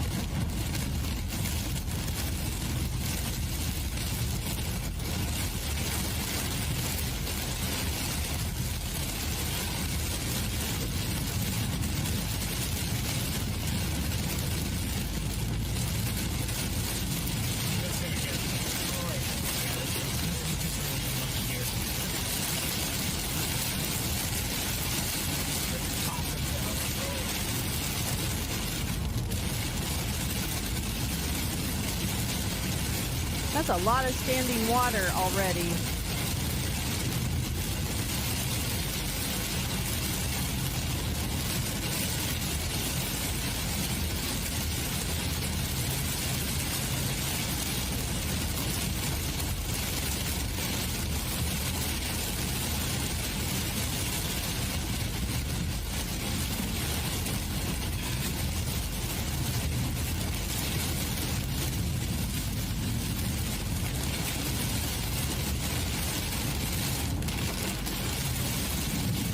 I can imagine it was from Helene, right? All right, folks, we're just trying to get through Arcadia. You can see some flooding here. We got a possible tornado just to our east, and we're just trying to catch it. If we can just get through town, we'll be all over it. We're about 4 miles off to the northwest of this likely tornado.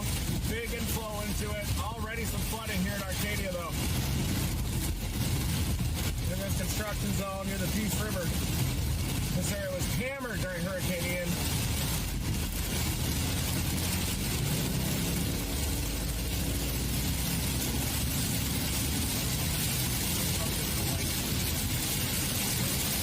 And the link is in the chat for this visual. Please subscribe to that channel, super chat them, whatever, however you can support. They do amazing work, and I don't normally restream Storm Chasers because I know their footage is important to them for the news agencies, etc. This is a restream. Wow, I don't know if he's restreaming his own team or whatever, but I'm going to ask forgiveness of them because it's such an important storm and people really need the information, even with our little community here, which has a lot of people we love. So where is the eye of the storm now? Oh, it looks like it's right off of Cape Coral, if you look at that little map on the screen. So we normally wouldn't go ahead and restream Storm Chasers, but I am going to accept today because of the breadth of this storm, but understanding that I would love to support their work as well.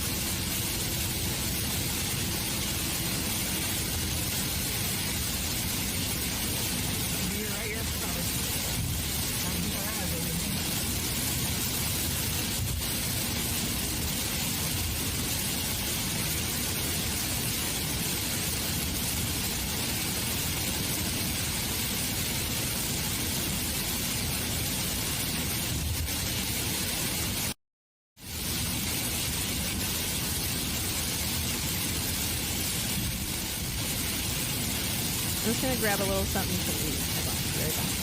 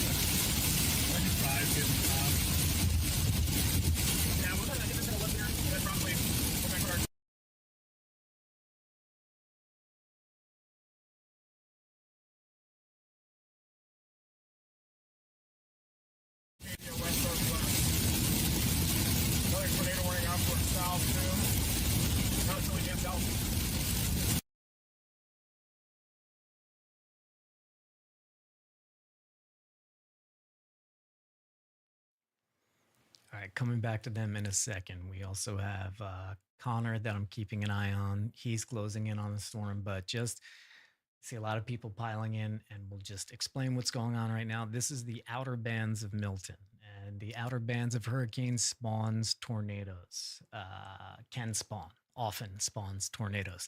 So you see all of these pink boxes here. These are all tornado warnings that are happening. And we have confirmed tornadoes as well. You can see over here, you're seeing a bit of the eye. We could also show you a bit of the satellite too, but yeah, that's the satellite. That's your familiar view. Or we could even just jump to, well, we got to get rid of that one. There we go. All right, these guys are back anyway. I'll give you guys more of an update shortly, but they are headed to a tornado warned storm in Arcadia right now. So back to them. Thank you. Welcome to Chase.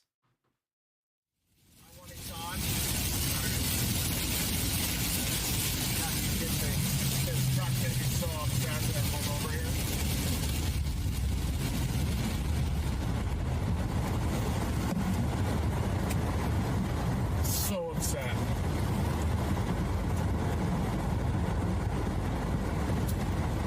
That's the trick. Get it when it's not raining. Lock on.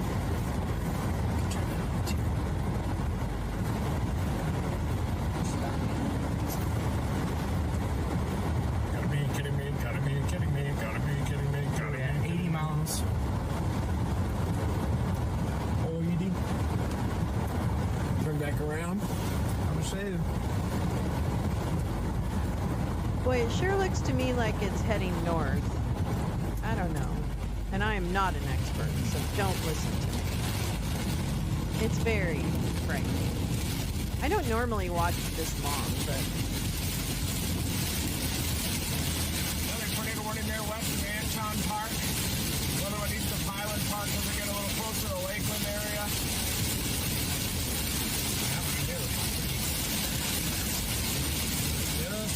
Just to the west of Avon Park. That one looks there. Oh, dang, yeah, that one too. Whoa. Doesn't matter what he says, Jim. Doesn't matter what he says. I think you're right. People should only ask him about that.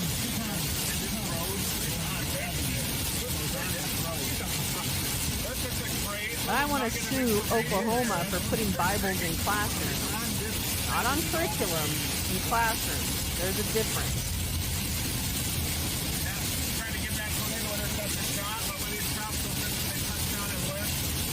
And we just missed that one on the east side of Arcadia. We did see a tornado out of the southwest, this little vortex line. Now we're getting back to this rock, going to the inner core of Hurricane Milton.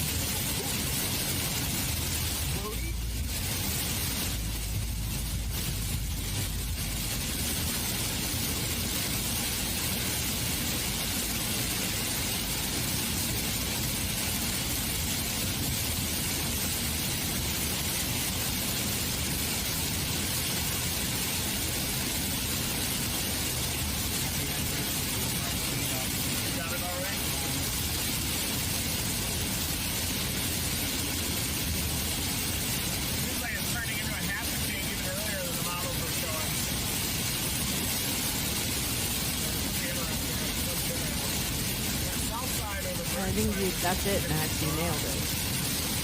Man, it's moving east northeast, isn't it? We'll get the truck and then drop down to Osprey or Gulfgate Estate.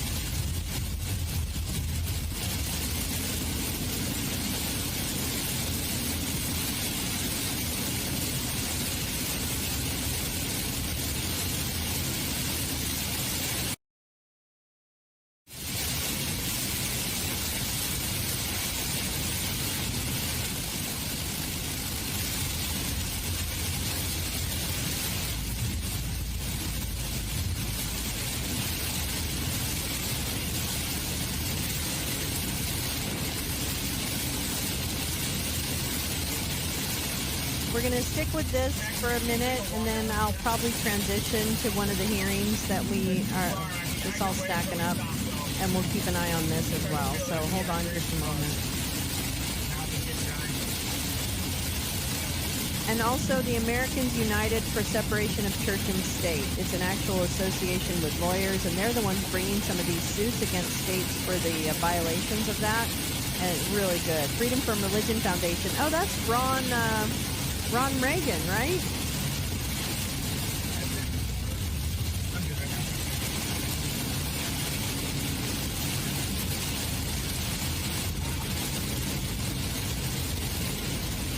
Man, so many freaking tornado warnings right now. You see that one to the west of Vero Beach out there? Vero Lake Estates. South of Palm Bay. Those are going to some populated areas. Florida out there. Oh yeah, they are. That one's the third too. That's third on Palm Bay? Yes, they're out here. Yeah, I'll jump into. Yeah, east.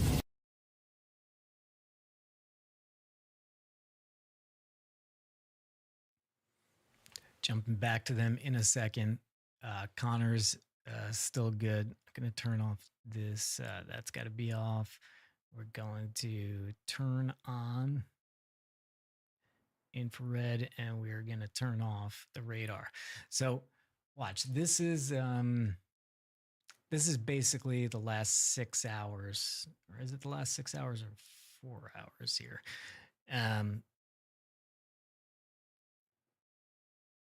Oh yeah, 6 hours. Sorry about that flash at the end. But what I want you to pay attention to are these purple boxes. See, they started southern Florida, and as it goes on, they're kind of working their way up. So this line of tornado producing embedded supercells, it's kind of up to Sebastian. They're kind of, it's kind of even, the front of it is kind of even with Tampa and Sebastian right now. I'll show you. So like, see, here they are, they keep going, and they're all just kind of,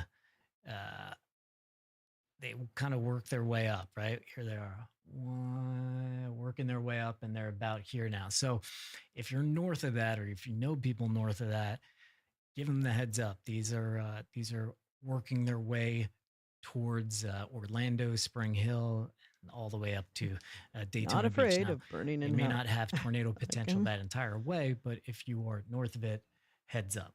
Back to the guys. This thing rooster tail's good. Slumped.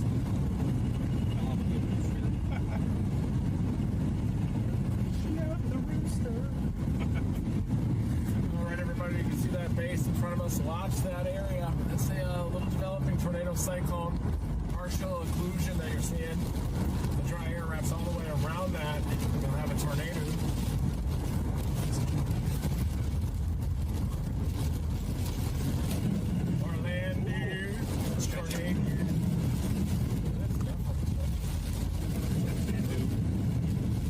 Up near Orlando, it's starting to get that tornado threat too.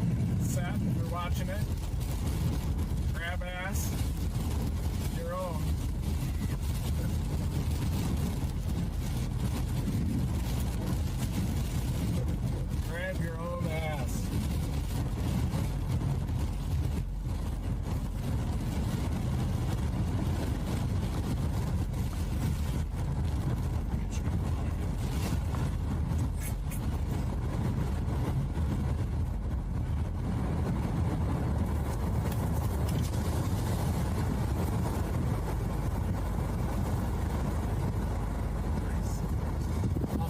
left. So we're watching, folks. Oh yeah, look at the clear side here. You can see it.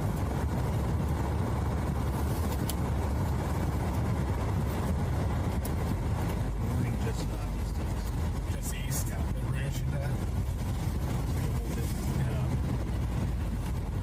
A whole different storm. Yeah.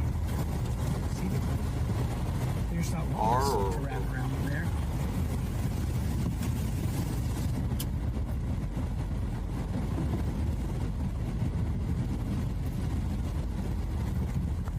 Arcadia's already flooding right now. They're gonna have a rough time. What's that there? Oh yeah, that's the knob. Yep. Knob winter issues.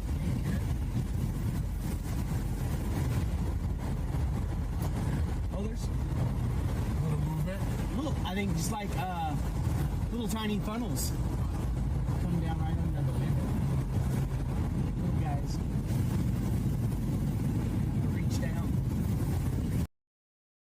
Okay, I'm gonna go back to our audio. I lost my fucking place on it, but I think we'll get to it. Yeah. Oops. I filled in Donald Trump's bubble. I filled in Joe Oh, Biden's oh my bubble. God, and we then almost hit I exactly where we scratched left out off. Joe Biden, and I put a Let me big go up a little circle bit. available, and they did, and have Hold on. for both the August primary in 2020 All right. and for the November I will general put election in again what we're 2020. listening Okay. to, and we're really. We It just happens to be on the screen. I the didn't committee has do already it on heard purpose. from Georgia and Michigan about their procedures, but I wonder if the shit. political parties' All right. hand count, There is we go. that considered a risk limiting audit, or is that something different? No, risk limiting audit is different. Ours is just a percentage and a number of randomly selected ballot batches. And so it's 5,000 ballots from the central count tabulators, and it's 2% from the mini tabulators. And again, the batches that are hand count audited are selected by the chair people from the Republican and Democratic county parties.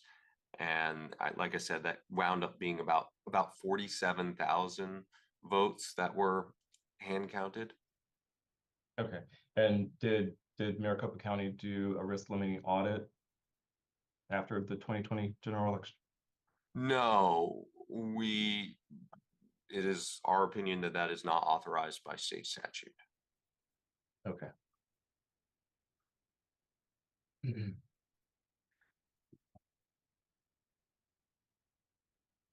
I'm gonna come back to the two companies that you mentioned that did the 10-day review. But I first want to ask, what if any procedures are available in Arizona for the political campaigns to request or to challenge the results of the election? Well, you can file an election contest, and I think 9 lawsuits were filed in Arizona following the 2020 election, but the political parties do not have a statutory mechanism for requesting a full recount like some states do, where you can, pay to have the state recount all the ballots or something like that. We only had a threshold margin where if the contest is under 0.1% separating the winning candidate from the losing candidate, then it would have triggered a automatic recount. And I guess kind of going to a more granular level, and maybe this is a better question earlier on, what, if any, procedures are available in Arizona? Yeah, those are not challenge, hardy cars. Okay, an I had individual one a long, voter's long time ago. eligibility to cast a Old ballot? one. I'm sorry, is this witness testifying as to the entire state or see, with this is where we regard ended. to Maricopa County? Well, I mean, I think there's foundation for him to be knowledgeable about Arizona state election law as Mr. Richard, do you see that? Elections, and then I have been active in continuing legal. I'm going to go off camera because I want to take a bite of my lunch. As pertains to election I'm administration, here. as well as continuing education as it pertains to election administrators. And Mr. Richard, do you consider it part of your responsibilities as Maricopa County Recorder to be familiar with state and federal laws regarding election administration? Yes, there are people who are more knowledgeable on their particular topics than I am, but broadly speaking, yes. So I'll go back to my original question now. What, if any, procedures are available or were available for the 2020 November 2020 general election to challenge an individual voter's eligibility to cast a ballot? And the candidate or a political party can, of course, always file a lawsuit in the Superior Court or in the Federal District Court here, as was done during the 2020 election. Then it also allows for, the state law also allows for individual voter challenges in some limited circumstances at the voting location. But most of it is done on a post hoc basis by, observers noticing something at a voting location or observers noticing something at the central tabulation facility that will then be relayed to a candidate's campaign committee or to a political party, and then they will file suit. Speaking of lawsuits, Mr. Rich, are you familiar with the Boyer v. Ducey case that was filed in the Federal District Court in Arizona? There were a number that were filed.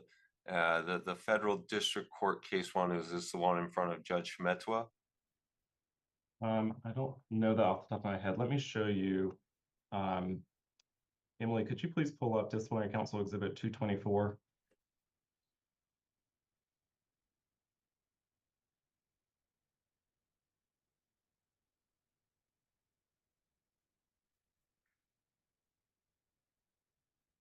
And yes, Mr. Richard, we can blow this up if you need, and I'll represent that this is already in evidence. Do you, looking at the cover page of this complaint, do you recognize the Boyer v. Ducey case? Yes, you'll forgive me. This was more, I guess, colloquially termed the Kraken case or the Powell case. Thank you. I want to ask you about some of the allegations in this complaint. Emily, could you go to page 5 and highlight paragraph 11?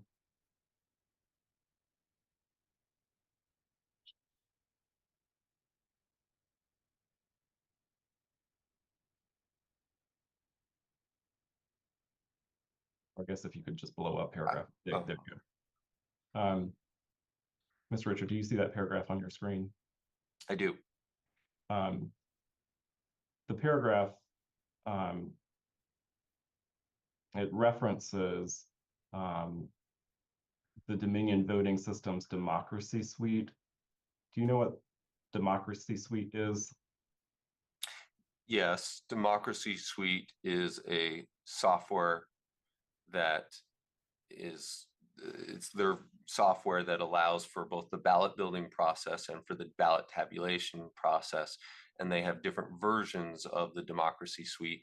And those are the versions that, as I referenced earlier, have to be certified by the Elections Assistance Commission before we use them, such that if that Dominion developed, Democracy Suite 5.5C instead of 5.5B, then that's not something that we could just download a new patch for and use, but it would have to first undergo certification by the Elections Assistance Commission. Okay. And paragraph 11, the allegation is that Arizona officials disregarded all the concerns that caused the Dominion software to be rejected by the Texas Board of Elections in 2020. And it goes on to say that Texas denied certification because of concerns that it was not safe from fraud or unauthorized manipulation. And it references 2 exhibits. And Emily, could you please take us to the referenced exhibit 11A, which is on page 228?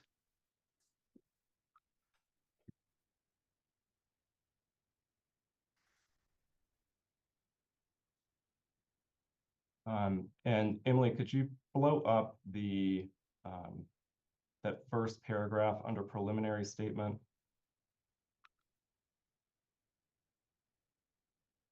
And Mr. Richard, I'll represent to you that this is the Secretary of State from Texas, her review, a report of a review of the Dominion systems. And it says that this paragraph, it's blown up, says that on October 2 through 3, 2019, Dominion presented Democracy Suite 5.5-A system for examination and certification. Emily, you can take that down. Mr. Richard, first of all, did Maricopa County use Democracy Suite for the November 2020 election? Yes. What version of Democracy Suite did the county use in the 2020 election? 5.5B. Thank you. I'm sorry, Emily, I should have had you leave the complaint up. If we can go back to the complaint, which is Disciplinary Council Exhibit 224, and go to page 12.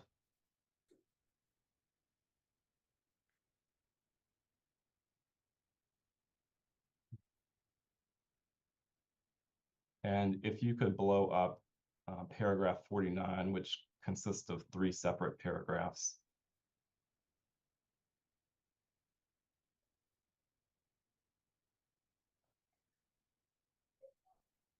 Mr. Richard, we see in the first paragraph that an affiant Lowe Sidney had Powell, expressed Storm concern that Chaser. 2 Maricopa County referees who were called upon to settle any unresolved disputes between the adjudicators were registered independent party members. I don't think I've asked you yet, what is a referee? Yeah, during the adjudication process between the Republican and Democrat making a determination as to the voter intent, there were during the 2020 election roving referees who would be wearing a yellow lanyard to mark them as independents, and that would be verified with the voter registration database prior to their employment, and they would help the 2 partisan members with any questions that they have or offer additional Come on, you input can't if tell me this isn't the content. Come bipartisan team so on. sought it. Who works as hard as I Were do? the referees required to be part of any particular political party? They were independents or party not declared. The second full paragraph in this blowout says that due to the high likelihood of the Dominion machines rejecting ballots, a setup like the one discussed above, which talks about the referees we were just discussing, impacts the outcome of the results of the election. The machines make determinations on what ballots to invalidate or validate based on an algorithm that operates offshore before tallying the votes locally. Ms. Richard, is that an accurate statement or is that an accurate statement? Objection to form calls for an expert opinion. I think that he has foundation to testify about what the procedures were. Yeah, he is the I expert. agree. He can answer the question. Well, I think the question needs to be reformatted so that he's being asked about the procedures and not about whether an allegation and a complaint is true. All right, can you rephrase the question, Mr. Sure. Mr. Richard, based on your role as the Maricopa County Recorder, does the second paragraph, or I guess the second subparagraph of 49, does that accurately reflect the procedures that were used in Maricopa County for the 2020 general election? No, it's hard for me to even discern what it's talking about. There's nothing offshore. There's nothing even outside of the county. The tabulation they kicked her out of the aren't car. connected to anything outside of the tabulation center. Hey, come here and get me. And Wait, as why mentioned, am I on the hood of the car? beauty Wait, of don't leave hand-marked me. paper Good ballots morning, is that you Val, always love. have How are you? auditable paper trail, and the tabulators were tested both through the post-election hand count audit by the political parties and by the post-election logic and accuracy tests observed by the political parties to have accurately read the ovals on the pieces of paper that are the ballots in Maricopa County. And offshore has nothing to do with tabulation, and machines don't make determinations on what ballots to invalidate or validate. They don't. I don't even know what I that saw means. that We don't Dominion machine invalidate on the corner, and I ballot. thought I better go. I'm sorry, go ahead. I'm sorry, I didn't hear Mr. Johnson, if I was supposed to. I didn't mean to interrupt you, sir. Go ahead and finish your answer. I thought you were done. Oh, I am done. Sorry. Okay, well, I'm going to object to the answer because the answer did not address, well, first of all, there's no foundation that was made to show that Mr. Richer Absolutely, was an Val. expert Us as in well. That's how, why we're keeping the track of voting it. machines operate Gal and shared a whether lot they of good resources. can If you make want to go to determinations or 5GW Hot how Takes Twitter, determinations are Val, made. she linked all the resources, I Secondly, believe, in one thread. the So answer addressed all the procedures that were in place, but didn't address I think that's Connor Croft. procedures He's really regarding brave. He goes and helps people all the time. the operation that's described in that sentence. All right, if that's the motion to strike, it's denied. I understand the testimony to be based on his experience and knowledge.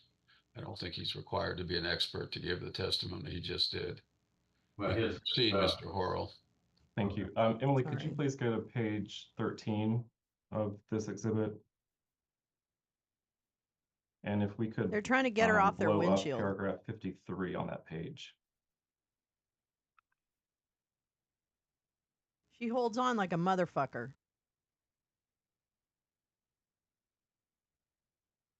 Mr. Richard, this paragraph alleges that affiant Linda Brickman, who was the first vice chair of the Maricopa County Republican Committee, oversaw the Secretary of State certification of Dominion voting machines on November 18, 2020.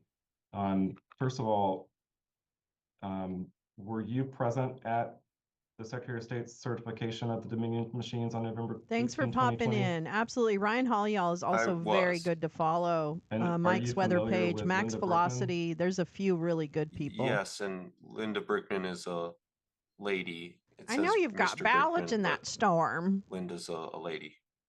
How are you familiar with Ms. Brickman? I knew her from Republican Party spheres, and she was active in the county party. I was active in the county party, and I have her cell phone. She has my cell phone.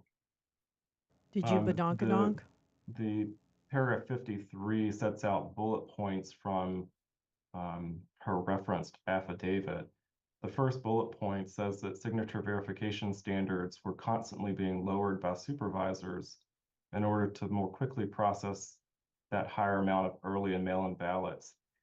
Is that your understanding of what happened? I found no evidence that suggested that to be true. Emily, if you could go to I know, the next Twitter page, could page be 14. so helpful. And if we could blow up maybe the first two bullet points. Let me just go back to the statement by Ms. Brickman, if I may, before we move on. I'm trying to get clear whether the witness is saying that Ms. Brickman did not observe those problems, or only that you believe she was mistaken. I believe she was mistaken. I think would be a charitable way of putting it. I interviewed all the employees. Why don't we stop being charitable and just tell the truth? Process from a managerial level. I reviewed all email correspondence relating to signature verification during the 2020 election. And I also reviewed the case filed in the I Arizona love Richmond, Maricopa Virginia. County I have Superior dear Court friends styled there. Ward v. I Jackson, love that city. which reviewed the signature verification process and protocols for Maricopa County during the 2020 election. Okay. Mr. Chairman, I'd like to also interject an an objection here. I think that Mr. Richards' answer points up a fundamental problem with the testimony that he's given. The issue here is whether or not something was frivolously filed. Mr. Richards' conclusion, We didn't as appreciate it solicited enough, Carrie, by did we? disciplinary counsel, is a conclusion that was made after an investigation, which would have been the equivalent to an evidentiary hearing, which never happened in Arizona. So I think that, again, I'm going to ask to strike that answer because it doesn't go to the issue, which is before this committee, as to whether or not there was enough to even get No, to an whether or not your investigation. clients lied in And court. I also note that obviously, in Mr. Richards' opinion, there was enough to There's investigate. ballots in the back of So this in that wagon. case, I move to strike the answer. Well, if that's the case, the testimony helps your position. So now I'm going to deny the motion to strike. I don't know what you mean, Oof. I don't Mr. know Richards, what you're saying. well, before I move I on, just was catching a ride with the that paragraph we were boys. just looking at, Check out the Ms. Dominion Brickman was equipment. describing what she saw as problems with signature verification. Was signature verification evaluated at the certification meeting on November 18, 2020? Signature verification was a much discussed topic during the canvassing and the certification of the results by the Maricopa County Board of Supervisors. It was subject to partisan overview during the 2020 election. It was done by many members of the Republican Party as well as members of the Democratic Party as well. And it was also the subject of an evidentiary hearing in the case of Ward versus Jackson, which had multiple expert witnesses who reviewed actual signatures that were submitted on ballot affidavit envelopes in the 2020 election.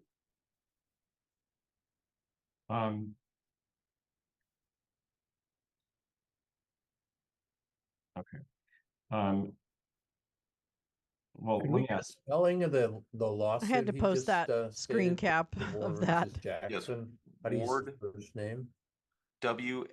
WARD and then V and then Jackson, like the city in You Mississippi. planted ballots on me. You put them in my Vera Bradley. What the hell? Emily, if you can take the What's going on in this blowout car? down. I just almost Mr. flipped Richard, my let me lip. ask you just generally, well,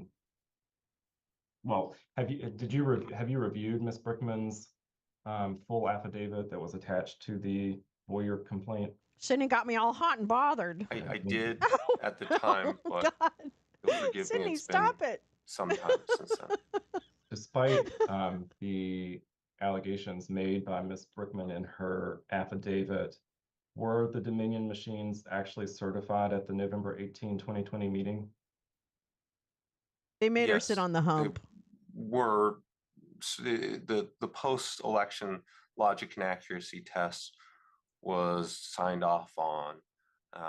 It didn't need to be certified per se because it was not required for the administration of the 2020 election, but it was signed off on as accurate.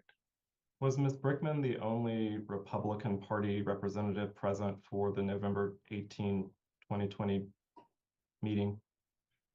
No, the party was a little bit in a jumbled, confused state. Ms. Brickman had only recently assumed chairmanship of the county party, and so therefore state party chair Kelly Ward was present at that meeting as well. Did at least one member of the Republican Party delegation sign off on the review on November 18, 2020? Yes, Ms. Ward did. Thank you. Emily, if you could go back to Disciplinary Council. Hey, where'd she go? 224 and go to page 16. Sydney, where'd you go? Oh, I moved her. Sorry. Hey, why am I on the hood again? Listen, boys. And we'll look at paragraph 15. Stop trying to which get me out of this starts car. on this page, and then we'll carry over to the next page. I'm come So if you all the could way blow from up Serbia. paragraph 59, Emily.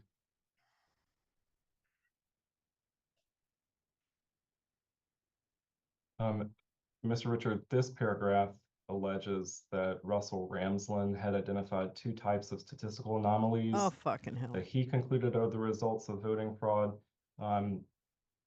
First of all, do you know, are you familiar with Mr. Ramsland? I am, and I studied some of his work at the time, but again, it's been some time. Okay. Emily, could you go to the next page, page 17, and then blow up the, I know, I love remainder of Virginia. It's paragraph so 15. pretty.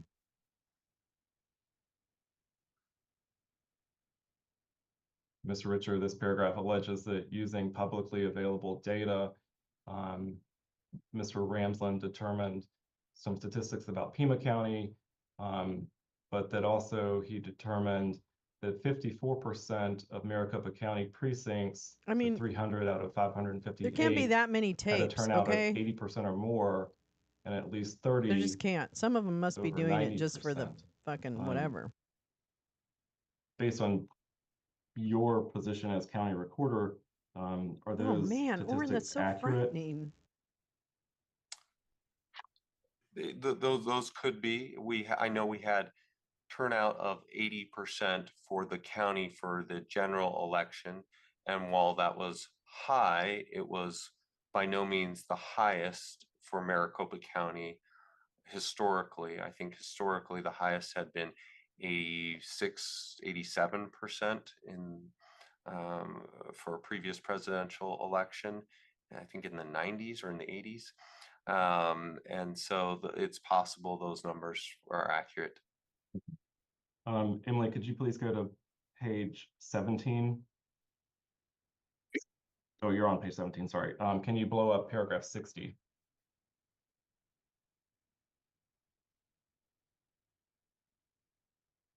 Mr. Richard, this paragraph alleges that Mr. Ramsland had identified an impossibility, quote, an improbable and possibly impossible spike in processed votes, Hell yeah. end quote, Good job. like those he allegedly found in Georgia, Michigan, Get and 'em. Wisconsin.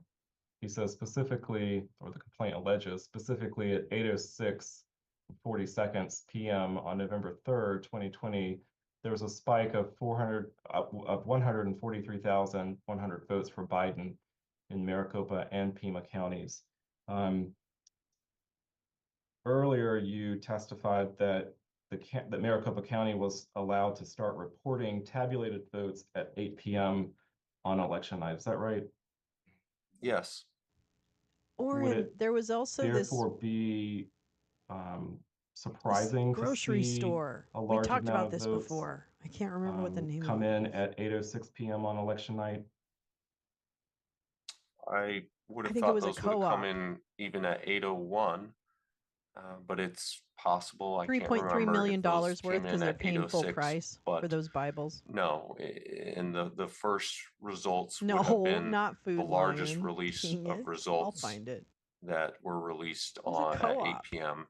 and 143,000 votes for Somebody Biden figured it in out Maricopa last County. week. It's certainly possible.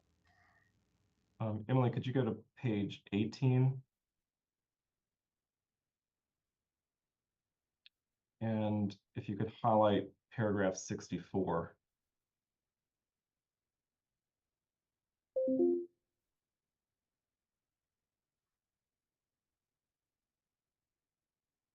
This paragraph alleges that Mr. Ramsland analyzed the Edison data reported to and posted by the New York Times and concludes that this data, quote, strongly suggests, end quote, the use of a, quote, additive algorithm, end quote, which he refers to as a ranked choice voting algorithm from Dominion's user guide.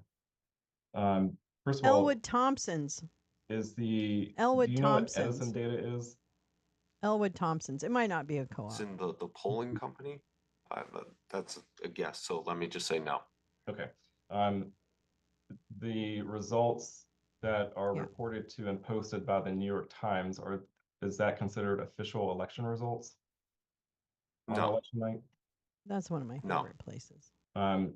Did Maricopa County use ranked choice voting in the November 2020 general election? No, and has never used ranked choice voting. The paragraph 64 goes on to say that what we just talked about, combined with blank ballots loaded by the election workers or system operators, were part of it used to manipulate votes in Arizona. Was it possible for election workers to load blank ballots into the tabulators? Blank ballots, I don't know what exactly is contemplated by that. If you loaded a ballot that had the right alignment marks but was just not filled in, then it would go to adjudication if it was completely blank. If it was a piece of paper that had no alignment She likes the marks, way then back. it would just be and would have been rejected by the tabulation. As for an additive algorithm, the cast vote record from the 2020 election was a public record, and it's binary. It's a 1 or a 0 for each mark. So you either award 1 vote or 0 votes with every mark that you make, and so nothing is added inside of an individual contest. Okay. Emily, could you please go to page 28?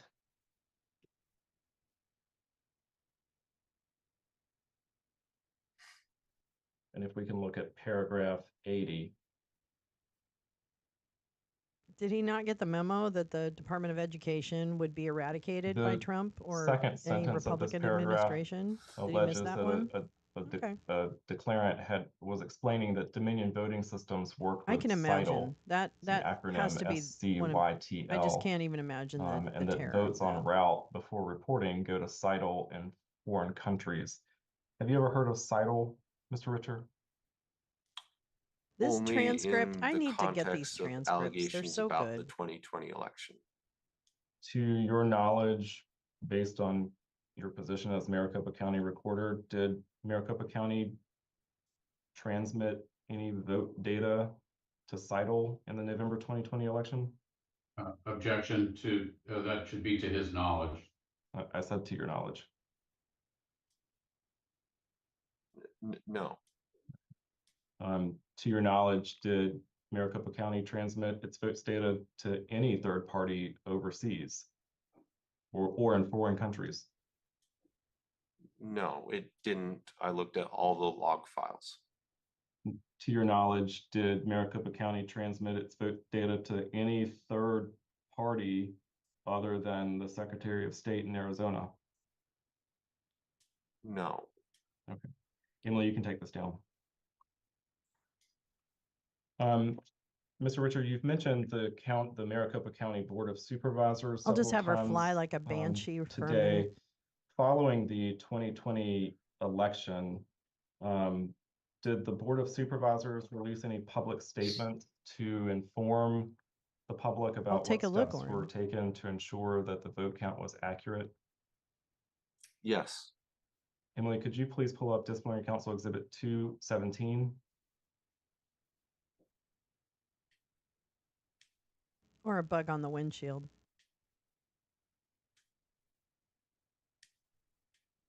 Mr. Richard, do you recognize Stubborn this bug. document? Yes. Sydney What is was this a document? stubborn bug.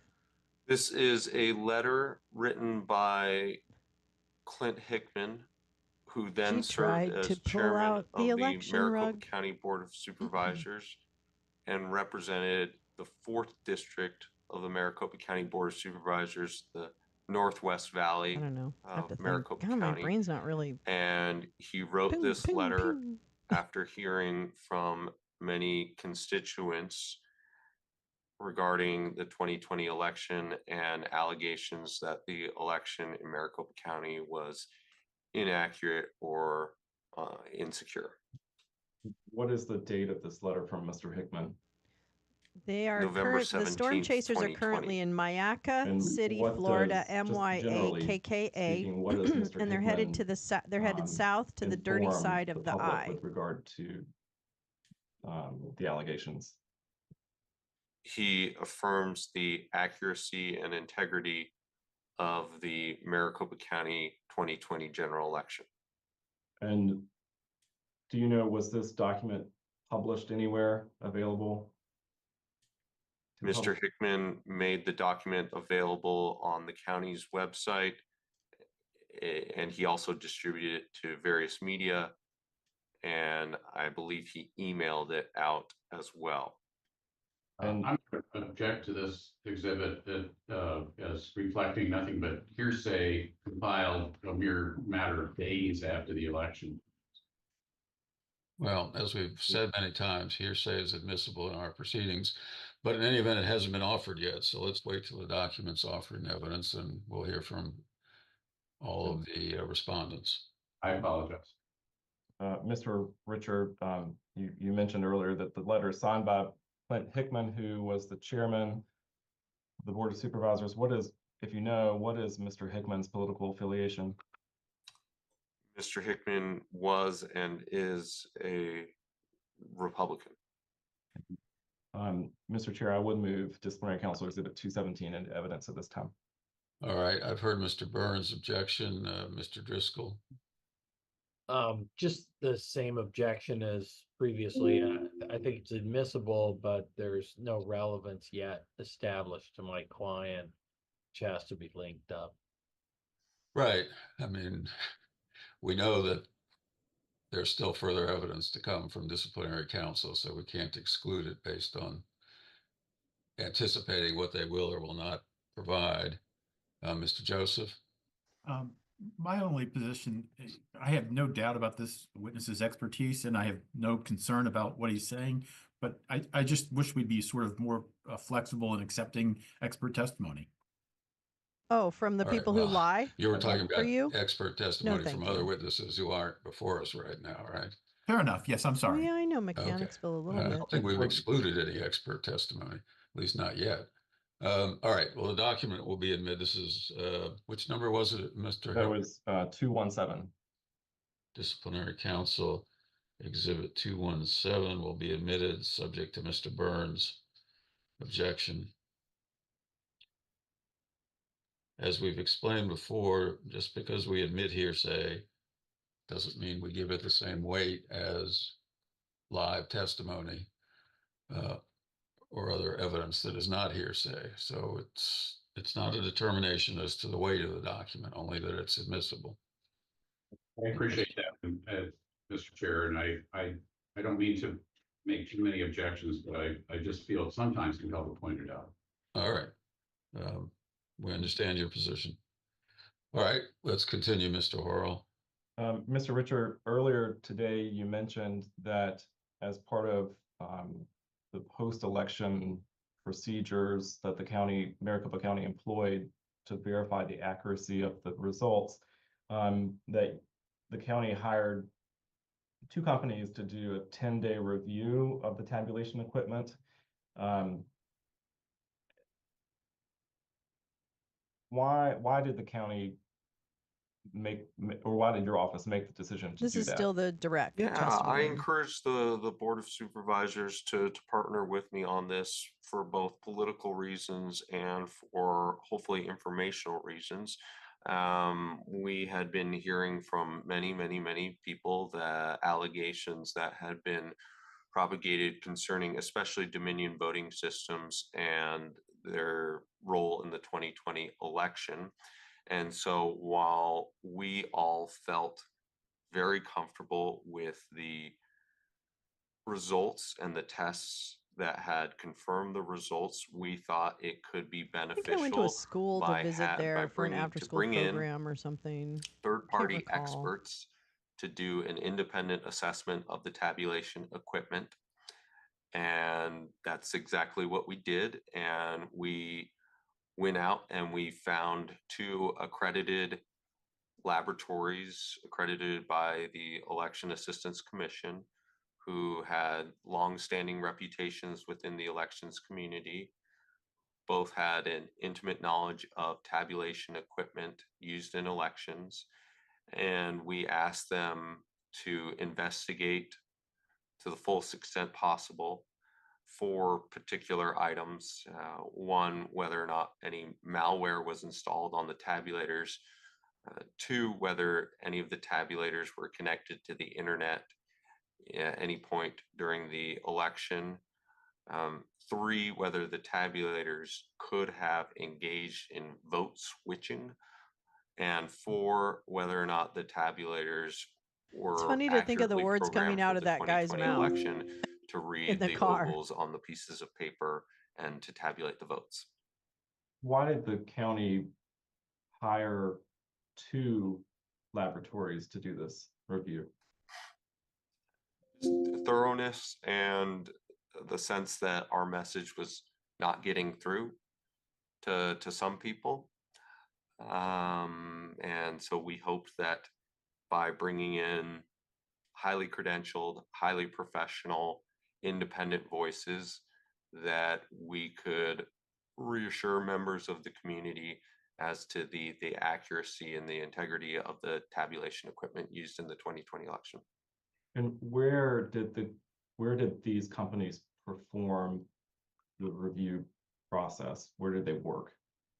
At the Maricopa County Tabulation Center, that they came in and cleared out space and did things that I don't fully understand, but opened up tabulators, took them apart, and ran a whole bunch of different tests, looked at things such as the hash codes to see if any of the software had been manipulated from the originally certified software by the EAC and things of that nature. What access, if any, Yeah, did that's the a story I public wanted to have catch up on with the view Kavanaugh stuff. these 2 I read companies that doing last night. the assessment process? We just have so much. I'm sorry, to could go you say through. when that occurred? I think he testified previously that this occurred in February 2021. Is that right, Mr. Ridgely? Correct. This sorry. occurred during the first few weeks of February of 2021.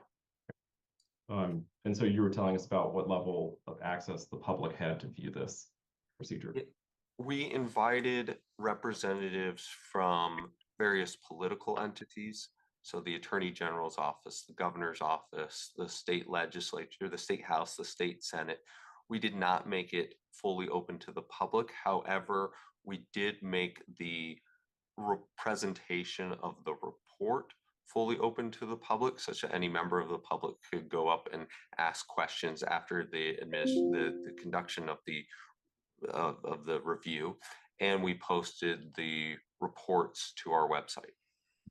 Mr. Harrell, let me just interrupt. Can you refresh my memory as to when the district court litigation, I think it was the Boyer case, when was that filed? The Boyer case was filed in district court on December 2nd, 2020. All right. And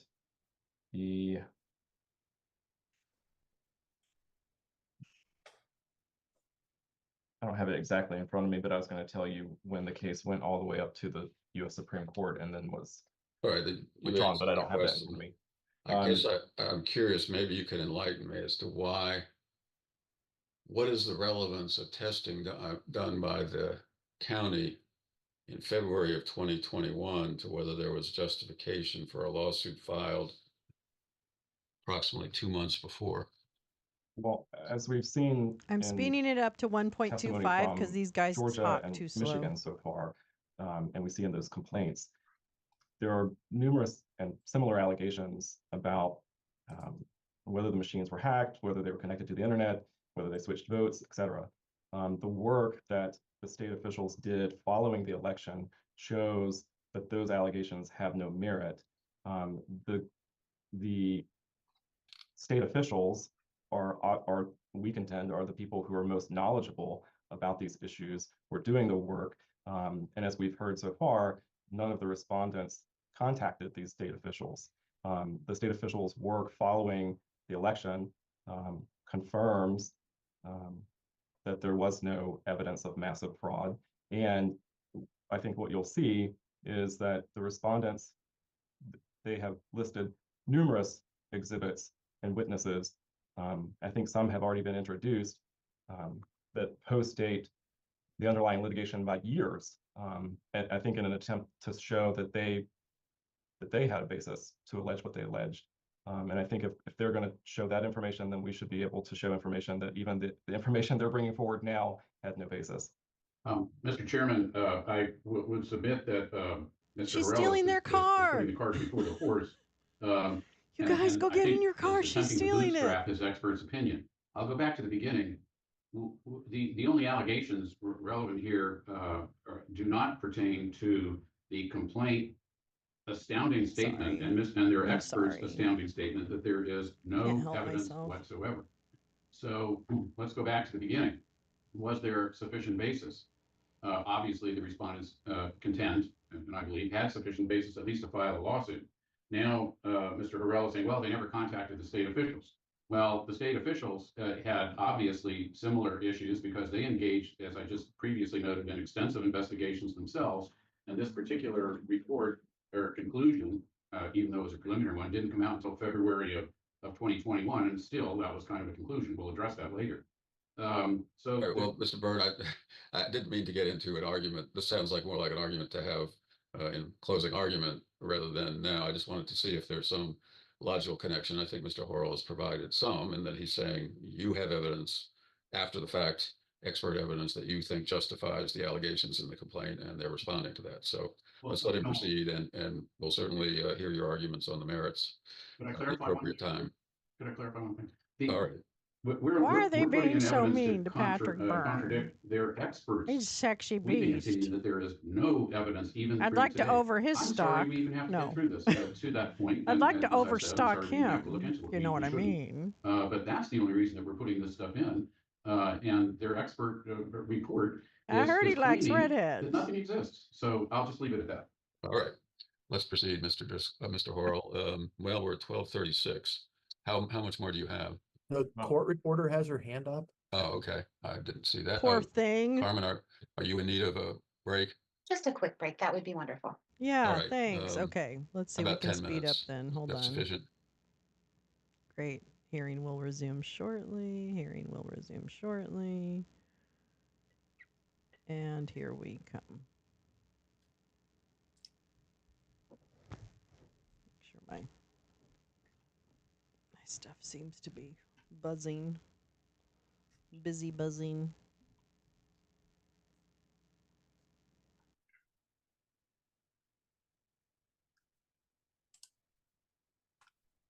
All right. Is the court reporter ready to proceed? Yes, thank you for that break, Mr. Chair. You're welcome. All right, Mr. Richer, you are, of course, still under oath. Let's proceed, Mr. Horrell.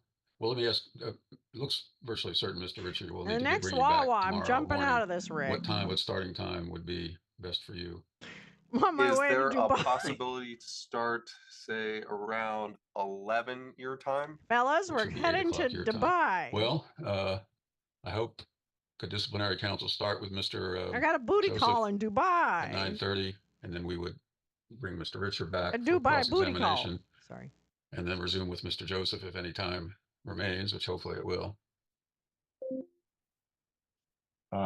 Ms. Porter is going to examine Mr. Joseph, so I don't know if she. You're on mute, Ms. Porter. I could definitely start.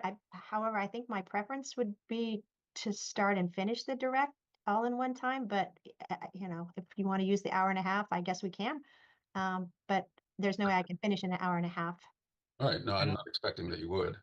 I would object to having to be on the remote with Mr. Richer or Mr. Bauer if he's still around. At the same, I would prefer not to do that in your courtroom, which I think is inadequate. Peace, love is back. And so, well, we can move you up to the. That freaky if you're concerned about Democrat being at sex. that side table that you were at last Monday, we can move you up to. I want I think we can Patrick move to you up whisper the sweet table that, nothings in my ear. Mr. Byrne, do you mind vacating the table for when Mr. Joseph? I am at your command, sir. Nibble Whatever you off want, I'm my- happy to do it. Never mind. Is that adequate for you, Mr. Joseph? I don't well, I don't know how the computers work there. I mean, it's certainly preferable for me to do remote witnesses via the situation I'm sitting in right now. I don't know. Is there Wi-Fi? Will it work? Those sorts of things. I haven't sort of gotten through that because I haven't had a chance. How does that work?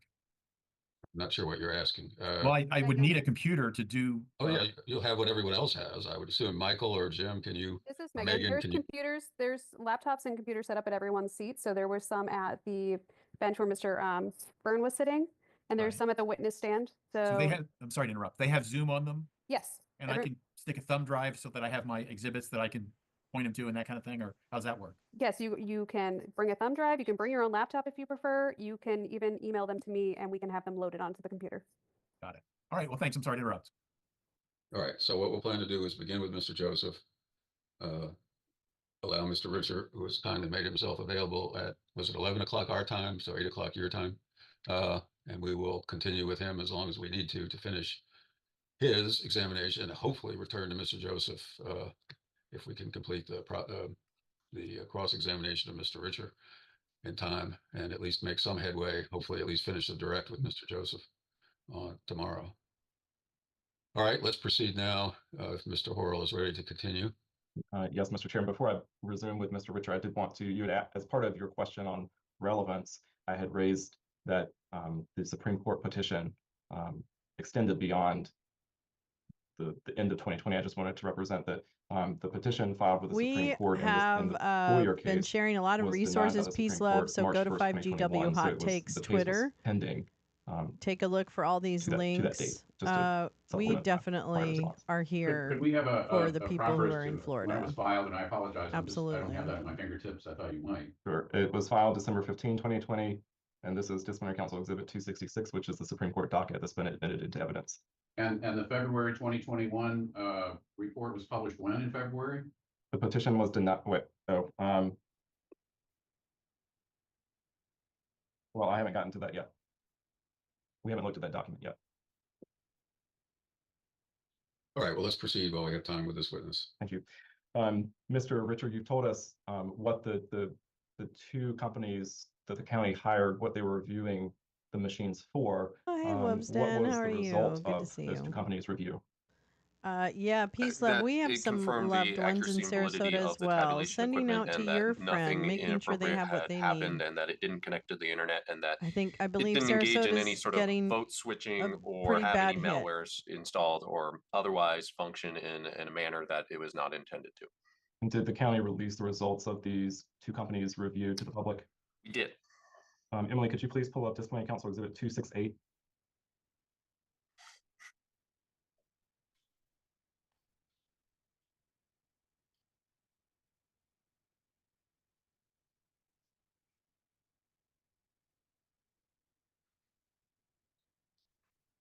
I know. Oh, I've been here. I don't know where you've been, but I've been here.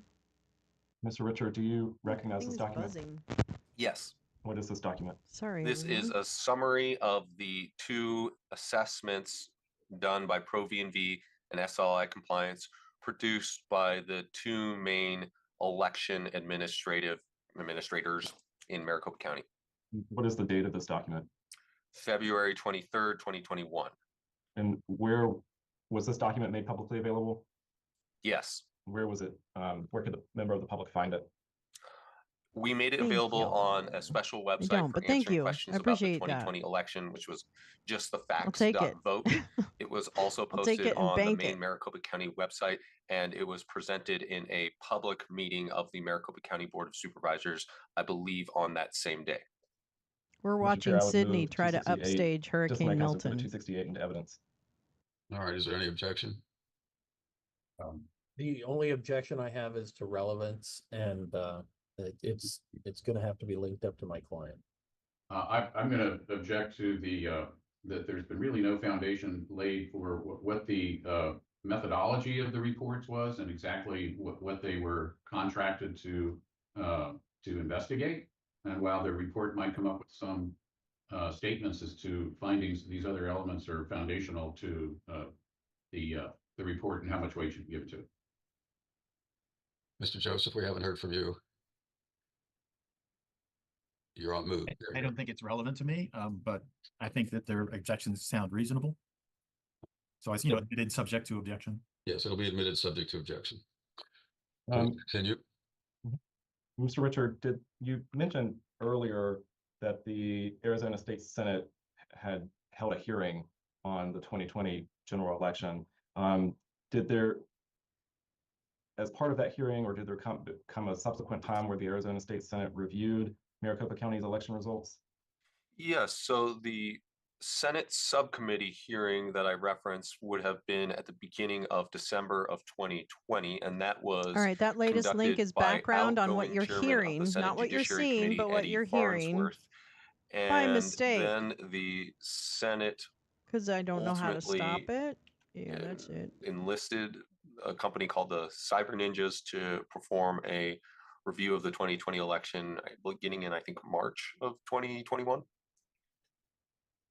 And I'm ready for that eventually, blue did there come a wave. time that Maricopa County issued public information responding to the state Senate's He's Trump's in review Pennsylvania. of the election results done by the Cyber Ninjas?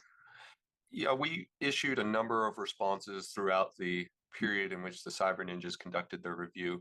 Despite their promises of just producing one final report, they shared information in a haphazard manner throughout the process, and that elicited various reports from the county. But concerning the final report put together by the Cyber Ninjas in, I believe, September of 2021, Maricopa County issued a response that we styled correcting the record in either late December or early January, late December 2021, early January 2022. Emily, could you please pull up Disciplinary Council Exhibit 270?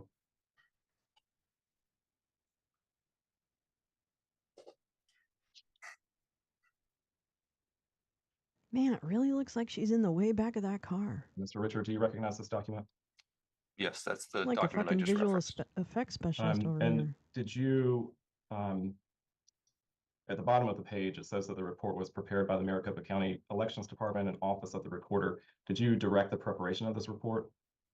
Yes, in conjunction with the Maricopa County Board of I'll Supervisors. tell you who has a crack, and it's that why did you Patrick direct Byrne the fella. preparation of this report, other than the reasons you stated? I've heard legendary things Yeah, I about it. apologize. And did you know he because prefers the report redheads? produced by the so. Cyber Ninjas contained a number of Come here, alarming Lady Clairol. inaccuracy and misstatements and outright lies Come hither. that we felt necessary to correct.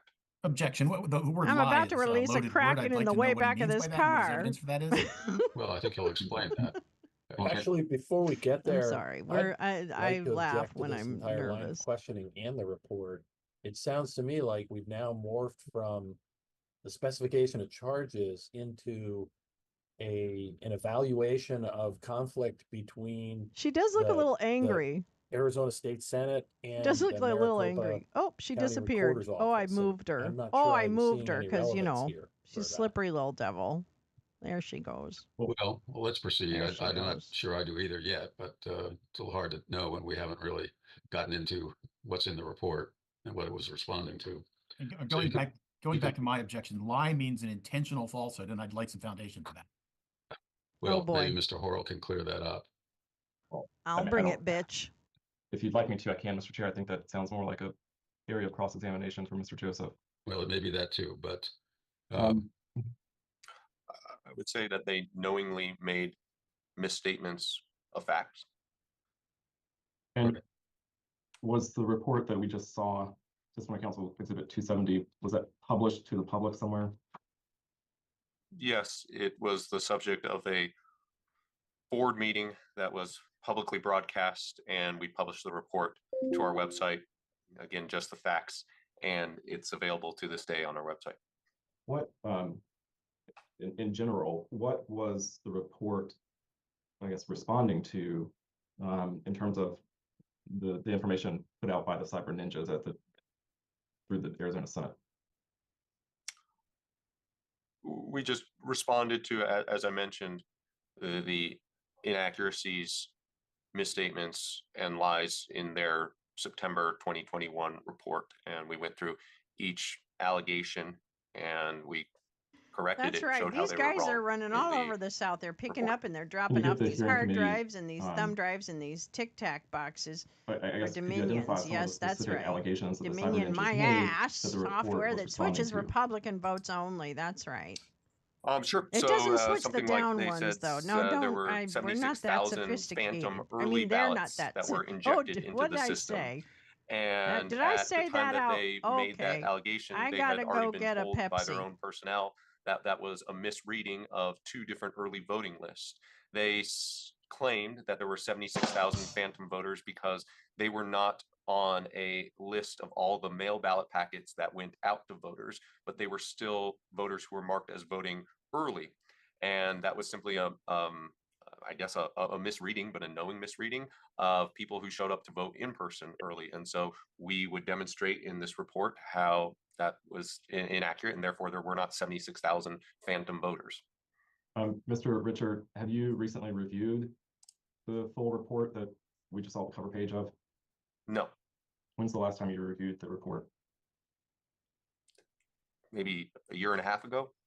At the time of that review, did you see anything in the report that you felt like needed to be corrected from your office's perspective? No. Mr. Chair, I would move Exhibit 270, Disciplinary Council Exhibit 270 into evidence. Well, let me ask this. As I understand it, the so-called Cyber Ninjas report came out in December of 2021. So well after not only the complaints were filed, the complaint was filed in the district court case, but after the Supreme Court petition was filed, and therefore after the appellate court action was filed.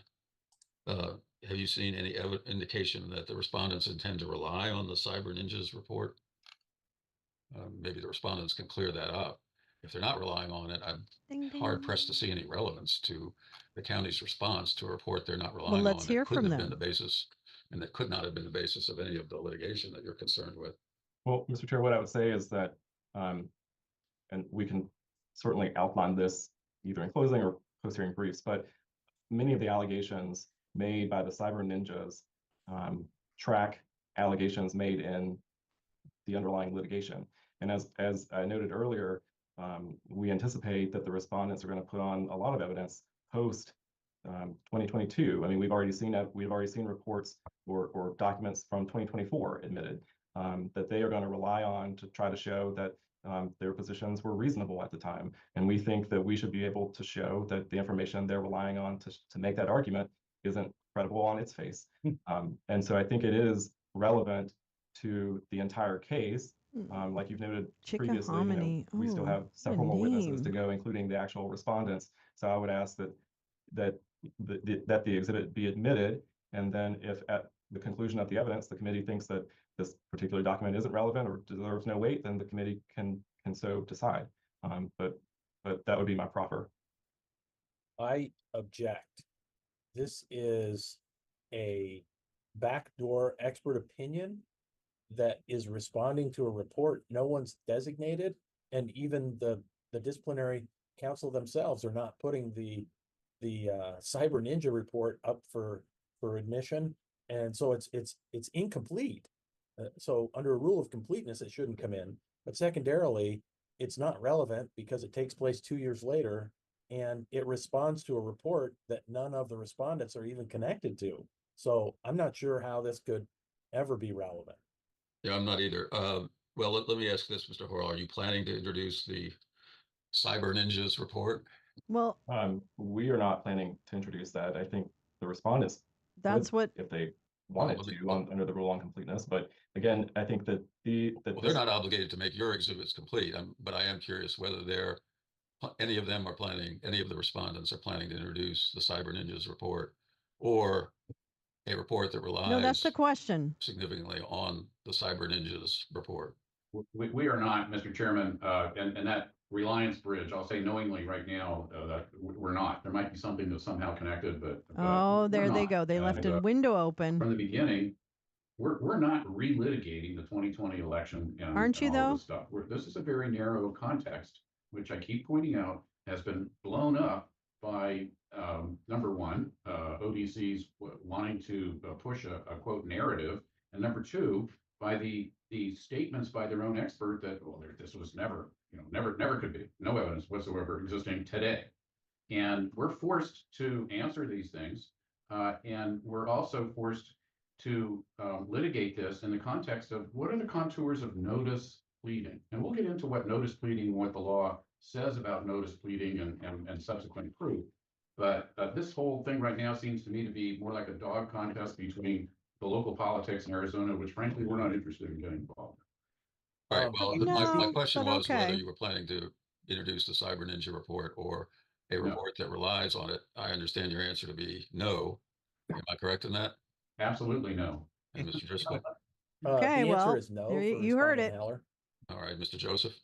I doubt you are, since this really isn't your case, but go Well, ahead. Ben Cotton was one of the principals, or whatever the right word is, behind Cyber Ninjas, and he's one of my witnesses. I believe Cyber Ninjas is defunct now, or at least I don't think he's with them anymore. So I'm a little put out by calling Ben Cotton a liar, and I'm going to ask for each instance that is a lie in the report. And I know you didn't review it in the last 1.5 years, but I mean, I'm going to go through each of the so-called lies, and I just it All right, strikes me as all right, I've heard enough. I think that seems to be enough of a connection that will at least provisionally allow this into evidence, and we'll make whatever use, if any, is appropriate of it once we have a full picture. But it sounds like Mr. Joseph may at least be relying on some of the information. They're going to regret in that. the report, but gathered for the report. I think it would be unfair to ODC to have to respond to that without the benefit of this document. If in fact that information is introduced, if it isn't, then I think there would be very we little, thought if any, there's a real relevance for this storm document. But in the we'll way admit it's back. subject to objection. That's She's about to DCX release a 270. Kraken in this way back seat of this Yes, this 270. storm wagon. And I would note that I didn't have I the witness list in figured. front I of me, but I hoped have you them now. might I think there see are that. several other potential experts that are going to read be letter in the called to car. testify Okay. about quote anomalies in the Arizona Pass me a election. Dr. Pepper. I'm getting really not just thirsty Mr. back here. Cotton, Can we but stop Mr. at the Parikh, next sheets? Mr. Daughtry, I believe, a woman named Shelby Bush. So, you know, I think that we rightly can offer this evidence to rebut what we think is coming. All right, let me suggest this, or really require this. If you are going, at some point, I think in order for this document, DCX 270 to make sense, we need to have the report. Hello, I as need Mr. some Driscoll help getting pointed this out, woman in out of the interest back of my car. completeness. Yeah, okay, yeah, she's It's wearing not a gonna white make blouse. much I sense don't to know us to why in the look at middle of a a storm, and report that her head's responds to halfway another cut off, report if and we don't she's have got the this first really report. evil look on her We don't face. know what the basis of. Come or right the away, please. Get her out of the difficult back of our car. It's to, starting to smell. understand what he's responding to unless he quotes the entire report, that he's responding to the entire Cyber Ninjas report, which I suspect it doesn't do. Good one, Carla. So at some point, you're going to need to introduce that solely for the, we recognize it's not something you're putting forward as part of your affirmative case, but we need to have a copy of that to make some sense of the document you are offering. I will say These guys are well, fucking up. that when you go through the document, It smells of sulfur. present the Sulfur specific and old allegations made by Cyber old Ninjas, and then presents the O'Brien county's potatoes. response. So I think the document by itself Yeah. is sufficient. I left but, them on the stove too we'll follow long the this chair's morning. requirement. Mr. And we Chairman, if I figured, might J. also Rance, suggest that I'm we going after certainly Patrick are not Byrne. going to That's a object big, to tall any hunk of evidence that ODC might wild be willing to put abandon, forward, and I'm about to indicating any find kind of a him. connection between I heard these he likes respondents redheads. and Here I come, this Patrick. political potato that they Hold want on. to introduce I'll here. run So, with you. if Mr. Farrell would Run, have run. anything which ties this to Mr. Johnson, we certainly would not object to his being offered as evidence. All right, Mr. Harrow, why don't you proceed with Mr. Richard and see if we can at least finish him before 2 o'clock. Yeah. Mr. Richard, I just have maybe 3 more questions for you. I want to ask you directly, since you became the county recorder in Maricopa County, have you seen, discovered, or otherwise become aware of any evidence that the vote count in Maricopa County for the 2020 general election was manipulated in any way? And you're on mute. I'm sorry. Apologies. We have reported individualized instances of potential fraud that we found in the 2020 election, but we found nothing to suggest any material amount of fraud or any material inaccuracy in the 2020 general election results. And when you use the word material, what do you mean by that? I mean, more than 100 votes. Okay. Have you seen or discovered any evidence that the election was affected, the 2020 general election was affected in any way that would affect the outcome of that election? No. How, if at all, have the allegations of massive election fraud as alleged in the Boyer complaint, how have those allegations affected election administration in Maricopa County?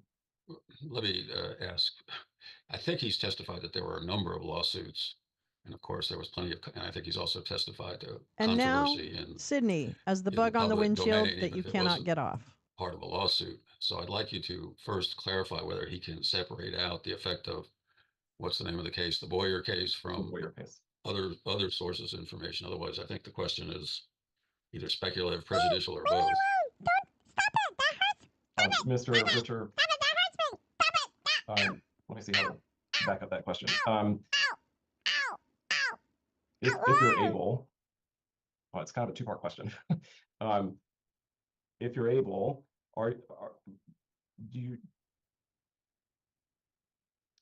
how, if at all, have the allegations of massive election fraud specifically alleged in the Boyer complaint affected election administration in Maricopa County, if you know how those allegations did so? I don't know that made sense. I think it would be better to first ask him, can he separate the effect of the Boyer case from other public, whatever you call it, dispute, other lawsuits and other public disputes Bobo's bringing about home tacos. the November 2020 election. I can ask that. I think I was trying to lay the foundation whether Well, I think there you need was. to lay the foundation first, and that is, does he have some basis to separate out that case from all the other sources of public controversy? Otherwise, he's just, I think it's essentially a speculative question if he doesn't have any basis to do that. Mr. Richard, are you? I think you understand, Mr. Richard, did you understand the question I was asking? Yes, and I would just say that at least as pertains to the lawsuits, the other lawsuits allege particularized inaccuracies or violations of the law. For instance, in Ward versus Jackson, they challenged the county's duplication process. They challenged the county's signature verification process.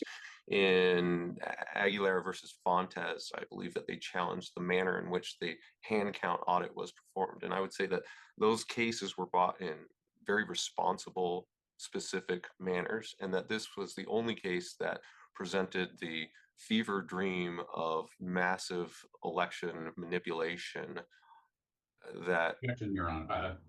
He's in the middle of his answer. Let him speak. Thanks, Tom. that I know normally I dovetailed don't with so many of restream the Storm Chasers, but wildly I am going speculative to make an exception this allegations time. So made about the 2020 I'll ask for election that forgiveness continue and to definitely persist to encourage this day. people to support for Reed Timmer. instance, none of the responsibly filed contests made any allegations concerning that the tabulation equipment was wholesale hacked, or that data was moved offshore, or that We've got it was a bug somehow issue connected though, to a Tom. foreign actor. Gotta warn you. The other lawsuits were saying that human beings messed up in a clerical manner on duplicating ballots and assigning them back to their marrying numbers. So to the extent that these ongoing ludicrous allegations regarding the 2020 election have their origin in a case filed in Arizona, it would be this case. And so, Mr. Richard, based on that, how, if at all, has the allegation of massive election fraud brought in this case affected election administration in Maricopa County? I'm still going to object to this question. I don't think it's a proper foundation. I think it's speculation. I'm going to object as well. What we've had is an obvious, extremely worded opinion based on nothing more than an extremely worded opinion by, with all due respect, a politician who has to answer to an electorate in a situation where you have tumult in the political arena in Arizona to this day by not only lawsuits, political statements, battles between political parties, and also adherence to a certain narrative within each political party. Newspaper articles, inflammatory editorials, inflammatory TV reports. You have activities which ongoing today by individuals. All right, Mr. Byrne, I understand the basis of your objection. That's why I asked the question of what his basis for being able to answer the question that Mr. Horrell just asked, what his basis is. I think he's answered that enough to allow him to, for Mr. Horrell to continue with his question as to Yeah, what gal, effect I'm there's about to been on release a Maricopa Kraken County. in the way So back if of you this remember the question, Mr. junk Ritchie, you can wagon go that ahead and I'm answer. sitting in. Yeah, the impact has been Trying to highly make material. I'm trying to make my It's way to been night Dubai and for day my in booty terms of call what with election Patrick Byrne. administration used to be and I what heard election he's single administration is again. now. We have spent thousands of hours responding to the broad, unfounded allegations regarding the 2020 election. We've spent millions of dollars I'm responding calling to it the my Dubai allegations booty call. concerning tabulation equipment I'm alone. about to release my We've Kraken on spent his millions of overstock. dollars securing our facility to I'm hoping ward he off stocked people my who continue overs. to think to this day Rees. that Dominion Oh, rigged that's the right. I don't 2020 have them election. anymore. Sorry. We have people about that. continue to come to our I don't know. offices Actually, I to think this she day might who still will have her scream ovaries. about I Dominion really voting know. systems That might be disinformation. and other allegations Anyway, that she's about to get it on. bear a resemblance to the allegations in the Watch out, federal Patrick. complaint. Here she And comes. so it's Making been her way significant. We've had south. people leave the field.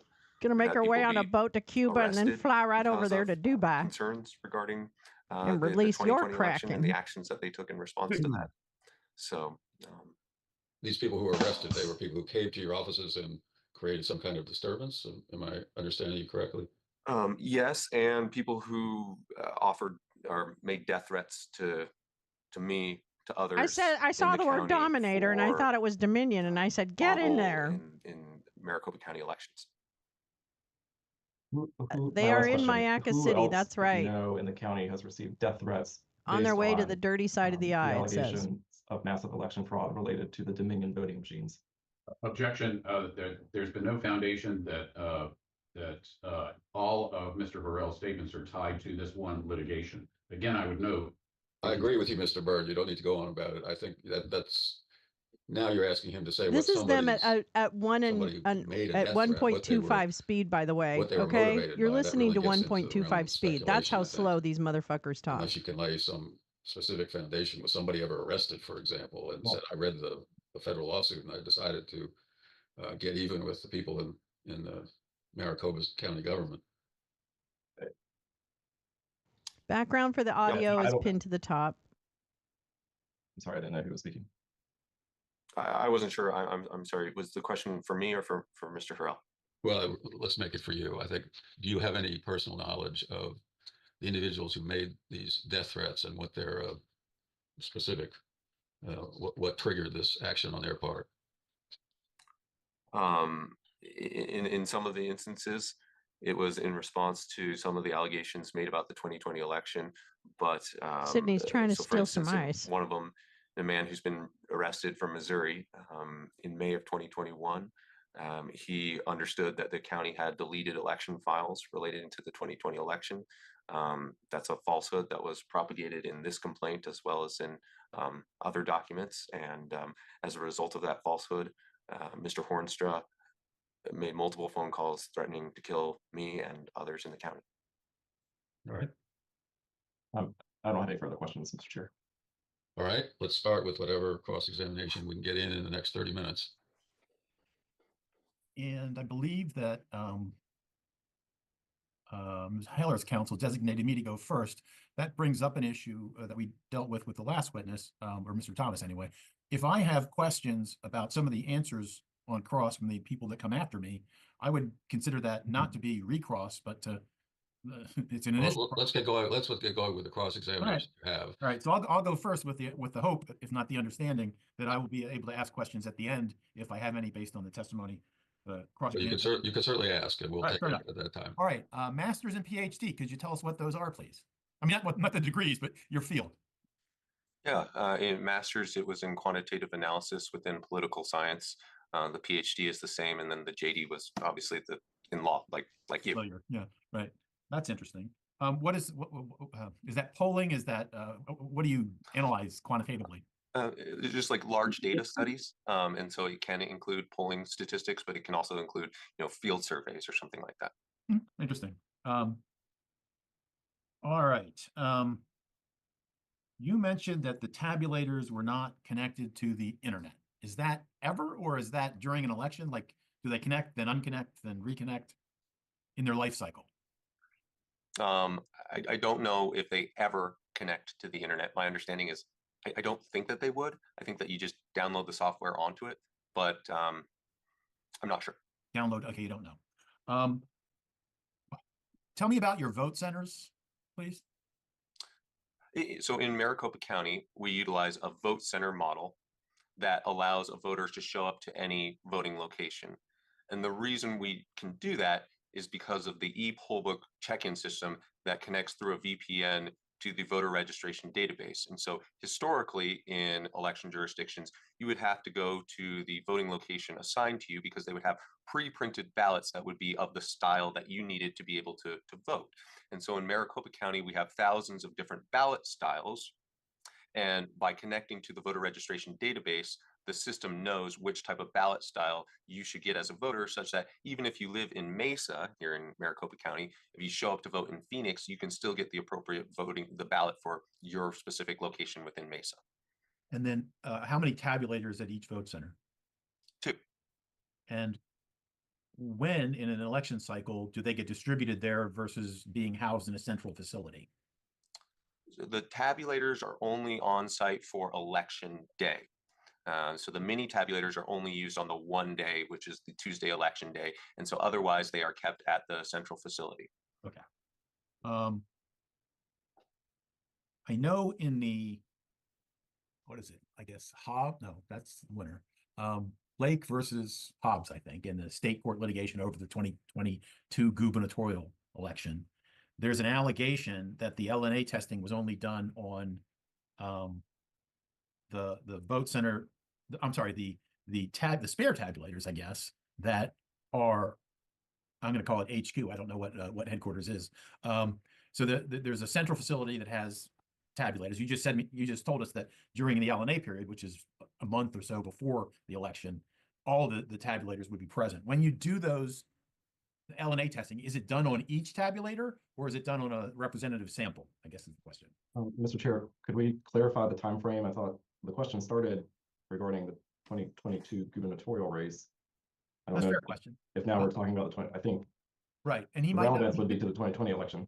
He might not know the answer, but the question is, when you do LNA testing, either if you know how it was done in 2020 or if you know what was done in subsequent elections when you were in office,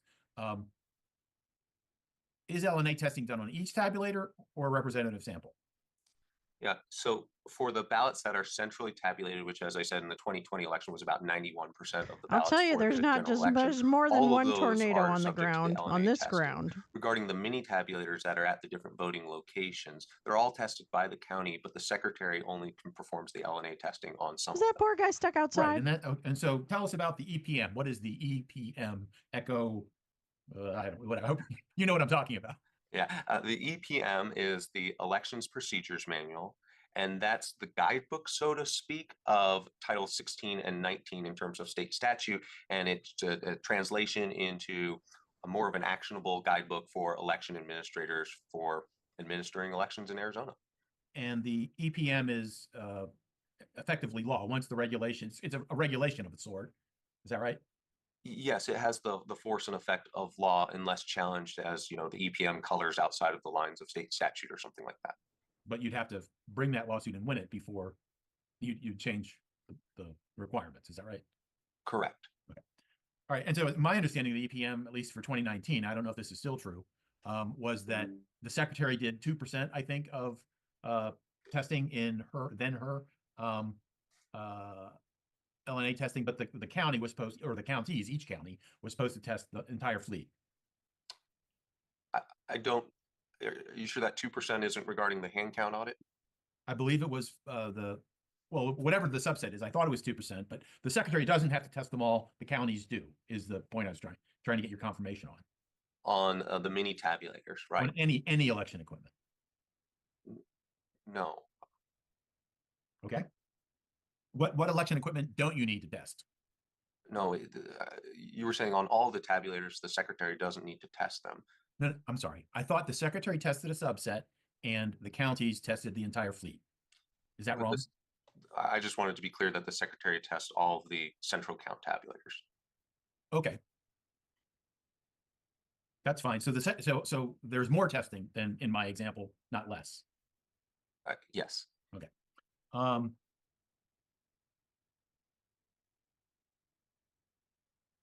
With the CVR, cast vote record, or was that Charlie Victor Thanks, Romeo? Tom.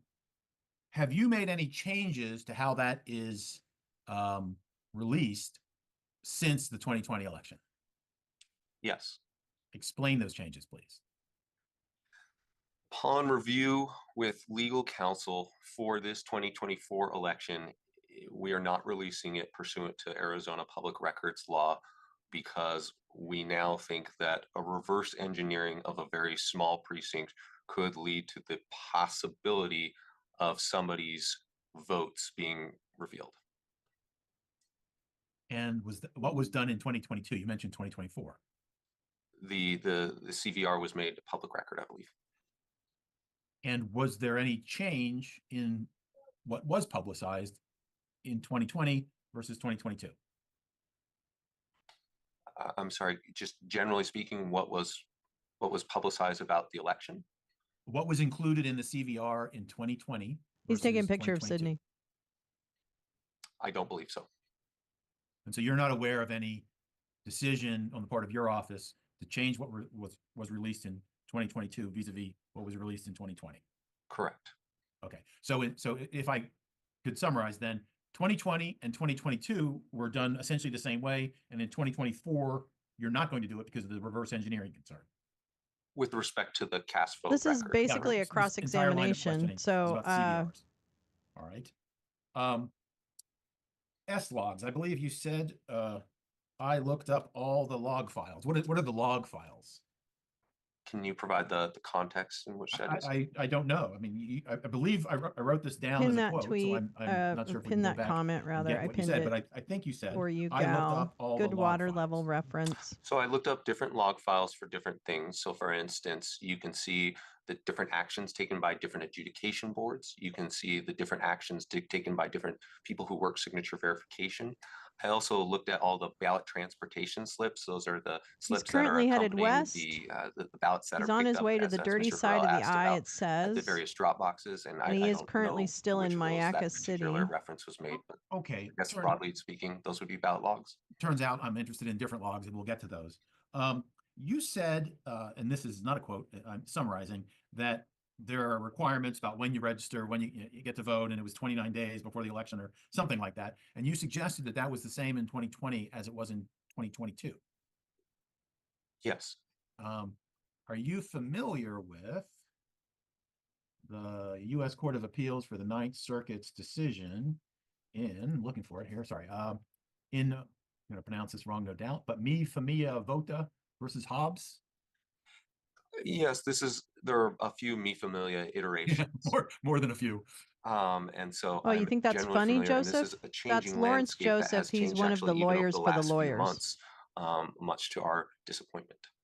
Actually, I believe, I mean, it's the same group, of course, but the lawsuit I believe you're referring to is maybe in the Ninth Circuit now. I was talking about versus Hobbs, not versus Fontes, and it was a decision from 2020. Essentially, what happened there, if I could summarize, is the. I'm sorry. Can we get the date of when this decision was released and maybe a site? Sure.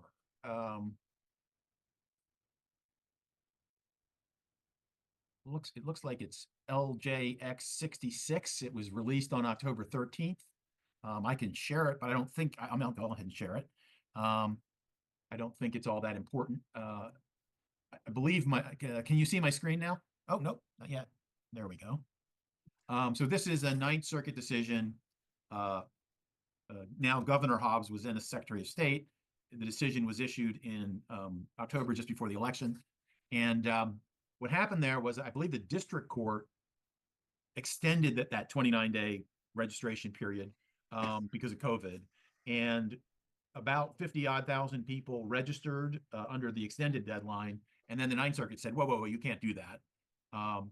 Because the legislature had adopted a deadline to register for an election, and COVID doesn't change that. But those 50-odd thousand people were allowed to vote. I'm sorry, your notes are up. I don't know if you want that. No, this is fine. Yeah. Okay, I just This wanted is you to the be- two cases. I mean, it's the cases we're talking about here, but thank you. So there's a Supreme Court decision Oh, from they are. 73 that says you're allowed to have registration deadlines. Orderly elections require it. And then you've got the Ninth Circuit basically letting, I mean, the Ninth Circuit did stop the illegality of allowing late registrations, but they didn't go back and retroactively say those people that registered late for 2020, you know, they can't vote in 2020. So does it sound correct to you that about 50-odd thousand people who registered after the statutory registration deadline because of a district court decision and a Ninth Circuit acquiescence allowed those 50,000 people to vote in the 2020 election when they were not lawfully entitled to? Well, I'm not going to offer a legal opinion, Fair enough. but thank you for refreshing my memory of that fun saga in Arizona. As you mentioned, state statute says that you have to be registered 29 days before the election. That I do remember a lawsuit that said we should extend this given the extenuating circumstances. The federal district court judge, I believe it was Judge Logan in that case, said, okay, we're going to open it up for like another 15 days, I think it was. And then it was appealed. And That picture of the Court of pool Appeals, and those as you palm said, trees did is say no.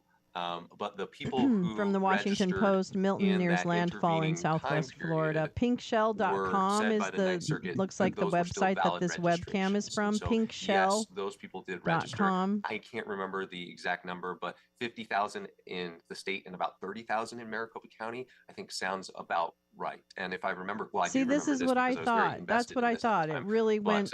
It's turning a bit north, plurality of isn't it, those were my Gal? party, the Republican Party, that registered in that 10-day period. Right. Well, I think that there were more independents than either Republicans or Democrats, as I recall. But okay, I'll take your. Mr. Chair, I'm sorry, if we can abstain from testifying in the form of a question and just ask a question. All right, fair enough. Okay, so we dealt with that. But I would simply say that hasn't changed the law. The state statute is the same today as it was in 2020 in terms of the voter registration deadline is 29 days before the election. Yeah, I mean, notwithstanding Mr. Hurl's comment, I come to this, and I guess I'm stuck in this process because I have a sort of I think that changing the notion of having an election season is fine. The notion of having an election litigation season seems crazy to me. Could you comment on the extent to which efforts by either party before the election, what we're dealing here with is litigation after the election. I think there's a fair bit more litigation before elections. And could you tell me how that affects elections at the margins? What time period are we talking about? Are we talking about a specific time period or? Well, I mean, we have to general? pull up Mark Elias's schedule, but the idea is essentially they start litigating in the spring of an election year and they go up through Dude, November. we file cases that need to be brought, okay? I'm sorry, I don't follow what the question is. Like, how does it affect the election? Well, I mean, so tell us about the Mi Familia Vota election that litigation that you thought I was referring to, the current litigation.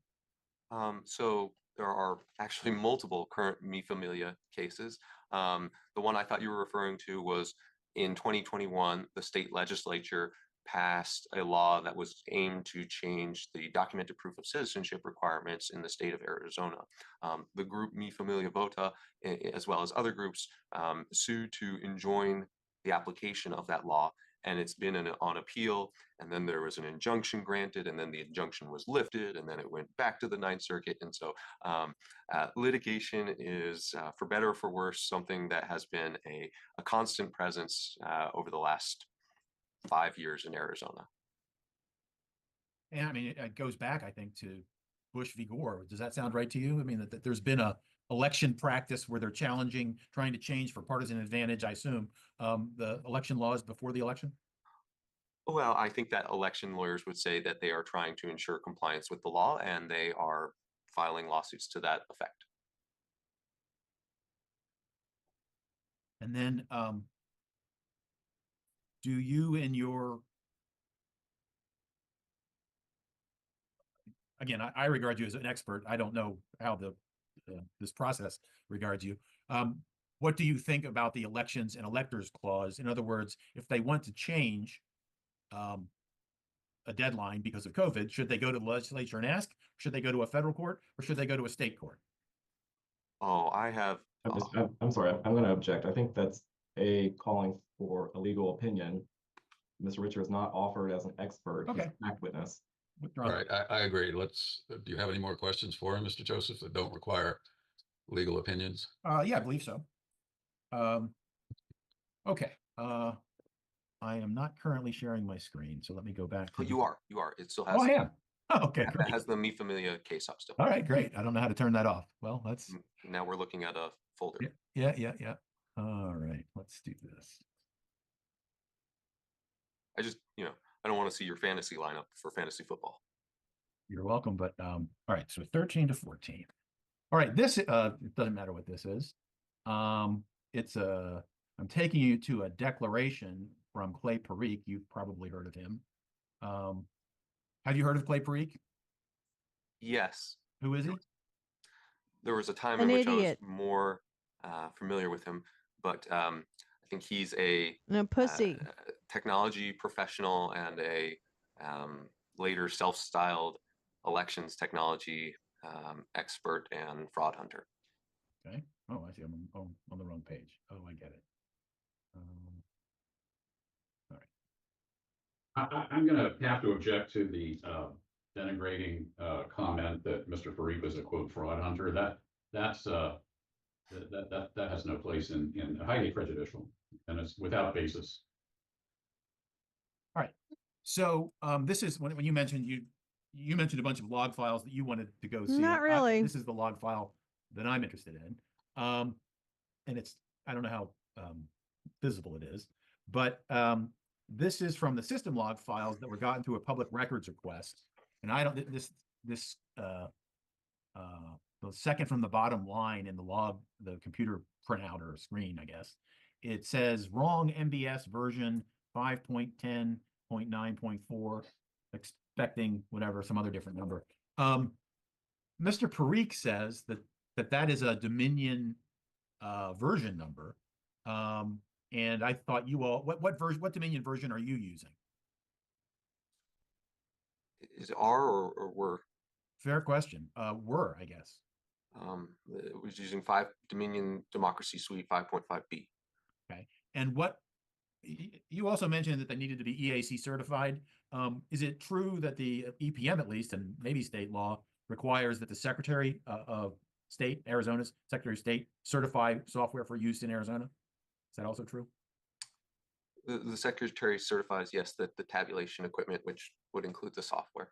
Okay. And so I don't know where Mr. Parikh got these numbers. He's going to testify.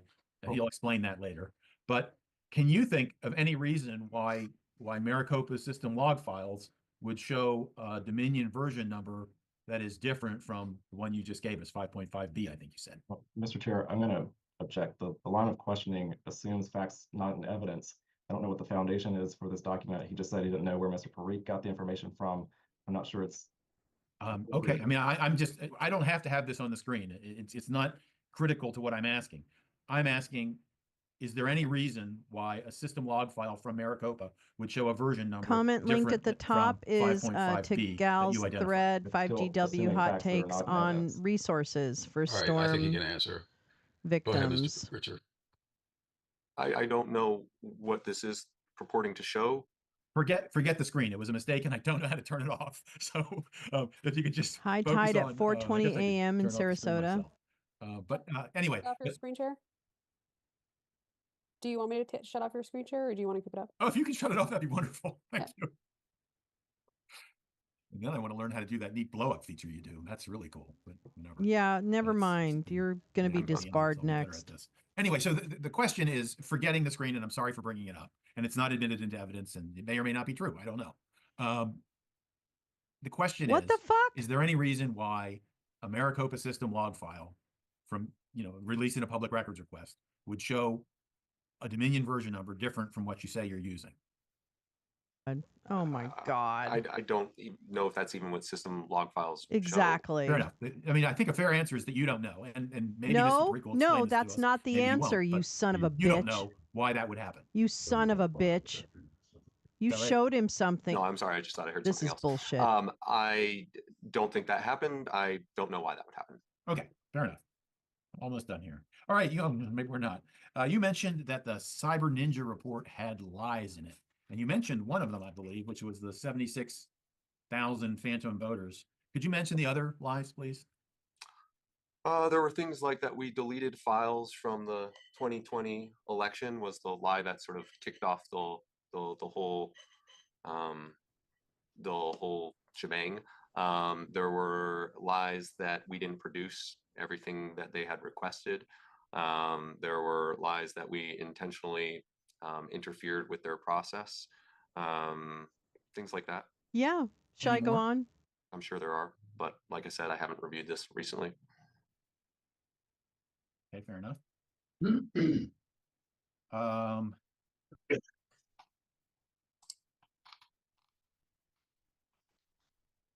I believe they came out with a report after your report. I mean, there's sort of these dueling reports. And I understand the goal of hopefully rising above it and setting the record straight ex cathedra. But do you think it seemed to an outside party that you guys were sniping at each other rather than that you were taking a platform and Sir, no, I speaking was ecumenically? representing the facts. Yeah, I'm not sure what you're asking. Okay. Do you feel that you came across as a neutral party just trying to set the record straight, or an arguing party? We hoped in responding to something that was to our political disadvantage, that we would clarify what was fact and what was not fact regarding the 2020 election. Yeah, you Throughout focused on 2021, facts. Period. We tried to produce as much information regarding the 2020 election as possible to anyone who wanted to know. We felt that correcting the inaccuracies in the Cyber Ninja report was important both for the purpose of the truth and to defend the people in the county who worked this process, who were being accused of some pretty bad stuff, and it was not fair and not appropriate. And so we wrote this response. Fair enough. Are you familiar with the litigation in the Eastern District of Texas styled as Gohmert versus Pence? Is this the one where Texas joined? Well, let me just say, obviously not sufficiently. Okay, so as far as and I'm sorry about the grief that you've personally gone through and your colleague in your field. No, you're But not. none of that you tied in part or sought to tie in part to the Ducey litigation. None of that came from Gohmert, as far as you're aware. No. Okay, that's all I have here. All right, this is a good stopping point. I don't think we need to start with Mr. Byrne for 2 minutes before the witness needs to leave us. All So we'll right. get you out on time. We look forward to your company tomorrow at 11 our time, 8 o'clock your time. And thank you for your testimony. Thank you. Mr. Byrne, I assume you need an hour for lunch. Well, then let's go. Let's go. Going through, because we stopped, so we get to zippity doo-dah through the lunch hour. Yeah, and pick it up where they left off. Okay, they're coming back. Slowly, we went forward in time. Time travelers. That's what we are.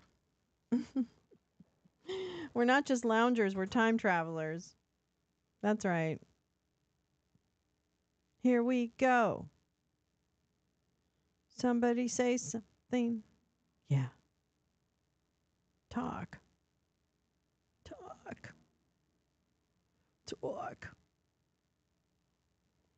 They're gonna talk soon. They're just all coming back Can from you a hear me nice, now? nice Panera Yes. lunch, Yes. a little Yes. bread All right, bowl I was having action. some audio problems. Chilly day there? All right, let's see. Do we have everybody? I think we're waiting on Mr. Byrne to start his camera. No, I'm here. Hang on. No, I'm Trying just to in the operate bathroom. this thing. There we go. Nope. Oh, sorry. I did Nope. it. Oh, Here we go. there we go. All right, are we ready to proceed with the next witness? Okay, let's go. Let's go. Go ahead. This morning council would call Rusty Bowers. Rusty Letting him in now. Bowers. Whoa. I'll say.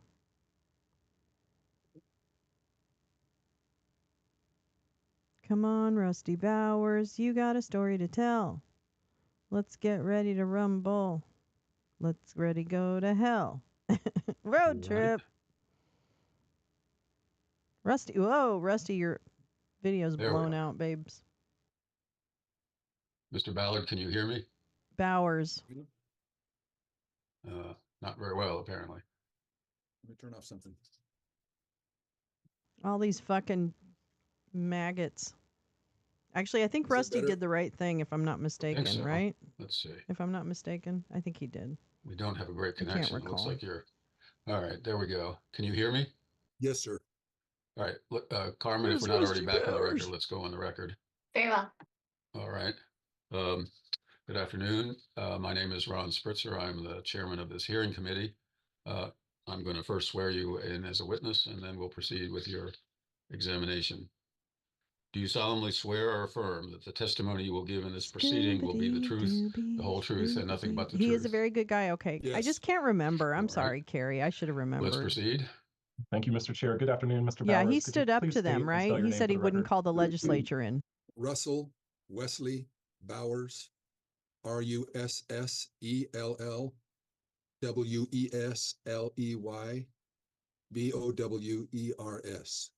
Thank you, Mr. Bowers. I like the name In what Wesley. state do you reside? Arizona. Is that where you're testifying from today? Yes.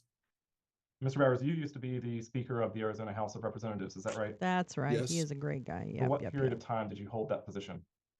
From 2019 Like from the jump. Like he didn't even think about it. to 2022, through 2022. And how is it that you became Speaker of the Arizona House? I'm sorry. That was broken up. How is it? What? I'm sorry. How is it that you became the Speaker of the Arizona House?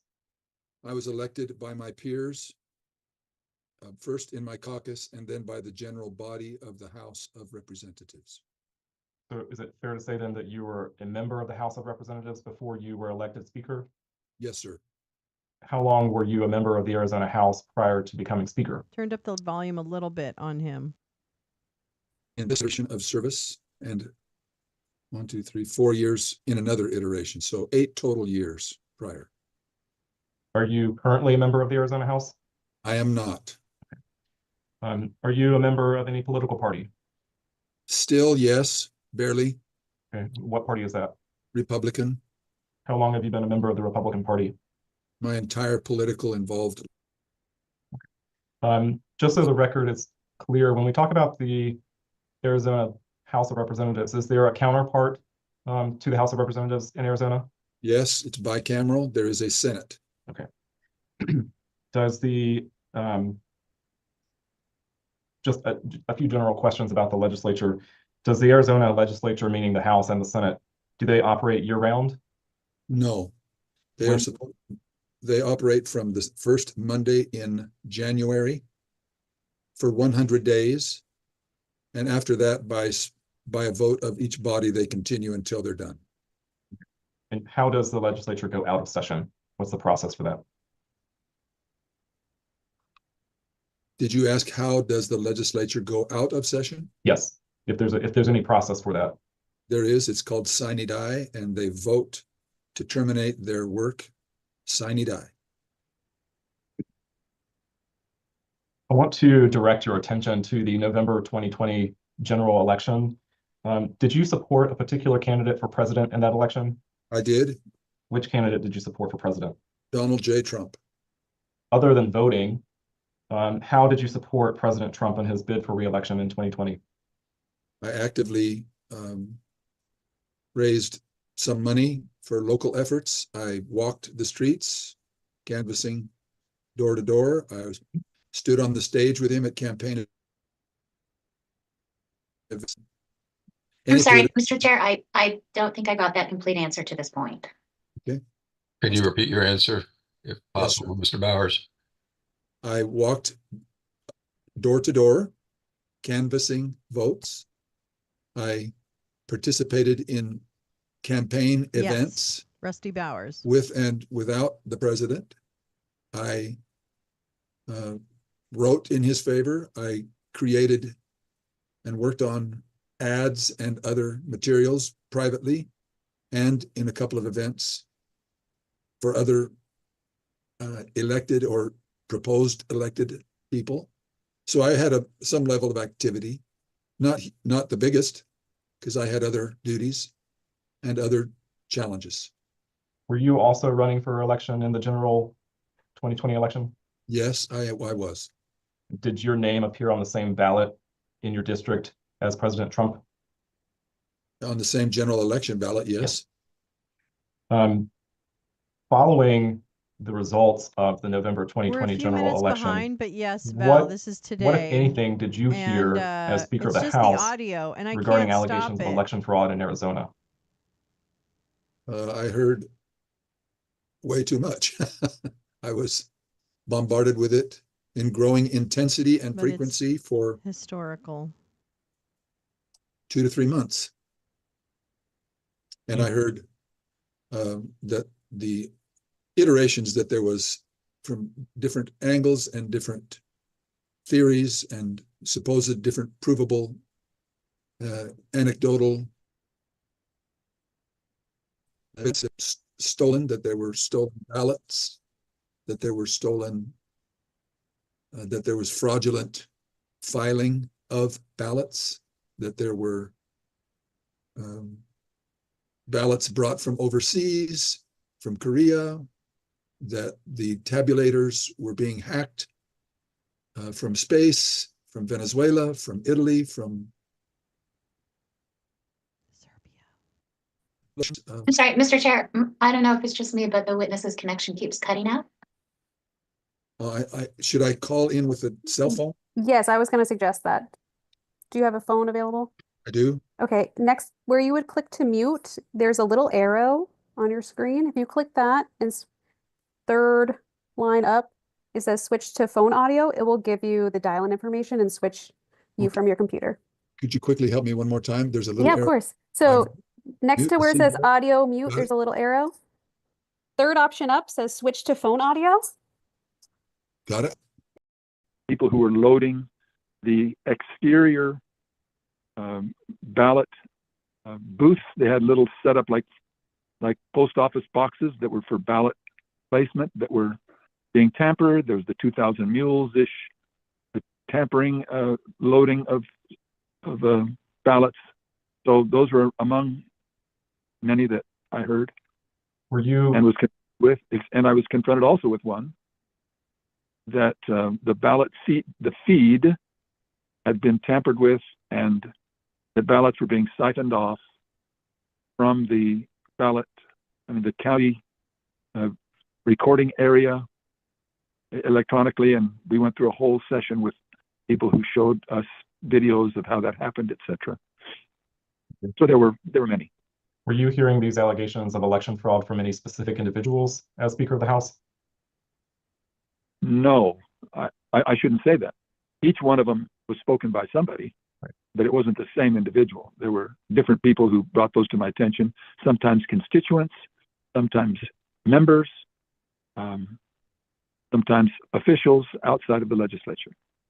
Did any persons connected with President Trump's campaign bring these allegations to your attention?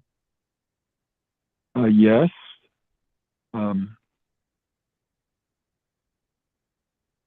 I'm trying to think of his name. He was a lawyer. He had Boris Epstein was one who claimed that he was an attorney in the White House.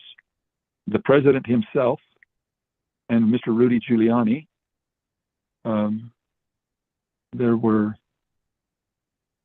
2-3 congressmen that brought us a so-called proof from a group of statistical intelligentsia that showed that it was wrong, etc. But those were some pretty heavy hitters. And in your role as Speaker of the House, what, if anything, did you do regarding the allegations that were brought to you about election fraud?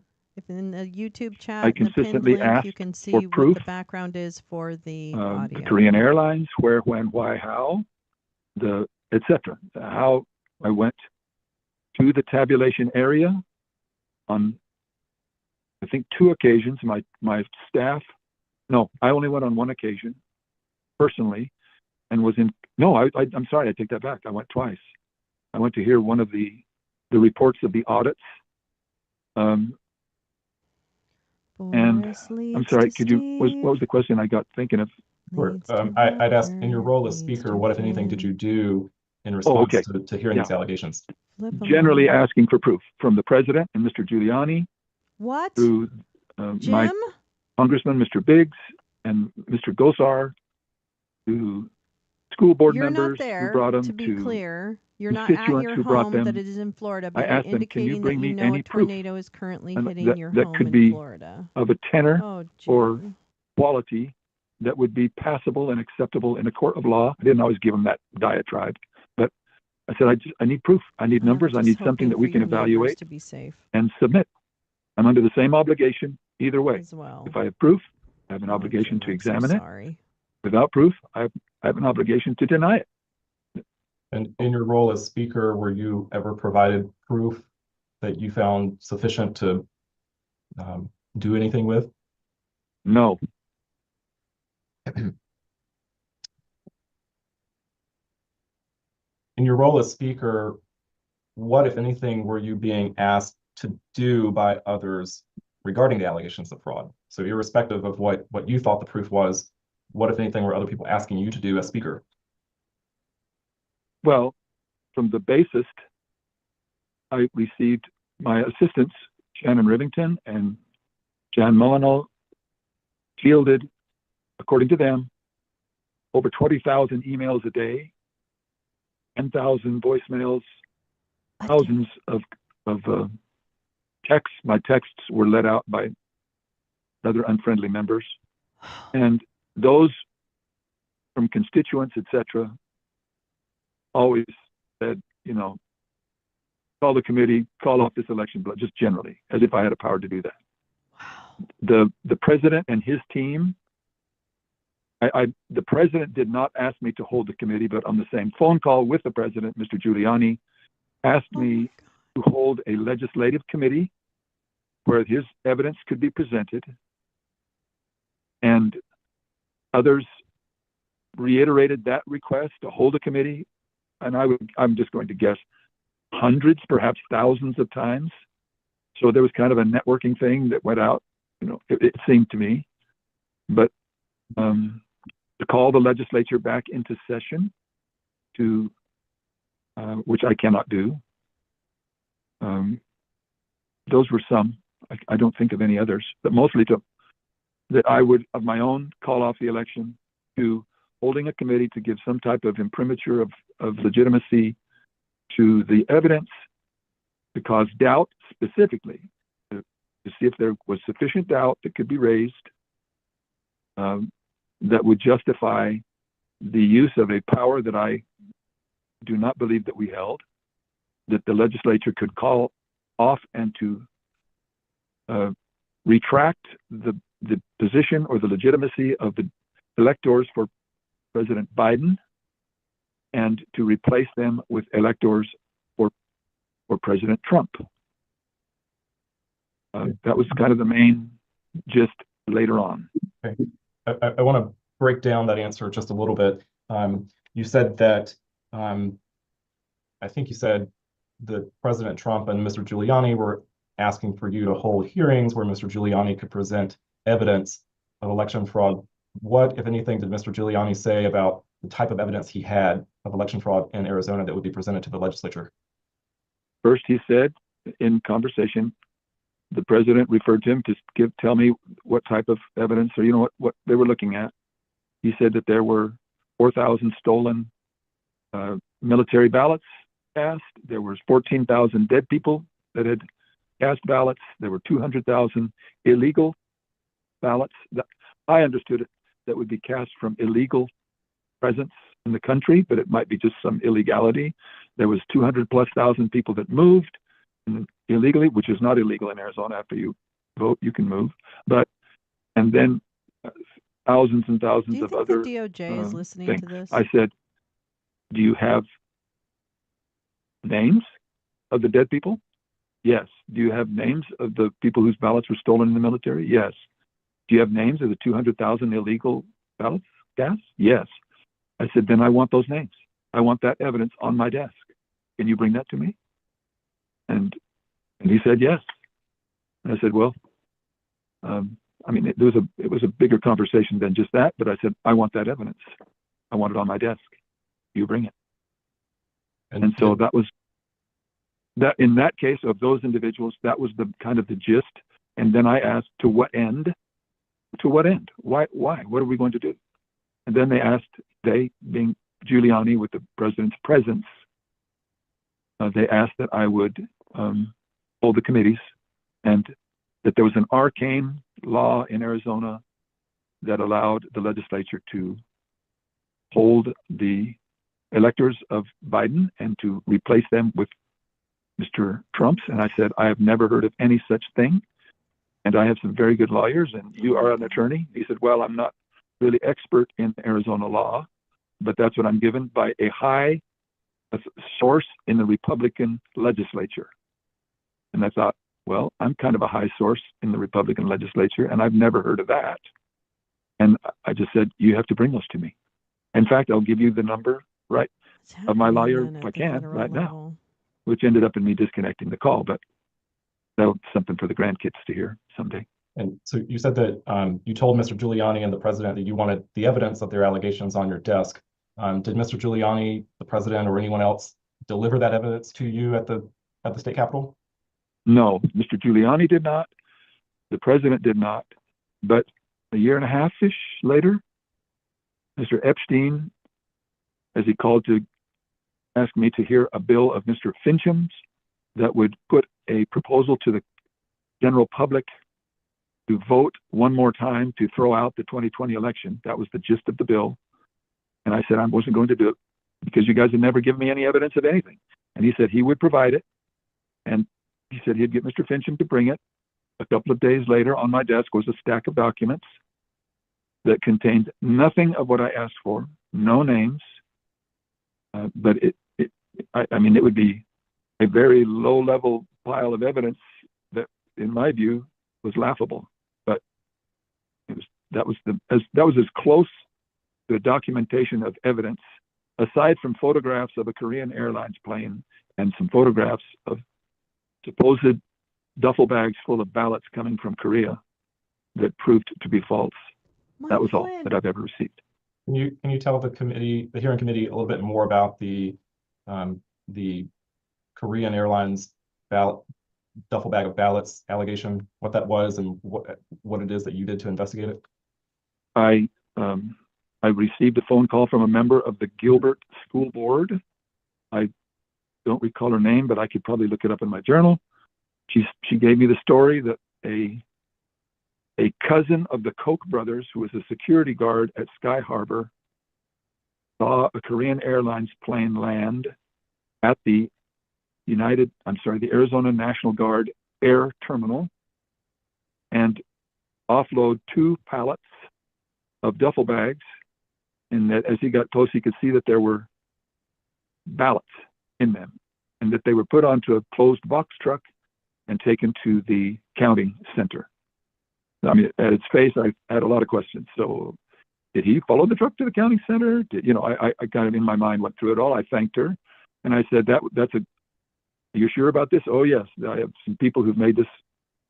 They've been at my home and they've shown me and shared all this information. And she said, I have photographs. So she sent, I think it was by email, 2 photographs. And I said, well, the good thing is that the colonel who is in charge of all flights in and out of the Air Guard terminal happens to be the Speaker pro tem of the Arizona House of Representatives. And I'll walk to his office and ask him right now if he knows of any such thing. And he did not know, and he had some flowery descriptive language about any such possibility, in as much as he had to sign off every flight. And that if you came in through those gates without authority, they shoot you. Why we don't have 1,000 he said, million viewers. He looked on at the photograph. He said, we don't have a fence around our building like that.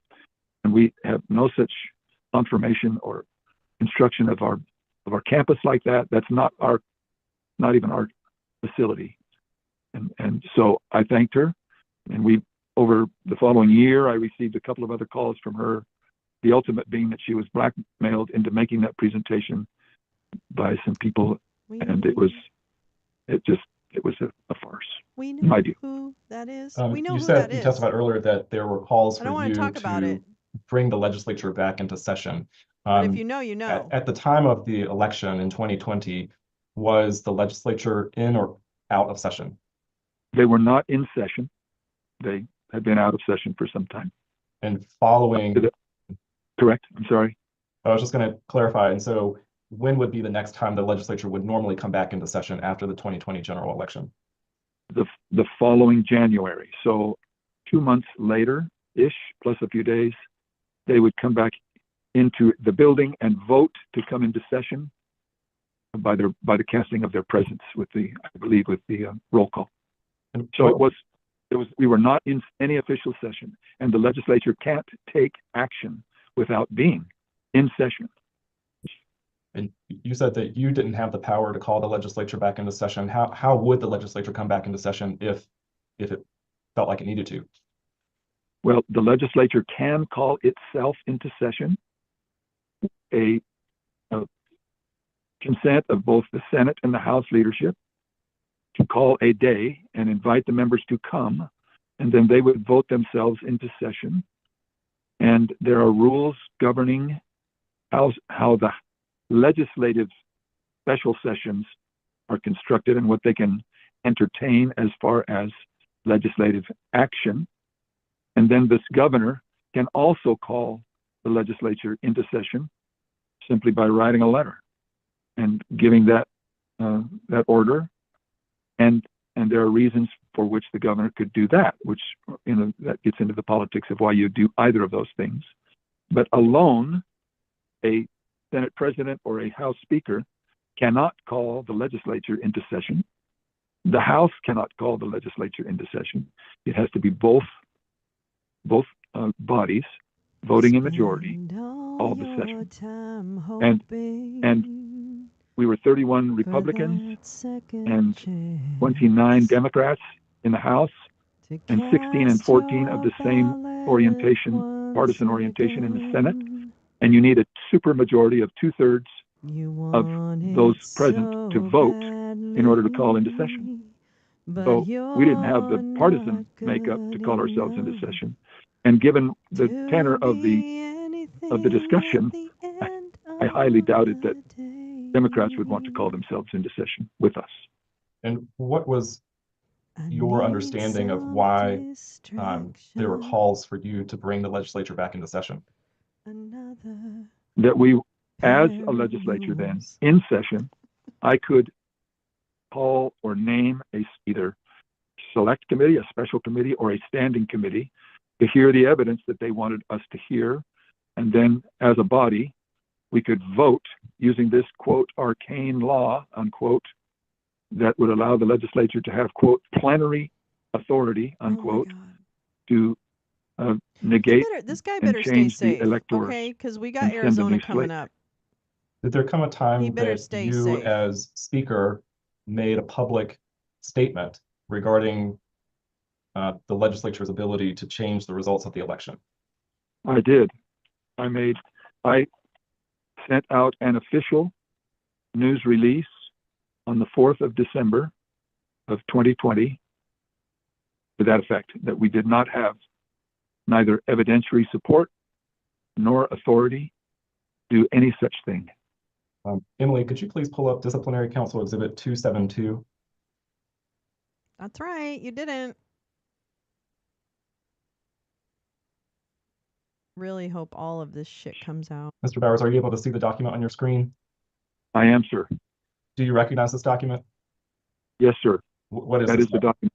It's a news That is release. the official news release with the seal that comes from the Arizona House of Representatives alone that I sent out. This is the news release that you were just testifying about? Yes, sir. Why did you feel the need to release this statement on December 4th, 2020? I hoped to diffuse some of the eruption of anger and calls and letters and demands and groups that came to the Capitol and were protesting, and it was a time of chaos, political chaos. And I hope to calm that and at least give people from me, not what they heard by way of anybody else, but that I could put out what my feelings were on this issue and why I was taking the stance that I did. And I said, I want this to go out and I want it right away. So they did. Emily, could you please turn to the second page and blow up the fourth paragraph?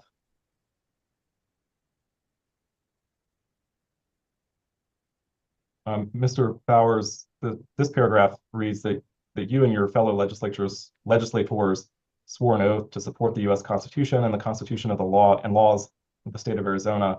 And you say it would violate that oath, the basic principles of Republican government and the rule of law if we attempted to nullify the people's vote based on unsupported theories of fraud. Why did you think it would violate your oath to do what there were calls for you to do? Because there is no supporting structure within the United States Constitution or the laws of the state of Arizona to which I had sworn allegiance that allowed me to do what was being asked. There was a citation of the U.S. Constitution that said that some have thought gave that authority, but it would be the first time that had ever even been tested or tried in the history of the Republic. And as I talked with my counsel, we could find no supporting language, case law, anything that supported what was being proposed. Therefore, I felt it would violate my oath. Emily, you can take this document down. Mr. Bowers, was the statement that we just looked at, was that made available to the public? Yes. Where would a member of the public obtain a copy of that statement? They would, we post them on our website, but we also send them out to all the press, video press, written press, online press that my staff has in their directories. We send it to everybody we could. Mr. Chair, at this time I would move Disciplinary Council Exhibit 272 into evidence. Is there any objection? No objection. No objection. Mr. Joseph? No objection. All right, it'll be admitted. I want to shift gears, Mr. Bowers, and ask I hadn't heard a lot about joint resolutions from the Arizona legislature. First of all, when I use that phrase joint resolution, what is a joint resolution of the Arizona legislature? To my practical knowledge, a joint resolution is when both houses of the legislature agree on a document that will illuminate a position. The position could treat any subject. It could be about a person, a death resolution. It could be about any problem that the legislature in total votes to support by a majority of each House membership, and it's put out. You could put it, you usually vote on a resolution as an item of business as the House is in session. And then it's put out in our official minutes. It's not uncommon, but it's not super common. It's somewhat unusual, but not something surprising. Okay. So let's get a little bit more detail on that. Can a joint resolution start in either chamber of the legislature? It can start in either chamber, but a joint resolution it's joint by nature. You saw the letter that I sent out, a news release, only the House of Representatives. I didn't say it was a resolution of both houses of a position about what was happening, because I would send it out from me. A member can send out a letter on his own letterhead stating that he and a group of other members feel something, they are free to do that. But a joint resolution takes an action of each house to comply and be in agreement on the wording and the vote that is indeed a joint resolution of both houses.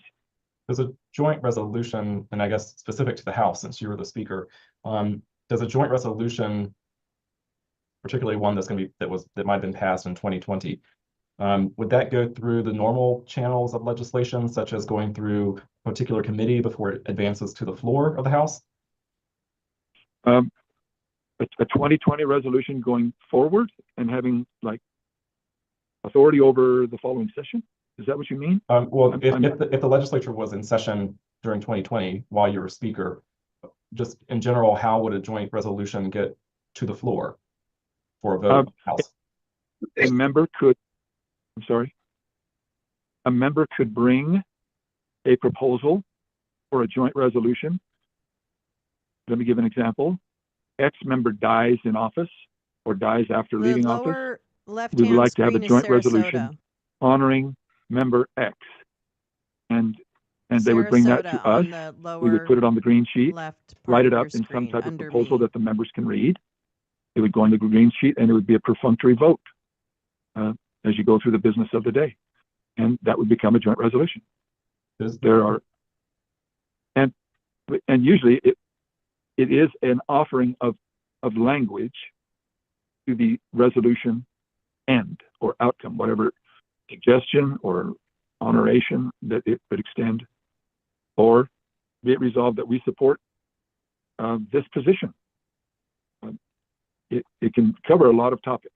And I don't know of any prohibitions on the language, but have experienced lots of types, according to my memory, such as it is, of joint resolutions. By the way, hi, through my Lucifer's mommy. Would a joint resolution? Hi, SB. I know we've been hanging out all morning. When you were Speaker of the House, particularly in 2020, in order for a joint resolution to get to the floor for members to vote, would you, SB? Okay, so it's kind of a weird day. All right, SB. On the audio, you'll see the pinned link in chat, wherever it is for you.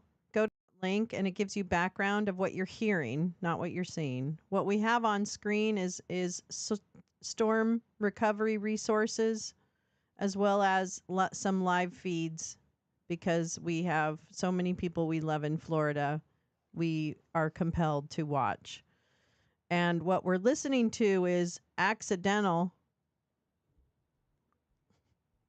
but it is linked to the information you see on the pinned tweet. And right now, it is a direct examination of Rusty Bowers, former Speaker of the House for the state legislature in Arizona. Yeah. So, so this is a direct examination, and this is regarding the case that is listed in that link, and the 3 lawyers that are on getting a possible discipline for lying in court, which is why this is so important that I'm willing to bend my ethics a little on restreaming the audio, and that is because these don't get left up, these videos, and I'm sorry, but I think this is really good information to have on record as we enter election season or in the midst of it. So frankly, I'll ask for forgiveness and take the hit, but I really want people to hear this firsthand. Yeah. So anyway, that's where we're at. Thank you for your patience. And we have it at 1.25 speed because they speak so goddamn slow. Speaker first have to approve it to go to the floor? Oh, yes. How, if at all, can a joint resolution be passed when the legislature is not in session? I don't know. I mean, I think it would have to be voted on. You could, but a member, a group of members could express themselves. We jointly feel X, and write a letter on one of their letterheads and say to the population at large or to a specific group. They could express themselves sign their names to a letter, and it would be their own letter. But it would not imply that the legislature in total jointly supported Don't the content forget to of like, that share, letter. and subscribe. It would just be Thank individual. you. And I don't know how you do it without us being together. Emily, could you please pull up Disciplinary Council Exhibit 274? For a while, Sidney Powell was riding in the car with Reed Timmer's team, but she jumped out. She might come back. Mr. You never know. Bowers, do you recognize the document on your screen? Unfortunately, yes. What is this document? I believe it will show on a subsequent page that a group of members and those who were members elect, who are not yet members See, of the damn it, she legislature, snuck right in. We said her name out sent loud. a- God dang it. Sorry about now they're trying under to the get her off their imprimatur of the windshield. seal of the state of Arizona, a joint resolution of the legislature of the state of Arizona to the office of the president, that would be the vice president of the United States, asking him not to It is certify old news, but the it's results but he fled from the country. Arizona Yes, of the no, that 2020 was we talked presidential about election. it. Actually, Sydney's on her Do you way recall to when try is and the get first to time him you for saw a this booty document? call. So, yeah, she wants to overstalk That's a great him. question. I don't think it was before it got sent. I think it was after. After it was. Emily, could you? I heard, may I say, Yes. I heard that there were a group of legislators, and I believe they even had a time, and I may have that wrong, because there were many of these types of political maneuvers in order to isolate members and use it as ammunition in their service. But I remember that there was a time given. We are sending a request to the vice president about the electors. And I did not read this. I don't believe I read this or saw this before it was sent. But I heard, and I took no part in any of those types of I thought it would be individual action. They were writing a letter. It would be like one that I have just previously described from a group of members who might write a letter to him. They're free to do that, but they can't represent as this is. Okay. Emily, could you blow up the seal at the top of this document? Mr. Bowers, is that the seal of the Arizona legislature? That is the seal of the state of Arizona. We are given general use of the seal under statutory This is the fake electors authority by from the Arizona Secretary of State, portion. and we use it for our official actions, both as the House and Senate and as members individually. But it is not to be used in many ways that commonly we had to kind of divert. You can't have campaign literature with those on it. You can't take pictures for campaign purposes with the seal. It has a surrounding context of legitimacy in statute, okay, where it can and cannot be used. Okay, Emily, could you withdraw the blow up I think and quite then a just bit. slowly flip through each page? I think he's been on the run for a minute. And my question, Mr. Bowers, without looking at the actual content, is just whether the form of this document is what a joint resolution from the Arizona legislature typically looks like. Yes, the whereas, there's paragraphs beginning with whereas and then be it resolved. I hope he knows what he's doing. And then there's if they wish, they can sign on. I don't believe a signature page is mandatory, but I've signed many. Okay. Emily, if you could go back. I'm looking at a page right here. Yes. Where 1, 2, 3, 4, 5, 6, 7, 8 people, all of whom I know, signed a joint resolution. They don't say it. I mean, they say members elect concurring, which is not an authorized addition to a joint resolution. They're not members. And so that was an interesting addition when I saw that. Emily, could you go to page 3 of this document? And if we can blow up the middle of the document with a therefore clause as well as the Wendy date. Rogers is in trouble too. She better check her search Mr. history. Bowers, you see that this document, the the therefore clause reads, be it resolved by the undersigned legislators, members of the Arizona House and Senate request that the alternate 11 electoral votes be accepted for to Donald J. Trump, or to have all electoral votes nullified completely until a full forensic audit can be conducted. Did I read that correctly? It appears so, yes. And then the second sentence says, be it further resolved that the United States Congress is not to consider a slate of electors from the state of Arizona until the legislature deems the election to be final and all regularities resolved. Did I read that correctly? You did, sir. Okay. And it says that the document is signed this day, the 14th of December, 2020. Is that right? Yes, sir. As Speaker of the House, did you authorize the House to vote on this particular document at any time prior to December 14, 2020? I certainly did not. Did you, as Speaker of the House, authorize this document to issue as a joint resolution of the legislature? I certainly did not. Are you aware of any of the members of the House officially voting on this document as a joint resolution? They can't vote officially without being in session, and we were not in session. Earlier, you pointed out the members-elect concurring who signed the document. And you might have said this, but I want to be clear. What voting privileges do members-elect have in the Arizona legislature, or at least the House, prior to being sworn into office? They have no voting privileges at all. Okay. Emily, if you could take down the blowout and go back to the first page of this document. Mr. Bowers, right under the seal, the document reads, a joint resolution of the 54th Legislature, State of Arizona. Based on what you've just testified to, is it accurate to call this a joint resolution of the 54th Legislature of Arizona? I would be charitable in saying that. It is not. Don't be. Emily, you can take this down.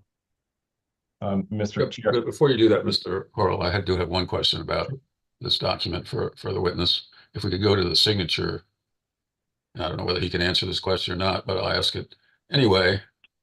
Down on the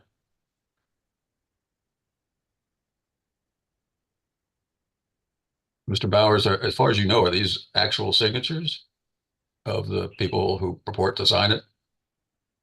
Whether is the question, sir, are they wet signatures or are they? Are these genuine signatures, as far as you know? I remember their names and have a good feel kind of how they signed, and I would say that they, just as a quick review, that they look genuine. They look like those are the people like that. Did you ever talk with any of your colleagues who signed this document, and I did get an explanation from them what they thought their legal authority to do this was? Should we go up to the first page? Sure. Let's go down the list. Okay. And then could you go to the last page, please?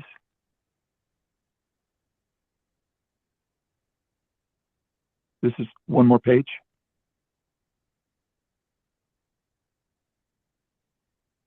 I think you need to go one page prior, Emily, for the signatures.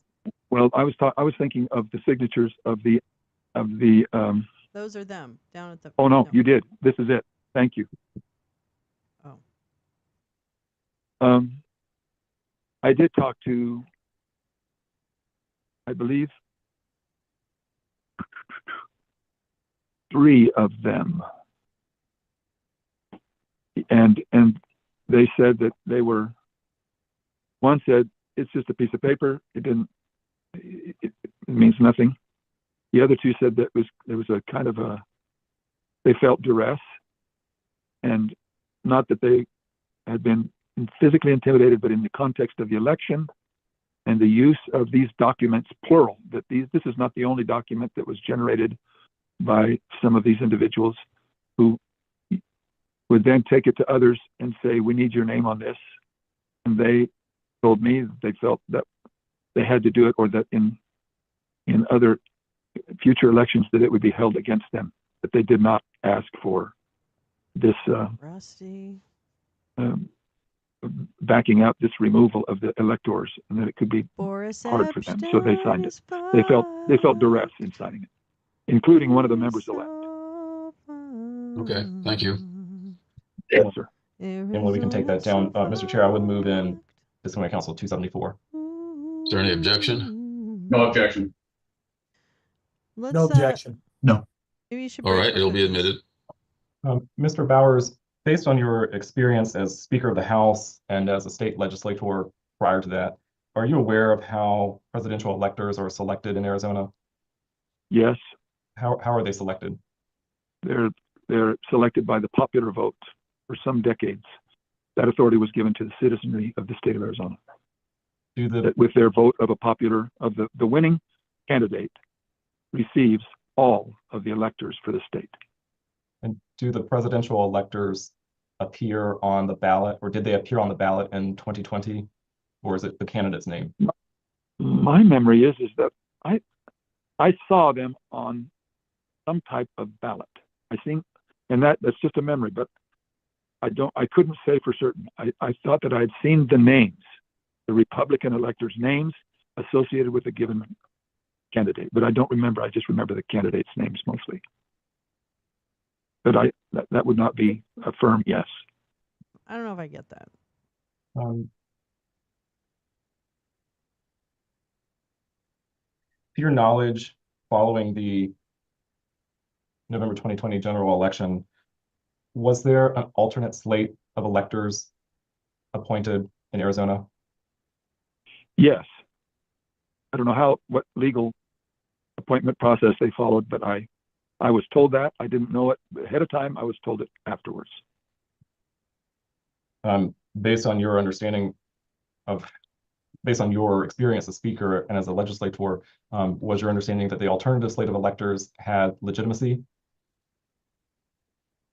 They can write it in their journal that they were an alternate elector candidate, I guess, but I don't think they have any voting authority absent the death or loss of a legitimate elector. But as in an alternate slate of electors, in my mind, would be, here's candidate A's chosen electors with an alternate slate in the case of a death or incapacity of a primary elector. There would be an alternate slate, named, and they would already know it. And that's what when you say alternate electors, that's kind of what comes to my mind. And what was your understanding of which presidential candidates' slate of electors had actually been elected in the November 2020 general election? Mr. Joe Biden.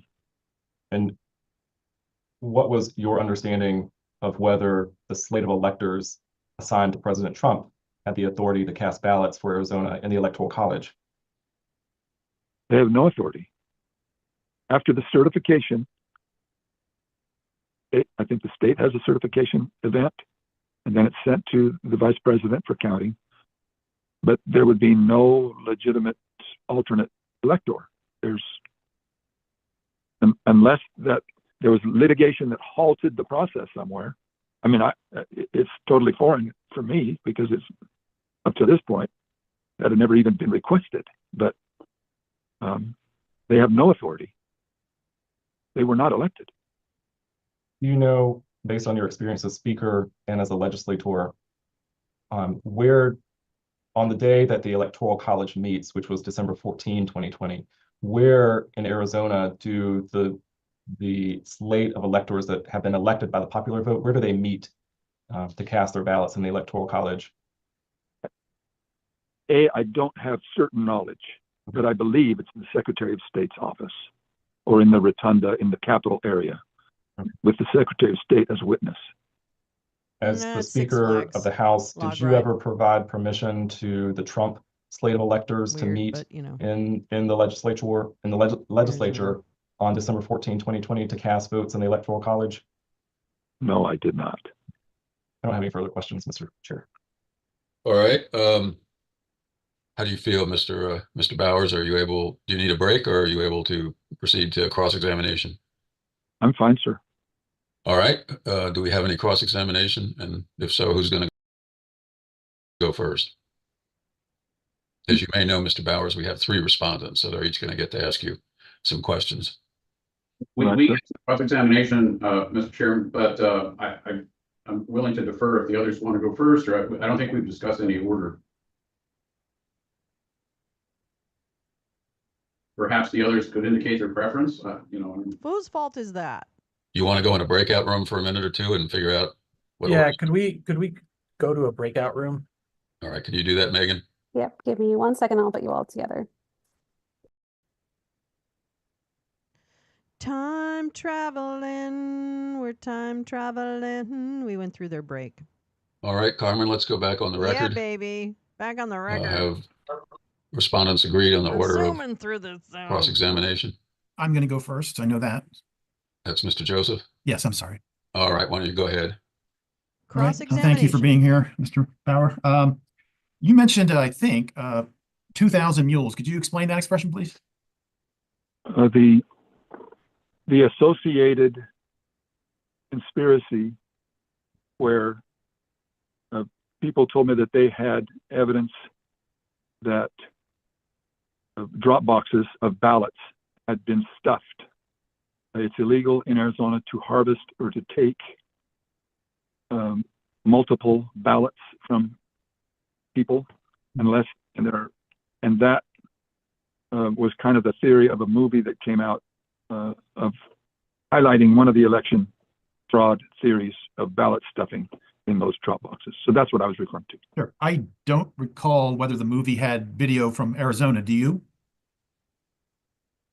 I didn't go to the movie. Oh, okay. The producers. Okay, that's fine. All right. Enough on that. You mentioned, I want to understand the procedure for voting. Mr. Chair, I'm sorry, I couldn't get to my unmute. If we can let the witness finish his full answer before we move on to questions instead of interrupting. Through. Yes. Did you have anything else to add in response to the last question, Mr. Bowers? I don't think it was substantive. No, we're fine. Okay. Apologize. Second, on the, I believe you used the expression they could vote themselves into session. So if I understand this correctly, well, let me tell you what I understand and I'll be brief and then you can tell me how I got it wrong or what more. So they can be invited back, but the legislation goes back into session whenever majorities of both houses are there and they vote themselves into session. Is that right? Correct. And so what would be the kickoff event? What would be the kickoff? Event? There would be some type of communication between everybody, some type of an agreement that we would have, like I would have my caucus because that'd be 31 in that instances, that we would agree that we were going to resume session. We would meet and I would gavel us into session and we would have a roll call of those present. And you can ask for stand and say you're here. And then we would resume work. But without them, without a majority present, you can't come back into session. So whether that let the witness finish. Go ahead, Mr. Bowers. I'm just of the House and Senate. I know you're trying to get me to get my thoughts straight. But of the House and Senate, both houses concurring, we go into session. I'm not trying to rush you along. I thought you were finished. I apologize. There's a little bit. I'm good. I totally understand. Great. Super. So it's not the case, which I believe is true for some legislatures, that once they leave, they're gone until the next reopening of session. So at any time in between sessions, if the right majority appeared in both houses and voted themselves into session, there could be an intra-session version of the legislature. Correct. Okay. I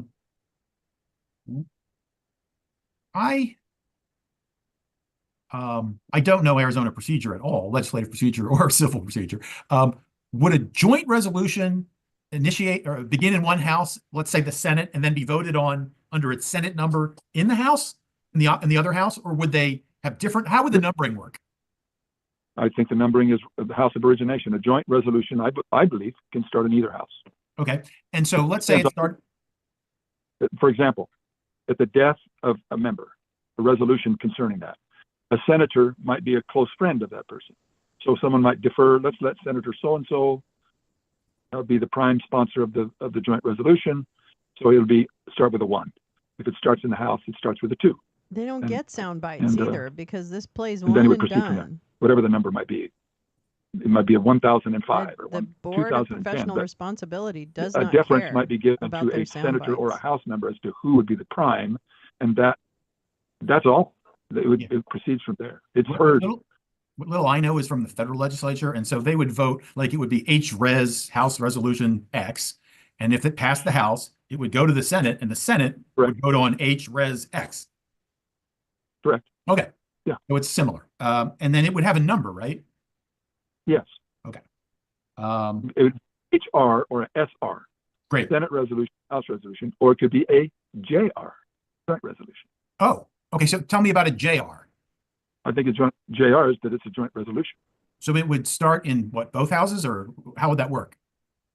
That's a great question. I don't know. I don't recall that activity going that way, but. Are you saying that that there may be a procedure for joint resolutions, or that there is? What are you saying about joint resolutions? I know there is a procedure. Oh, okay. Whether it's named, it initiates with a HR or an SR or a completely by JR. accident. I think there are different types of, my recollection is there are different types of content that can lead to one or both of the above. You can also do identical House and Senate resolutions and later combine them. Right. Oh, yeah. But in any case, they would have a number. Is that right? Yes, it would have a number. Okay. It would have a number. You mentioned some things about federal law that I'm not sure that I agree with. You said there's no supporting. Objection. It's not for Mr. Joseph to argue. All right. He hasn't asked the question yet, so let him ask the question, and then we can move. You mentioned that there's no supporting structure under the U.S. Constitution to address an election that, I mean, again, you take the position that the 2020 election was not flawed. I get that. But if it were flawed, do you think that the Congress would have the authority to pass a law under the Elections or Electors Clause, or the Elections Clause, to regulate the time, place, and manner of federal elections? And I mean, I believe this happened in 1876 or 1877. Yes. I'm going to object. Is calling for Mr. Bowers to make a legal conclusion as to what the federal Congress could do under the U.S. Constitution, and that's outside the scope of. I'm not sure it is outside the scope. He can give his understanding, I think, for what it's not going to be the authoritative. Before you go, Mr. Bauer, I believe you said that there's no supporting structure under the U.S. Constitution. So do you want to? No. That's all I said. Slow down. I said there was no supporting structure to do what we were being asked. I know there's a structure. That's what Nixon in Hawaii, when there were two slates of electors sent by Hawaii, one prior to a recount, the other one after a recount, and he chose the latter to his own detriment. He used, I think it's Article 2, Section 3. That I'm not a lawyer, but either one of those that gives an authority for the legislature to submit electors. And it was used in your 1867 case. I seem to remember that being referred to by my lawyers when we argued about this thing. But they said, for you to unilaterally say that this group of electors, on your suspicion that there is doubt about the election, that you can decertify them and send a new slate, that isn't what happened in Hawaii. And there's no other case law that we knew of that would give that the scene of legitimacy. And I'm not disputing what you're saying about Arizona. I'm suggesting that it would be possible for the federal Congress to have done something. That's all I'm suggesting, and you don't dispute ask that. John Eastman. I'm not qualified to dispute that. That's fine. Great. Ask John Eastman. And so the only other thing you said is that there was that maybe if litigation had changed the electors, then that would be okay. And I would just add that ditto, maybe if legislation had been enacted, as I believe was done in 1877. What's that going on might have here? Are you changed the testifying, dynamic sir? of the procedure for elections. Do you have any dispute with that? I have an addendum. Please. In Arizona, I'm given to understand that the Congress has the broad authority, but with successive time that is given to the states to decide the manner of the election. And so we create election law for each state, and they're not all uniform. There are nuances between the states. Right. In our state, we made it illegal to vote or to register to vote and be able to vote the same day. So there was an end of registration and a beginning of voting on different dates with a gap between them.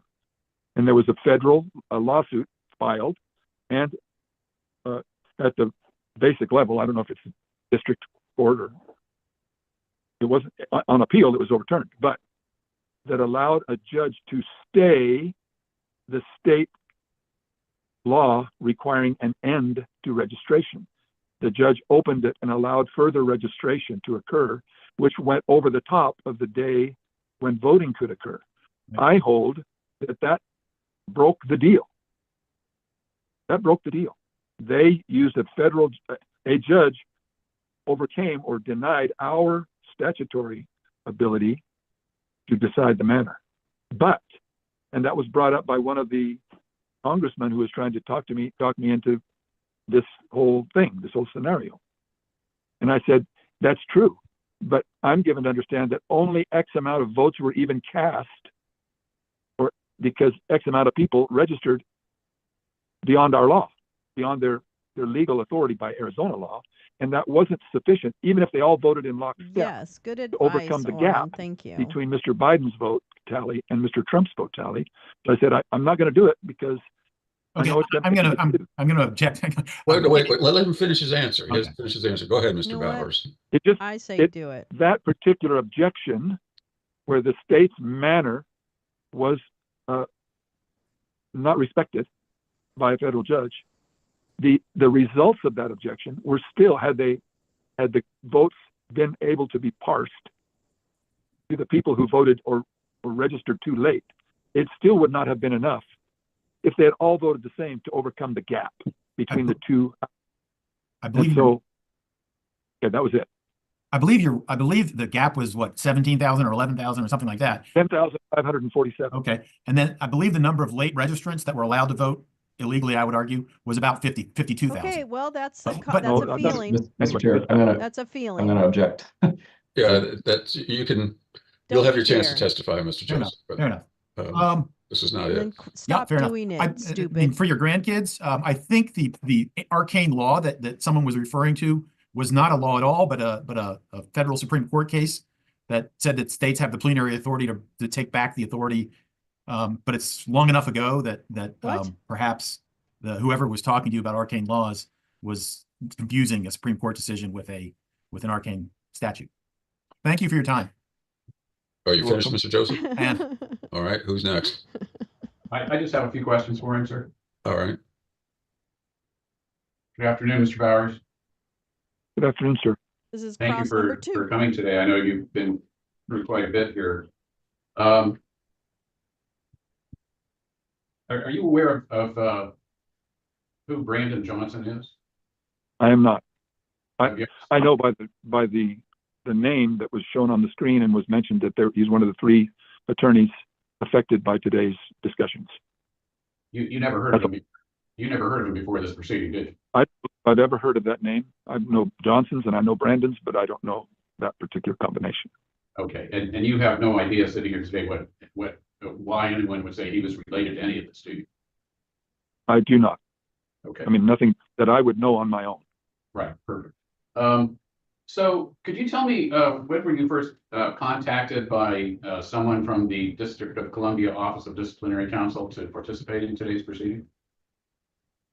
Well, I received a packet and a request that I participate, but it's been some months ago. But I couldn't tell you the date. I can look all that up if that's something that's important. Well, let's see if it is. Was your receipt of that packet preceded by any kind of a telephone call or communication?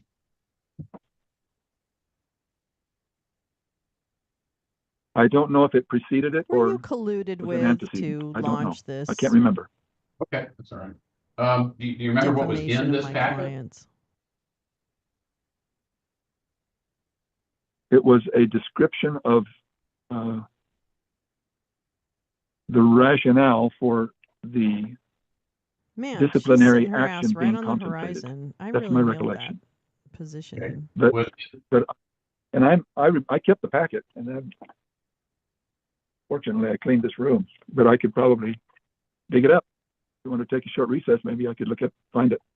Well, let me ask you this, can you describe what this description was it 2 pages, 50 pages? Was it, can you tell me what it was?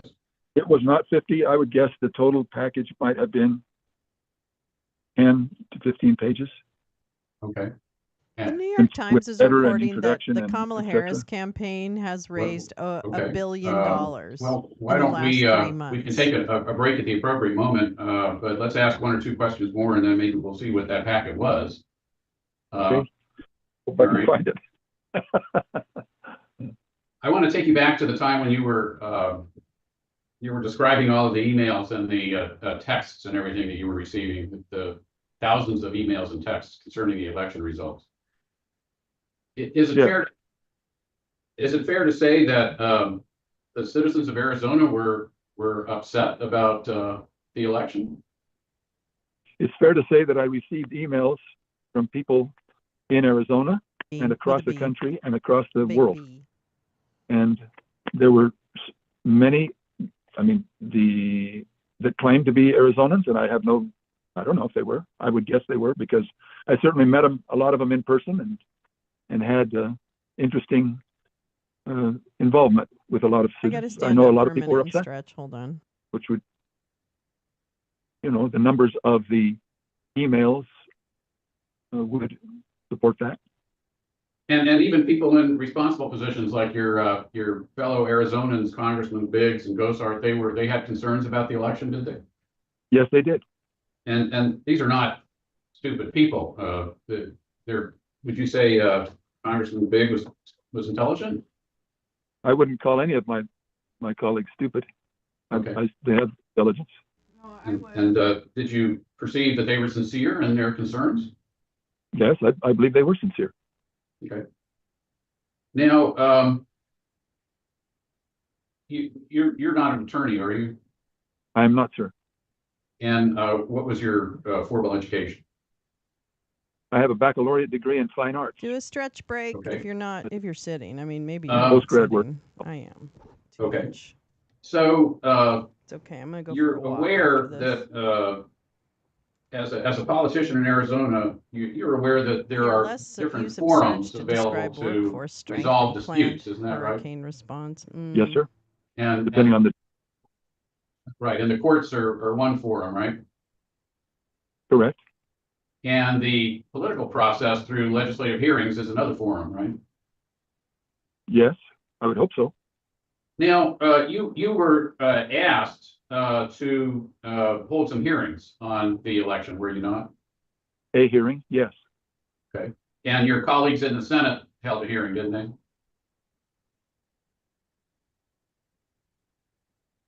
They did hold a hearing, but it was about holding an audit. I believe that was what their hearing was about. Yes. And I declined to participate.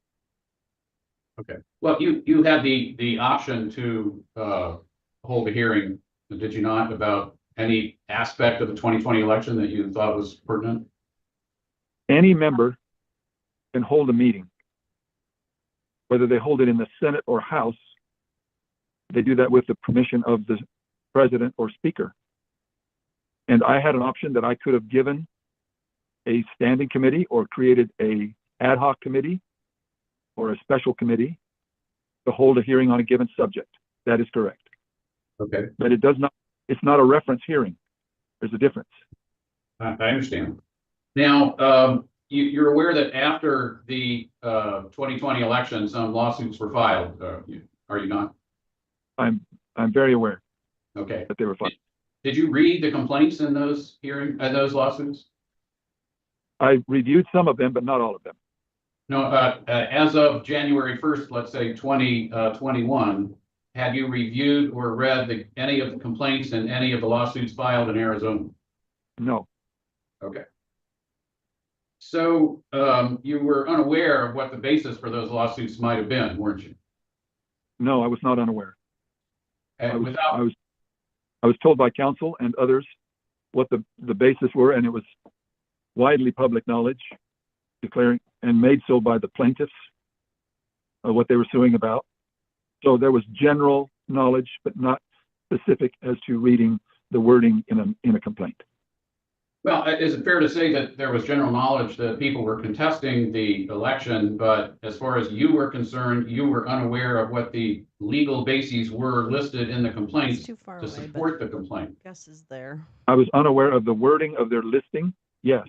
I was not unaware of what they said they were doing and what was advertised, what they were doing, because that was a rather huge news item. Okay. And were those news items of who? Well, strike that. Let's withdraw that. Now, you declined to exercise your prerogative to hold a hearing to make an inquiry about the election, didn't you? That is correct. I did. And can you tell me why you declined to even look into the hearing, into the election? Oh no, that would be a false statement. I did look into the election. Okay. A lot. And with my counsel, we went and we reviewed the election. We reviewed the processes. We reviewed the safeguards from top to bottom. We spent hours and hours of reviewing the election. And then I reviewed it in other counties as well, myself, calling county managers and other county elections people. And I consistently said and required of others who brought these things to me, bring me the evidence and show me that would cause me to have enough agreement that I would call a hearing. Bring it to me.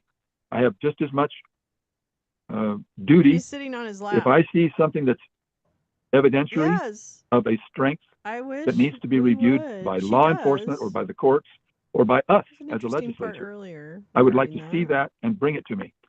Okay, and that was your personal decision, right? That was my personal decision and the way I conducted these complaints and requests. Now I'm sorry, go ahead. I'm sorry.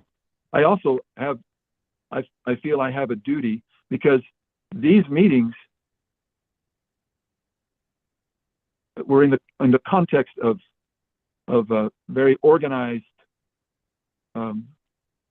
opportunistic, and I use that word specifically, opportunistic public protests at the Capitol, where in the context of all kinds of threats and of not just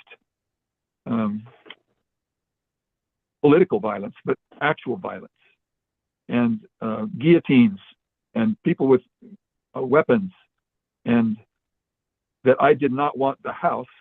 I wanted the proof. If the proof was strong enough, then we would hold the hearing. But I also did not want there to be a circus. And the people who were volunteering who wanted to chair those hearings were not the people who were the chairs that I would normally send any subject to on this issue. And those they were also highly politicized for their personal positions. And I did not want to participate in that either. So is it fair to say there, well, let me ask you this. When after the November 2020 election did this atmosphere start to manifest itself? I'd say within hours, but probably days, 2-3 days, when the president started. Go ahead. No, go ahead. I'm sorry. Just that it was when that night, election eve, I went to bed thinking I had lost and that my candidate had lost. The next day, everything had swapped. We had my party did well in the election, enough to maintain majorities in the House and Senate. I was happy about that. I felt bad about the candidate, but I had my reasons to believe that my particular candidate would not be successful. And upon review, my reasons were corroborated later. But then it started, and it was so he voted for radio Biden? And in the press and in the phone calls and the emails and the texts, and it started swelling. So within days of the election, all of this started to manifest itself. It was growing and growing and growing. Okay. And it was fast at the counting center. I mean, there were big protests at the counting center. Now that was within days after the election. So that was the night of at the counting center, and in the following days. Okay. All right. Well, let me get back to you said you were never presented with the proof, and you testified about a series of interactions you had with Mr. Giuliani. Is that correct? It was on one phone call with Mr. Giuliani and then one not personal, I shouldn't say that. One general visit between him, myself, the Senate President, 4 other senators, and me with my attorney, my general counsel, and my general staff, and Mr. Giuliani, Jenna Ellis, the police commissioner, and 3 or 4 others, the New York Police Commissioner, and 3 or 4 others in the room. And I can refer to my notes as to who they were. Bernie But Carrick? that happened That wouldn't be Bernie Carrick, a would couple it? of weeks, 2-3 weeks later. Okay. Well, let me I mean, the phone. Go ahead. No, I'm sorry. Go ahead. What I don't want to imply is that the phone call with Mr. Giuliani or the president took place the day of or the successive days after. It was like on the 22nd of November, the first one, and then a successive phone call with the president the week before Christmas. But that first phone call is where I spoke with Giuliani. And then it was like I'll have to look to refresh myself. It was later, the general meeting with Giuliani and his team and the legislative team after they had held their own hearing at a hotel in Phoenix. And was that the only team that you met with, Giuliani and his team? In person, yes. Okay. All right. Now, in that phone call where you had President Trump and Mr. Giuliani on the phone, you asked for proof, right? Yes, sir. And did the president make any comment about the proof? No. The president deferred to Mr. Giuliani in saying, give the man what he asks, Rudy. Give the man what he asks. Okay. So, and then that was the last time you had any interaction with President Trump about the... No. I'm sorry. Okay.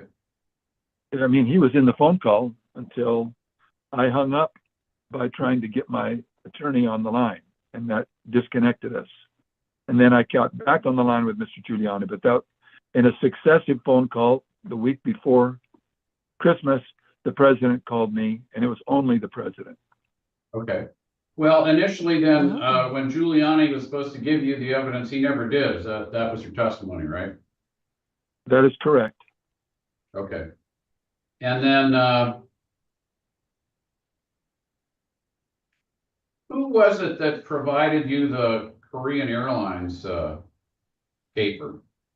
Can you name I don't them? recall her, but it was like Stacy something. I think she was but she was a member of the Gilbert, Arizona School Board. Oh, sorry. Sorry, Okay. Big Cat. And Holy then the shit. other incident that you wanted some information was this Mr. Epstein and Mr. Fincham, right? Yes. And that was Epstein called in order to try to talk to.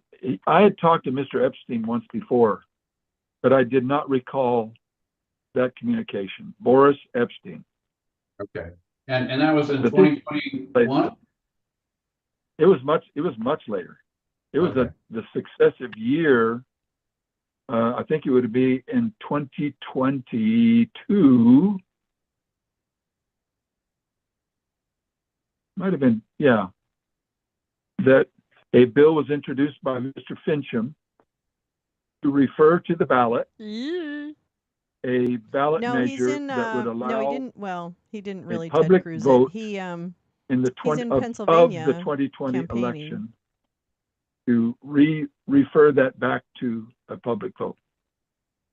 Okay. And Mr. Epstein was calling me to try to talk me into allowing that bill to be heard. So that was much later in 2022. At the end of 2020, by January 1st, 2021, have you spoken to any of the parties in any of the lawsuits that have been filed in Arizona? Well, I couldn't tell you all of the lawsuits that have been filed, but I could tell you I did not talk with the party chairwoman. I did not talked, no, I don't believe I spoke myself with any of the litigants that I remember. Or their attorneys. I only remember one attorney who handled a lot of the cases for the Republican Party, but I don't know that I spoke to all the other attorneys. I've talked to them in other cases, but on those issues, they did not talk to me about those issues. Okay. Of their. Now, I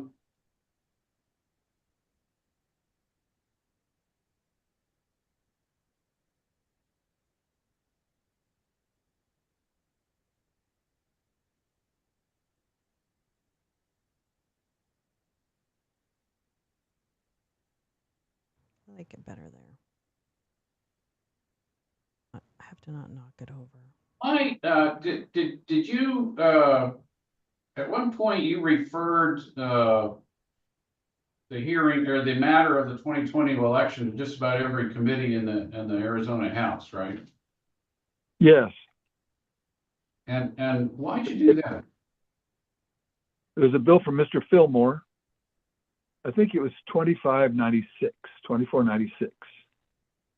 The Mr. Fillmore had been aggressively. Cindy's in a tree. There were many bills. I think close to 100 bills introduced that would address different aspects of reform of the elections process. We ultimately passed in the first year at least one, maybe three. The second year we passed 19 because after cooling off and hearing from So you're gonna go try and get elections Sydney out of that officials tree. about the impact of the bills on the efficiency, the accuracy, and timeliness of their workload and their mandate. I didn't hear a lot of those bills, but this particular bill, Mr. Fillmore, who was a friend, brought this bill to me, and it had 5 major portions that I strongly disagreed with, and that would have destroyed any semblance of efficiency in the process. But he kept pushing it. I said, look, this is a terrible bill. I know who's written the bill for you. And I was told that it was Daniel McCarthy, and it prohibited the use of tabulators. It prohibited the use of electronic counting, not just the tabulators, but the computer systems. They had to be hand counted. These election ballots had to be hand counted. They had to have, there was one other thing. I don't do good on number 4, but number 5 was that if the legislature, without a test, it did not require a test, like in this case, in this case, in this case, the legislature may. It just said the legislature can throw out the election and have a new election as its personal prerogative. And I told John, I'm not going to hear this bill. I mean, it is up to the speaker to be the first winnowing force for 1,700 bills. And then we give to the committee chairs authority to hold bills, and members can withdraw bills. So it's not unusual for me to hold a bill holding that sign at all, is Janie especially one Godley, that I felt so Scottish egregious. comedian And this who's had currently in hospice. dozens of other little parts of it but that were she is a that would have made very the funny election and very wonderful impossible to human. hold, especially in a And timely she manner when it took 5 months was known and count them later. for And they holding wanted up it this done sign the at next day. Trump's Scottish And so golf that was resort. impossible, a mandate. So finally, John God said, bless I want Janie this Godley. bill. You know, John was not above throwing himself around. And he said, I think we had some mention of, you want me on the budget, you know, you gotta give me some slack here. You know, there was other things that he would, you know, wave his arms and he Elmo had now has something hair, to do, which I was Max. envious of. But I said, John, Think about okay, you how want to hear happy it? the Twitter All right, buddy. employees are. Get ready to do your work. And so I went in and assigned it to all 12 committees. And now, is that impossible to do? No. If every Janie day is he was still able to go fighting convince transphobes. Yeah, each of she's those chair a people to hear very his bill, strong he could have done his advocate for bill. the trans community. But it was the default and exclamation, John, this bill's going to die. the minute of But her if you death want it is going to heard, be attacked by people I've given it an opportunity. for Go for supporting it. trans lives. There it is. So So it sounds to me like John and, He's still and telling a her bunch to of fuck other of your colleagues were kind of adding fuel to the fire and keeping this going. Is that a fair statement? Oh, I can't describe any particular motives other than they were very vocal, very, very vocal, and they wanted their base. I can't describe every sentiment they may have held. They believed it was fraud for whatever they fraudulent, and it was inaccurate, and there was whatever. But I just knew the practical impact of most of the bills introduced were not to streamline, were not to make easier and more accurate, or even the status quo and more accurate, the voting processes that had been worked out, because I went through those processes myself. And then hearing from elections officials, I was of that opinion. Well, all I was suggesting, and I was asking whether you agree with this, is that their actions, and I'm not talking about motives, but their actions kept the controversy alive and kept churning this issue. Is that a fair statement? I think that's a fair statement. Okay. Now, and it is to this. I'm sorry, go ahead. It's still hard to hear you. And the issue is not resolved to this day. Right. I read minds. And so I would like, if we could have Emily to put up this exhibit, which you were shown before, DCX 274, which is that joint resolution we were talking about.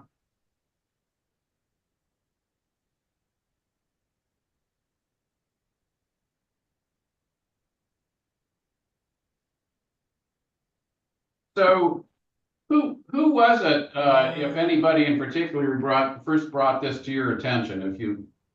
If you would look at that and that document once again, who brought that to your attention? I don't I think think there's it was a member of my loneliness staff. in the world to make me think that. And it also might have been, and it might have been one of the signers, because I think one of them also brought it. Oh, one of the signers brought it to you? Yeah, he was a member elect. He was not yet a member. And what did he say to you? He was one of the ones who said that he felt that he was coerced into signing it, and he was sorry. He knew that I didn't support this, and that he felt that he had to do it at the time. When he didn't take his signature off it though, did he? No, he did not. It was gone. They sent it in rather short order. I mean, it went because you can see by it, there's not a majority of either house. Hey, we caught up. We're live on the that bill. audio. They just got a group of signatures, colored it with this patina of a joint resolution, and sent it. Okay. So he brought that to your attention, so you knew about it shortly after it went out, right? And I knew that it had happened. And what did you do when he brought that to your attention? I said, when I looked at that, it was I seem to remember him bringing a document, and I'm saying this is a joke. This is a fraud. It may not be fraud in the classic sense of civil litigation, but against the rules of the House and the rules governing the use of the seal, that this was wrong. It should not have happened. And I just said, I'm sorry. Go ahead. No, you go ahead. You're the big dog here. Well, I certainly feel like a dog, but I don't think I'm that big. But our conversation was more of we enjoying a long personal relationship, and me talking him into running for the office and to come into this chainsaw, and that here it was, and that he knew that back home his is the most, I'll use the word conservative, but it is not accurate, district in the state, and that he was very much afraid of what had he not signed it, and that he needed to go along, and he just wanted to. Uh-oh.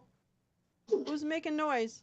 So I'm sorry I mentioned a dog. Apparently that brought one into the picture. Miss Heller, you might want to mute your. Yeah, you might want to Okay, mute. thank you. I'm so sorry. I thought I was on mute. That's Yeah, all right. apparently Doesn't matter. not. We heard you about 20 minutes ago. So, I'm just kidding. We didn't. but I will pay you the deference, sir. You're the big dog, is what I said, not just the dog. Now, so the minute you saw this thing, you knew it was a joke, right? I knew that it was not valid. In my mind, that was with just the cynical sentiment that I had about these types of letters. And this was not the only document where a tight group of my legislative opponents used it as a vehicle and as a bludgeoning tool, which is my characterization, against other members, with the publication out to the public without their signature that they feared. And they knew that they were serious, and they did. That was a typical weapon. And it was, that process was weaponized, and I was very tired of it, and so I call it a joke. Okay. So, I mean, apparently there's a political practice. I'm not saying it's good or bad, but people would come out with different types of documents and sorts of documents all the time, right? Yeah, like John Fillmore had the one that required us to say the Pledge of Allegiance every day. And he went around to all the members and said, you must sign this, otherwise we're going to your district and we're going to show everybody you're not in favor of the Pledge of Allegiance. He forgot to mention that it was legal and had been gone to the Supreme Court and one of the Virginia states, West Virginia, and had been found illegal clear back in the 40s. But that tool, you're not signing this? Okay, let's see what your district thinks about that, was used a lot. So anyone who knew anything about joint resolutions looking at that document would have known it was not authorized, right? I don't know that anybody would. I think it's a pretty impressive looking document. If you weren't familiar with what a joint resolution had to be, I think that it's got a seal on it. And that seal Ignore is a big Sydney, deal. but this is a view we were looking But at earlier. to the rest of the folks, they just from say, well, that's pinkshell.com. an official document. That It's got the pool is seal on now it. completely underwater. So if you knew When we about saw this earlier, if you roll back, Arizona joint resolutions, which was what I this said, had you a could look at that and pool say in that's front of not, this that's grotto a joke, here, this right? grotto, this grotto. Yeah, I think Oops, if you can't had see my that, cursor, but a depth of knowledge, yes. Probably Okay. more Shit. practical. All right. Now, you said that that they sent it away. Do you know who they I think sent I've it seen that to? actually. I think I've seen those. I believe they sent it to, the ultimate destination was to Vice President Pence. And I have a letter over Mr. Hoffman's signature, one of the signers, where he asked of somebody, I don't remember his name, in the White House, that if he would get this to the president, vice president, as soon as possible. All right. Well, But the point, I don't know, sitting right here without it in front of me, if that document was referring to this joint resolution. Okay. So, but Check the ultimate your vote destination, it says it right on it, that it's 'cause going to the they're vice president. about to take your ride. Well, President of the. There's a kraken. And I'm sorry, in the blight. finish your answer. No, I always know. want you to do that. That was just bad. Okay. I'm done. You were aware that officially those documents did not get to the vice president directly, that they had to go through no the blood, no foul National defense again. Archives and Records Administration? No, I'm not aware of that. I love it. Okay. It's my favorite. you're not aware of the procedures that the vice president would not receive anything unless it had gone through the authenticity standards So of the it was a NARA, joke, which is the Your National Honor. Archives and Records Hello, Administration, do you not have a sense of applied humor? to these documents to authenticate them from all 50 states. No, go for I'm it. not aware of I'm that, what you I'm just gonna need described, mine but I am now, aware that sometime tonight. if there's a White House staffer or somebody close to the vice president, I that like how he she's might just hand like him looming something, ahead of a them. piece of paper. And I don't know. I don't know if that was if that's common or if that's something that they're all afraid and they would go follow the process that you described. I don't know. Well, as a politician, you should know that all sorts of things are delivered to people unofficially, but officially, what I'm saying is that as far as the procedure for casting votes for the President of the United States in the U.S. Congress, nothing goes to the Vice President as the President of the Senate until it's authenticated and transmitted through NORA. And I understand you're saying you were not aware of that. That's correct. Okay. Oh, so why are we even here, Your Honor?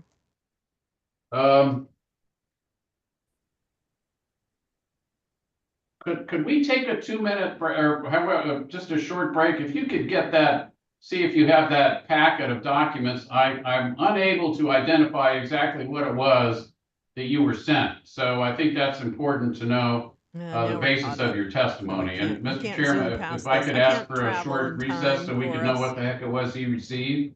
I've reached That's the end of my fine, but powers. after that, are we close to bringing this to a close? We still have Mr. Driscoll, and I don't want to bring this witness back for another day. He's been here, he's testified to on a relatively narrow, specific issue.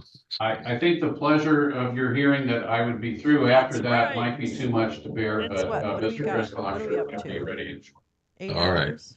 All right, we'll take a 5-minute break. Is that sufficient, Mr. What are we at? Mr. Oh, Bowers? 7 1/4. If you have, you don't have to find something you can't find. You don't have to turn the house upside down. And Just- Mr. Chair, Joseph had one question to follow up on something that the witness said to Mr. Byrne. Mr. Chair, at this point, cross has gone on There you for go. almost longer than my direct. Don't buy any black swans with wooden nickels. I don't see why we need to revisit Mr. Joseph. Well, there's I'll let testimony that I haven't had a chance to cross-examine. Well, there is no provision for what you want to do in the rules. However, if it's limited to one question. It is very, very limited. I'm sorry to interrupt. All right. But let's see if we can get through Mr. Burns' cross-exam. Mr. Bowers, have you checked and to see if you have or go ahead. I didn't know if the you were talking about was directed at me. Well, these guys get really tired. That's true. I can tell. Ron Spitzer, or whatever his name is, Spritzer. Not kidding. His name is really Spritzer. Doesn't she blend right in? She's sitting in the car. Just catching a ride. Uh-oh. Did you let go of Rusty? Oh, wait. What happened? What happened? Oh, no, he's there. He stepped off camera. God dang it. I'm really sick of this. Why is this not? Oh, he's getting the document that he was sent. Okay, hold on. And I want to tell you that if you, and really make sure everybody, you're paying attention. There should be, I will pin the link again of what 5GW shared for resources for folks in the storm path. So let me repin that. And then please share that far and wide. Please, please, please. And I'll probably be around. I might do a space or something later if friends need some kind of distraction. Let me see. Where is it? Where is it? Why is it?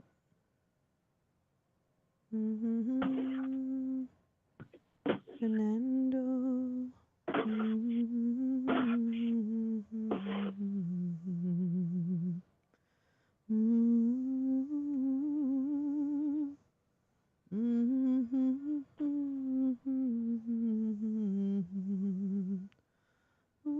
I do not see it. Okay. I appreciate your looking, Mr. Bowers. I am. So I am, I'm going to ask the chair, since this is not a privileged document, if we can have disciplinary counsel make that available to us. I think we're entitled to know. Again, this is something which we should have had. You already have it. It was in our files and we produced it electronically. Yeah, there you go, bitch. So you're saying that whatever it was that you gave Mr. Bowers, we have. It was a cover letter, and yes, you have it. If you look, it was in the paper files and it was also in the electronic files that we provided to you. Then that's fine, then we have it. Okay. I'm done then, sir. All right, Mr. Driscoll. Yeah, just one question, Mr. Bowers. Tomorrow night, will you be rooting for Utah or Arizona State? Stop it. Oh, it's hilarious. Oh, thank you for that. So I went to Utah. You're a Utah fan? Stop it. Yeah, I graduated from Utah. So that's all the questions I have. Yeah. Well, my nephew's played, so I'm kind of torn between the two. Oh, whoa. Sorry. All right, Mr. Joseph, if you promise to limit yourself to one question, we will. One question and a brief one at that. Mr. Bowers, you were talking about someone that sees the seal and knows the importance of the seal might think, oh, this is an important document. Someone that has a depth of knowledge, on the other hand, about resolutions and legislative practice would know that it wasn't.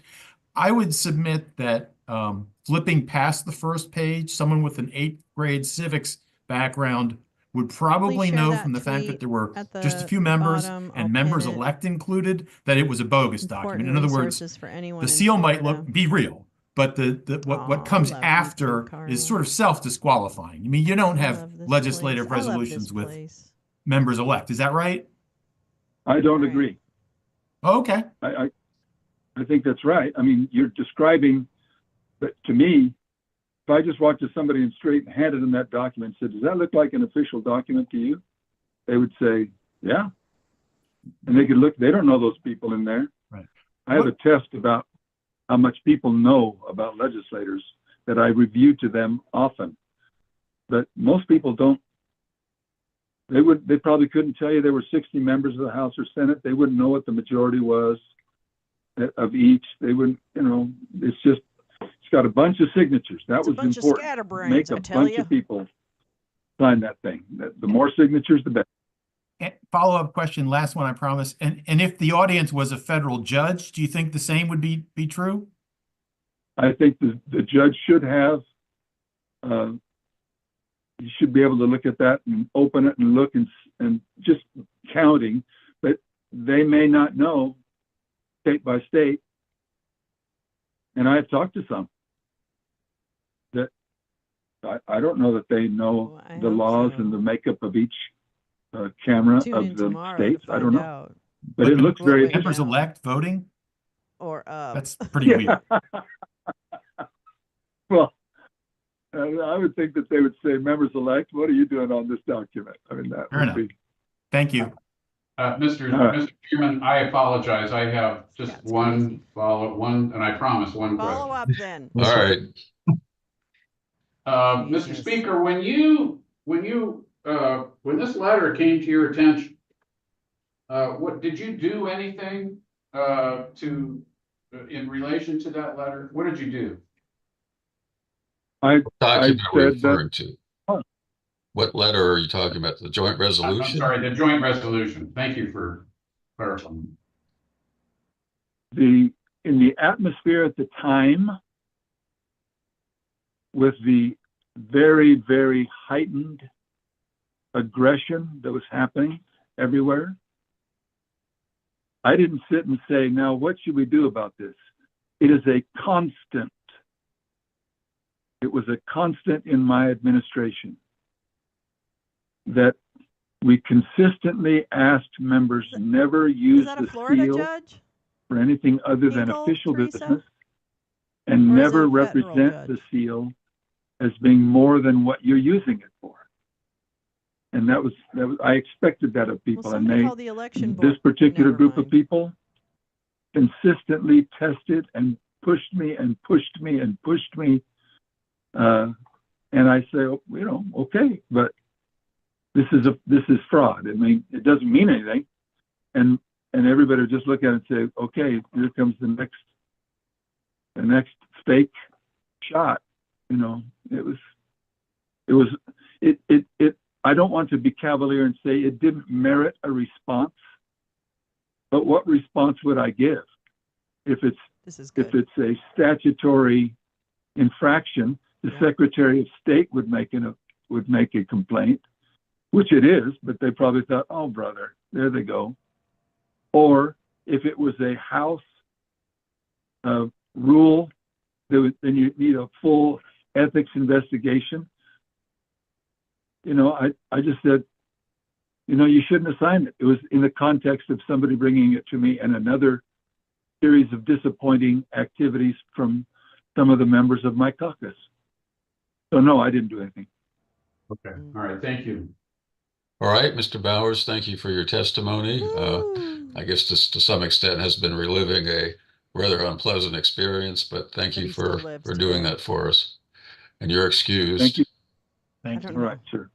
And They'll find out I in think court.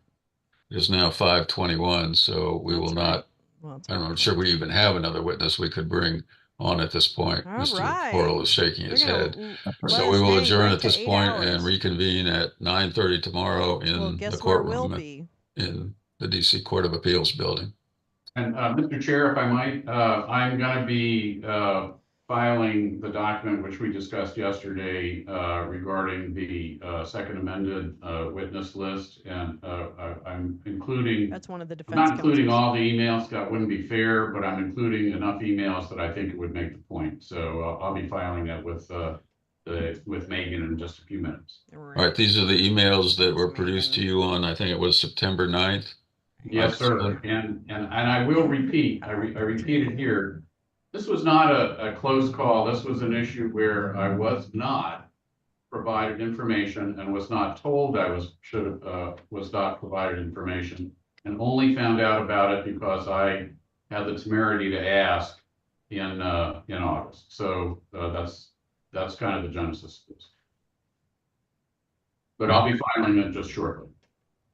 Well, let me just ask you this. Are you planning during your, well, either during the cross-examination of disciplinary counsel witnesses or in your own case to introduce some or all of these emails?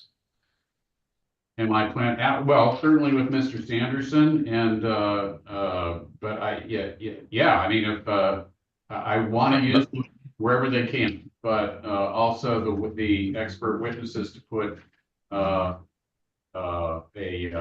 proper perspective on the arguments that I now, having seen these emails, feel that we can make and make responsible.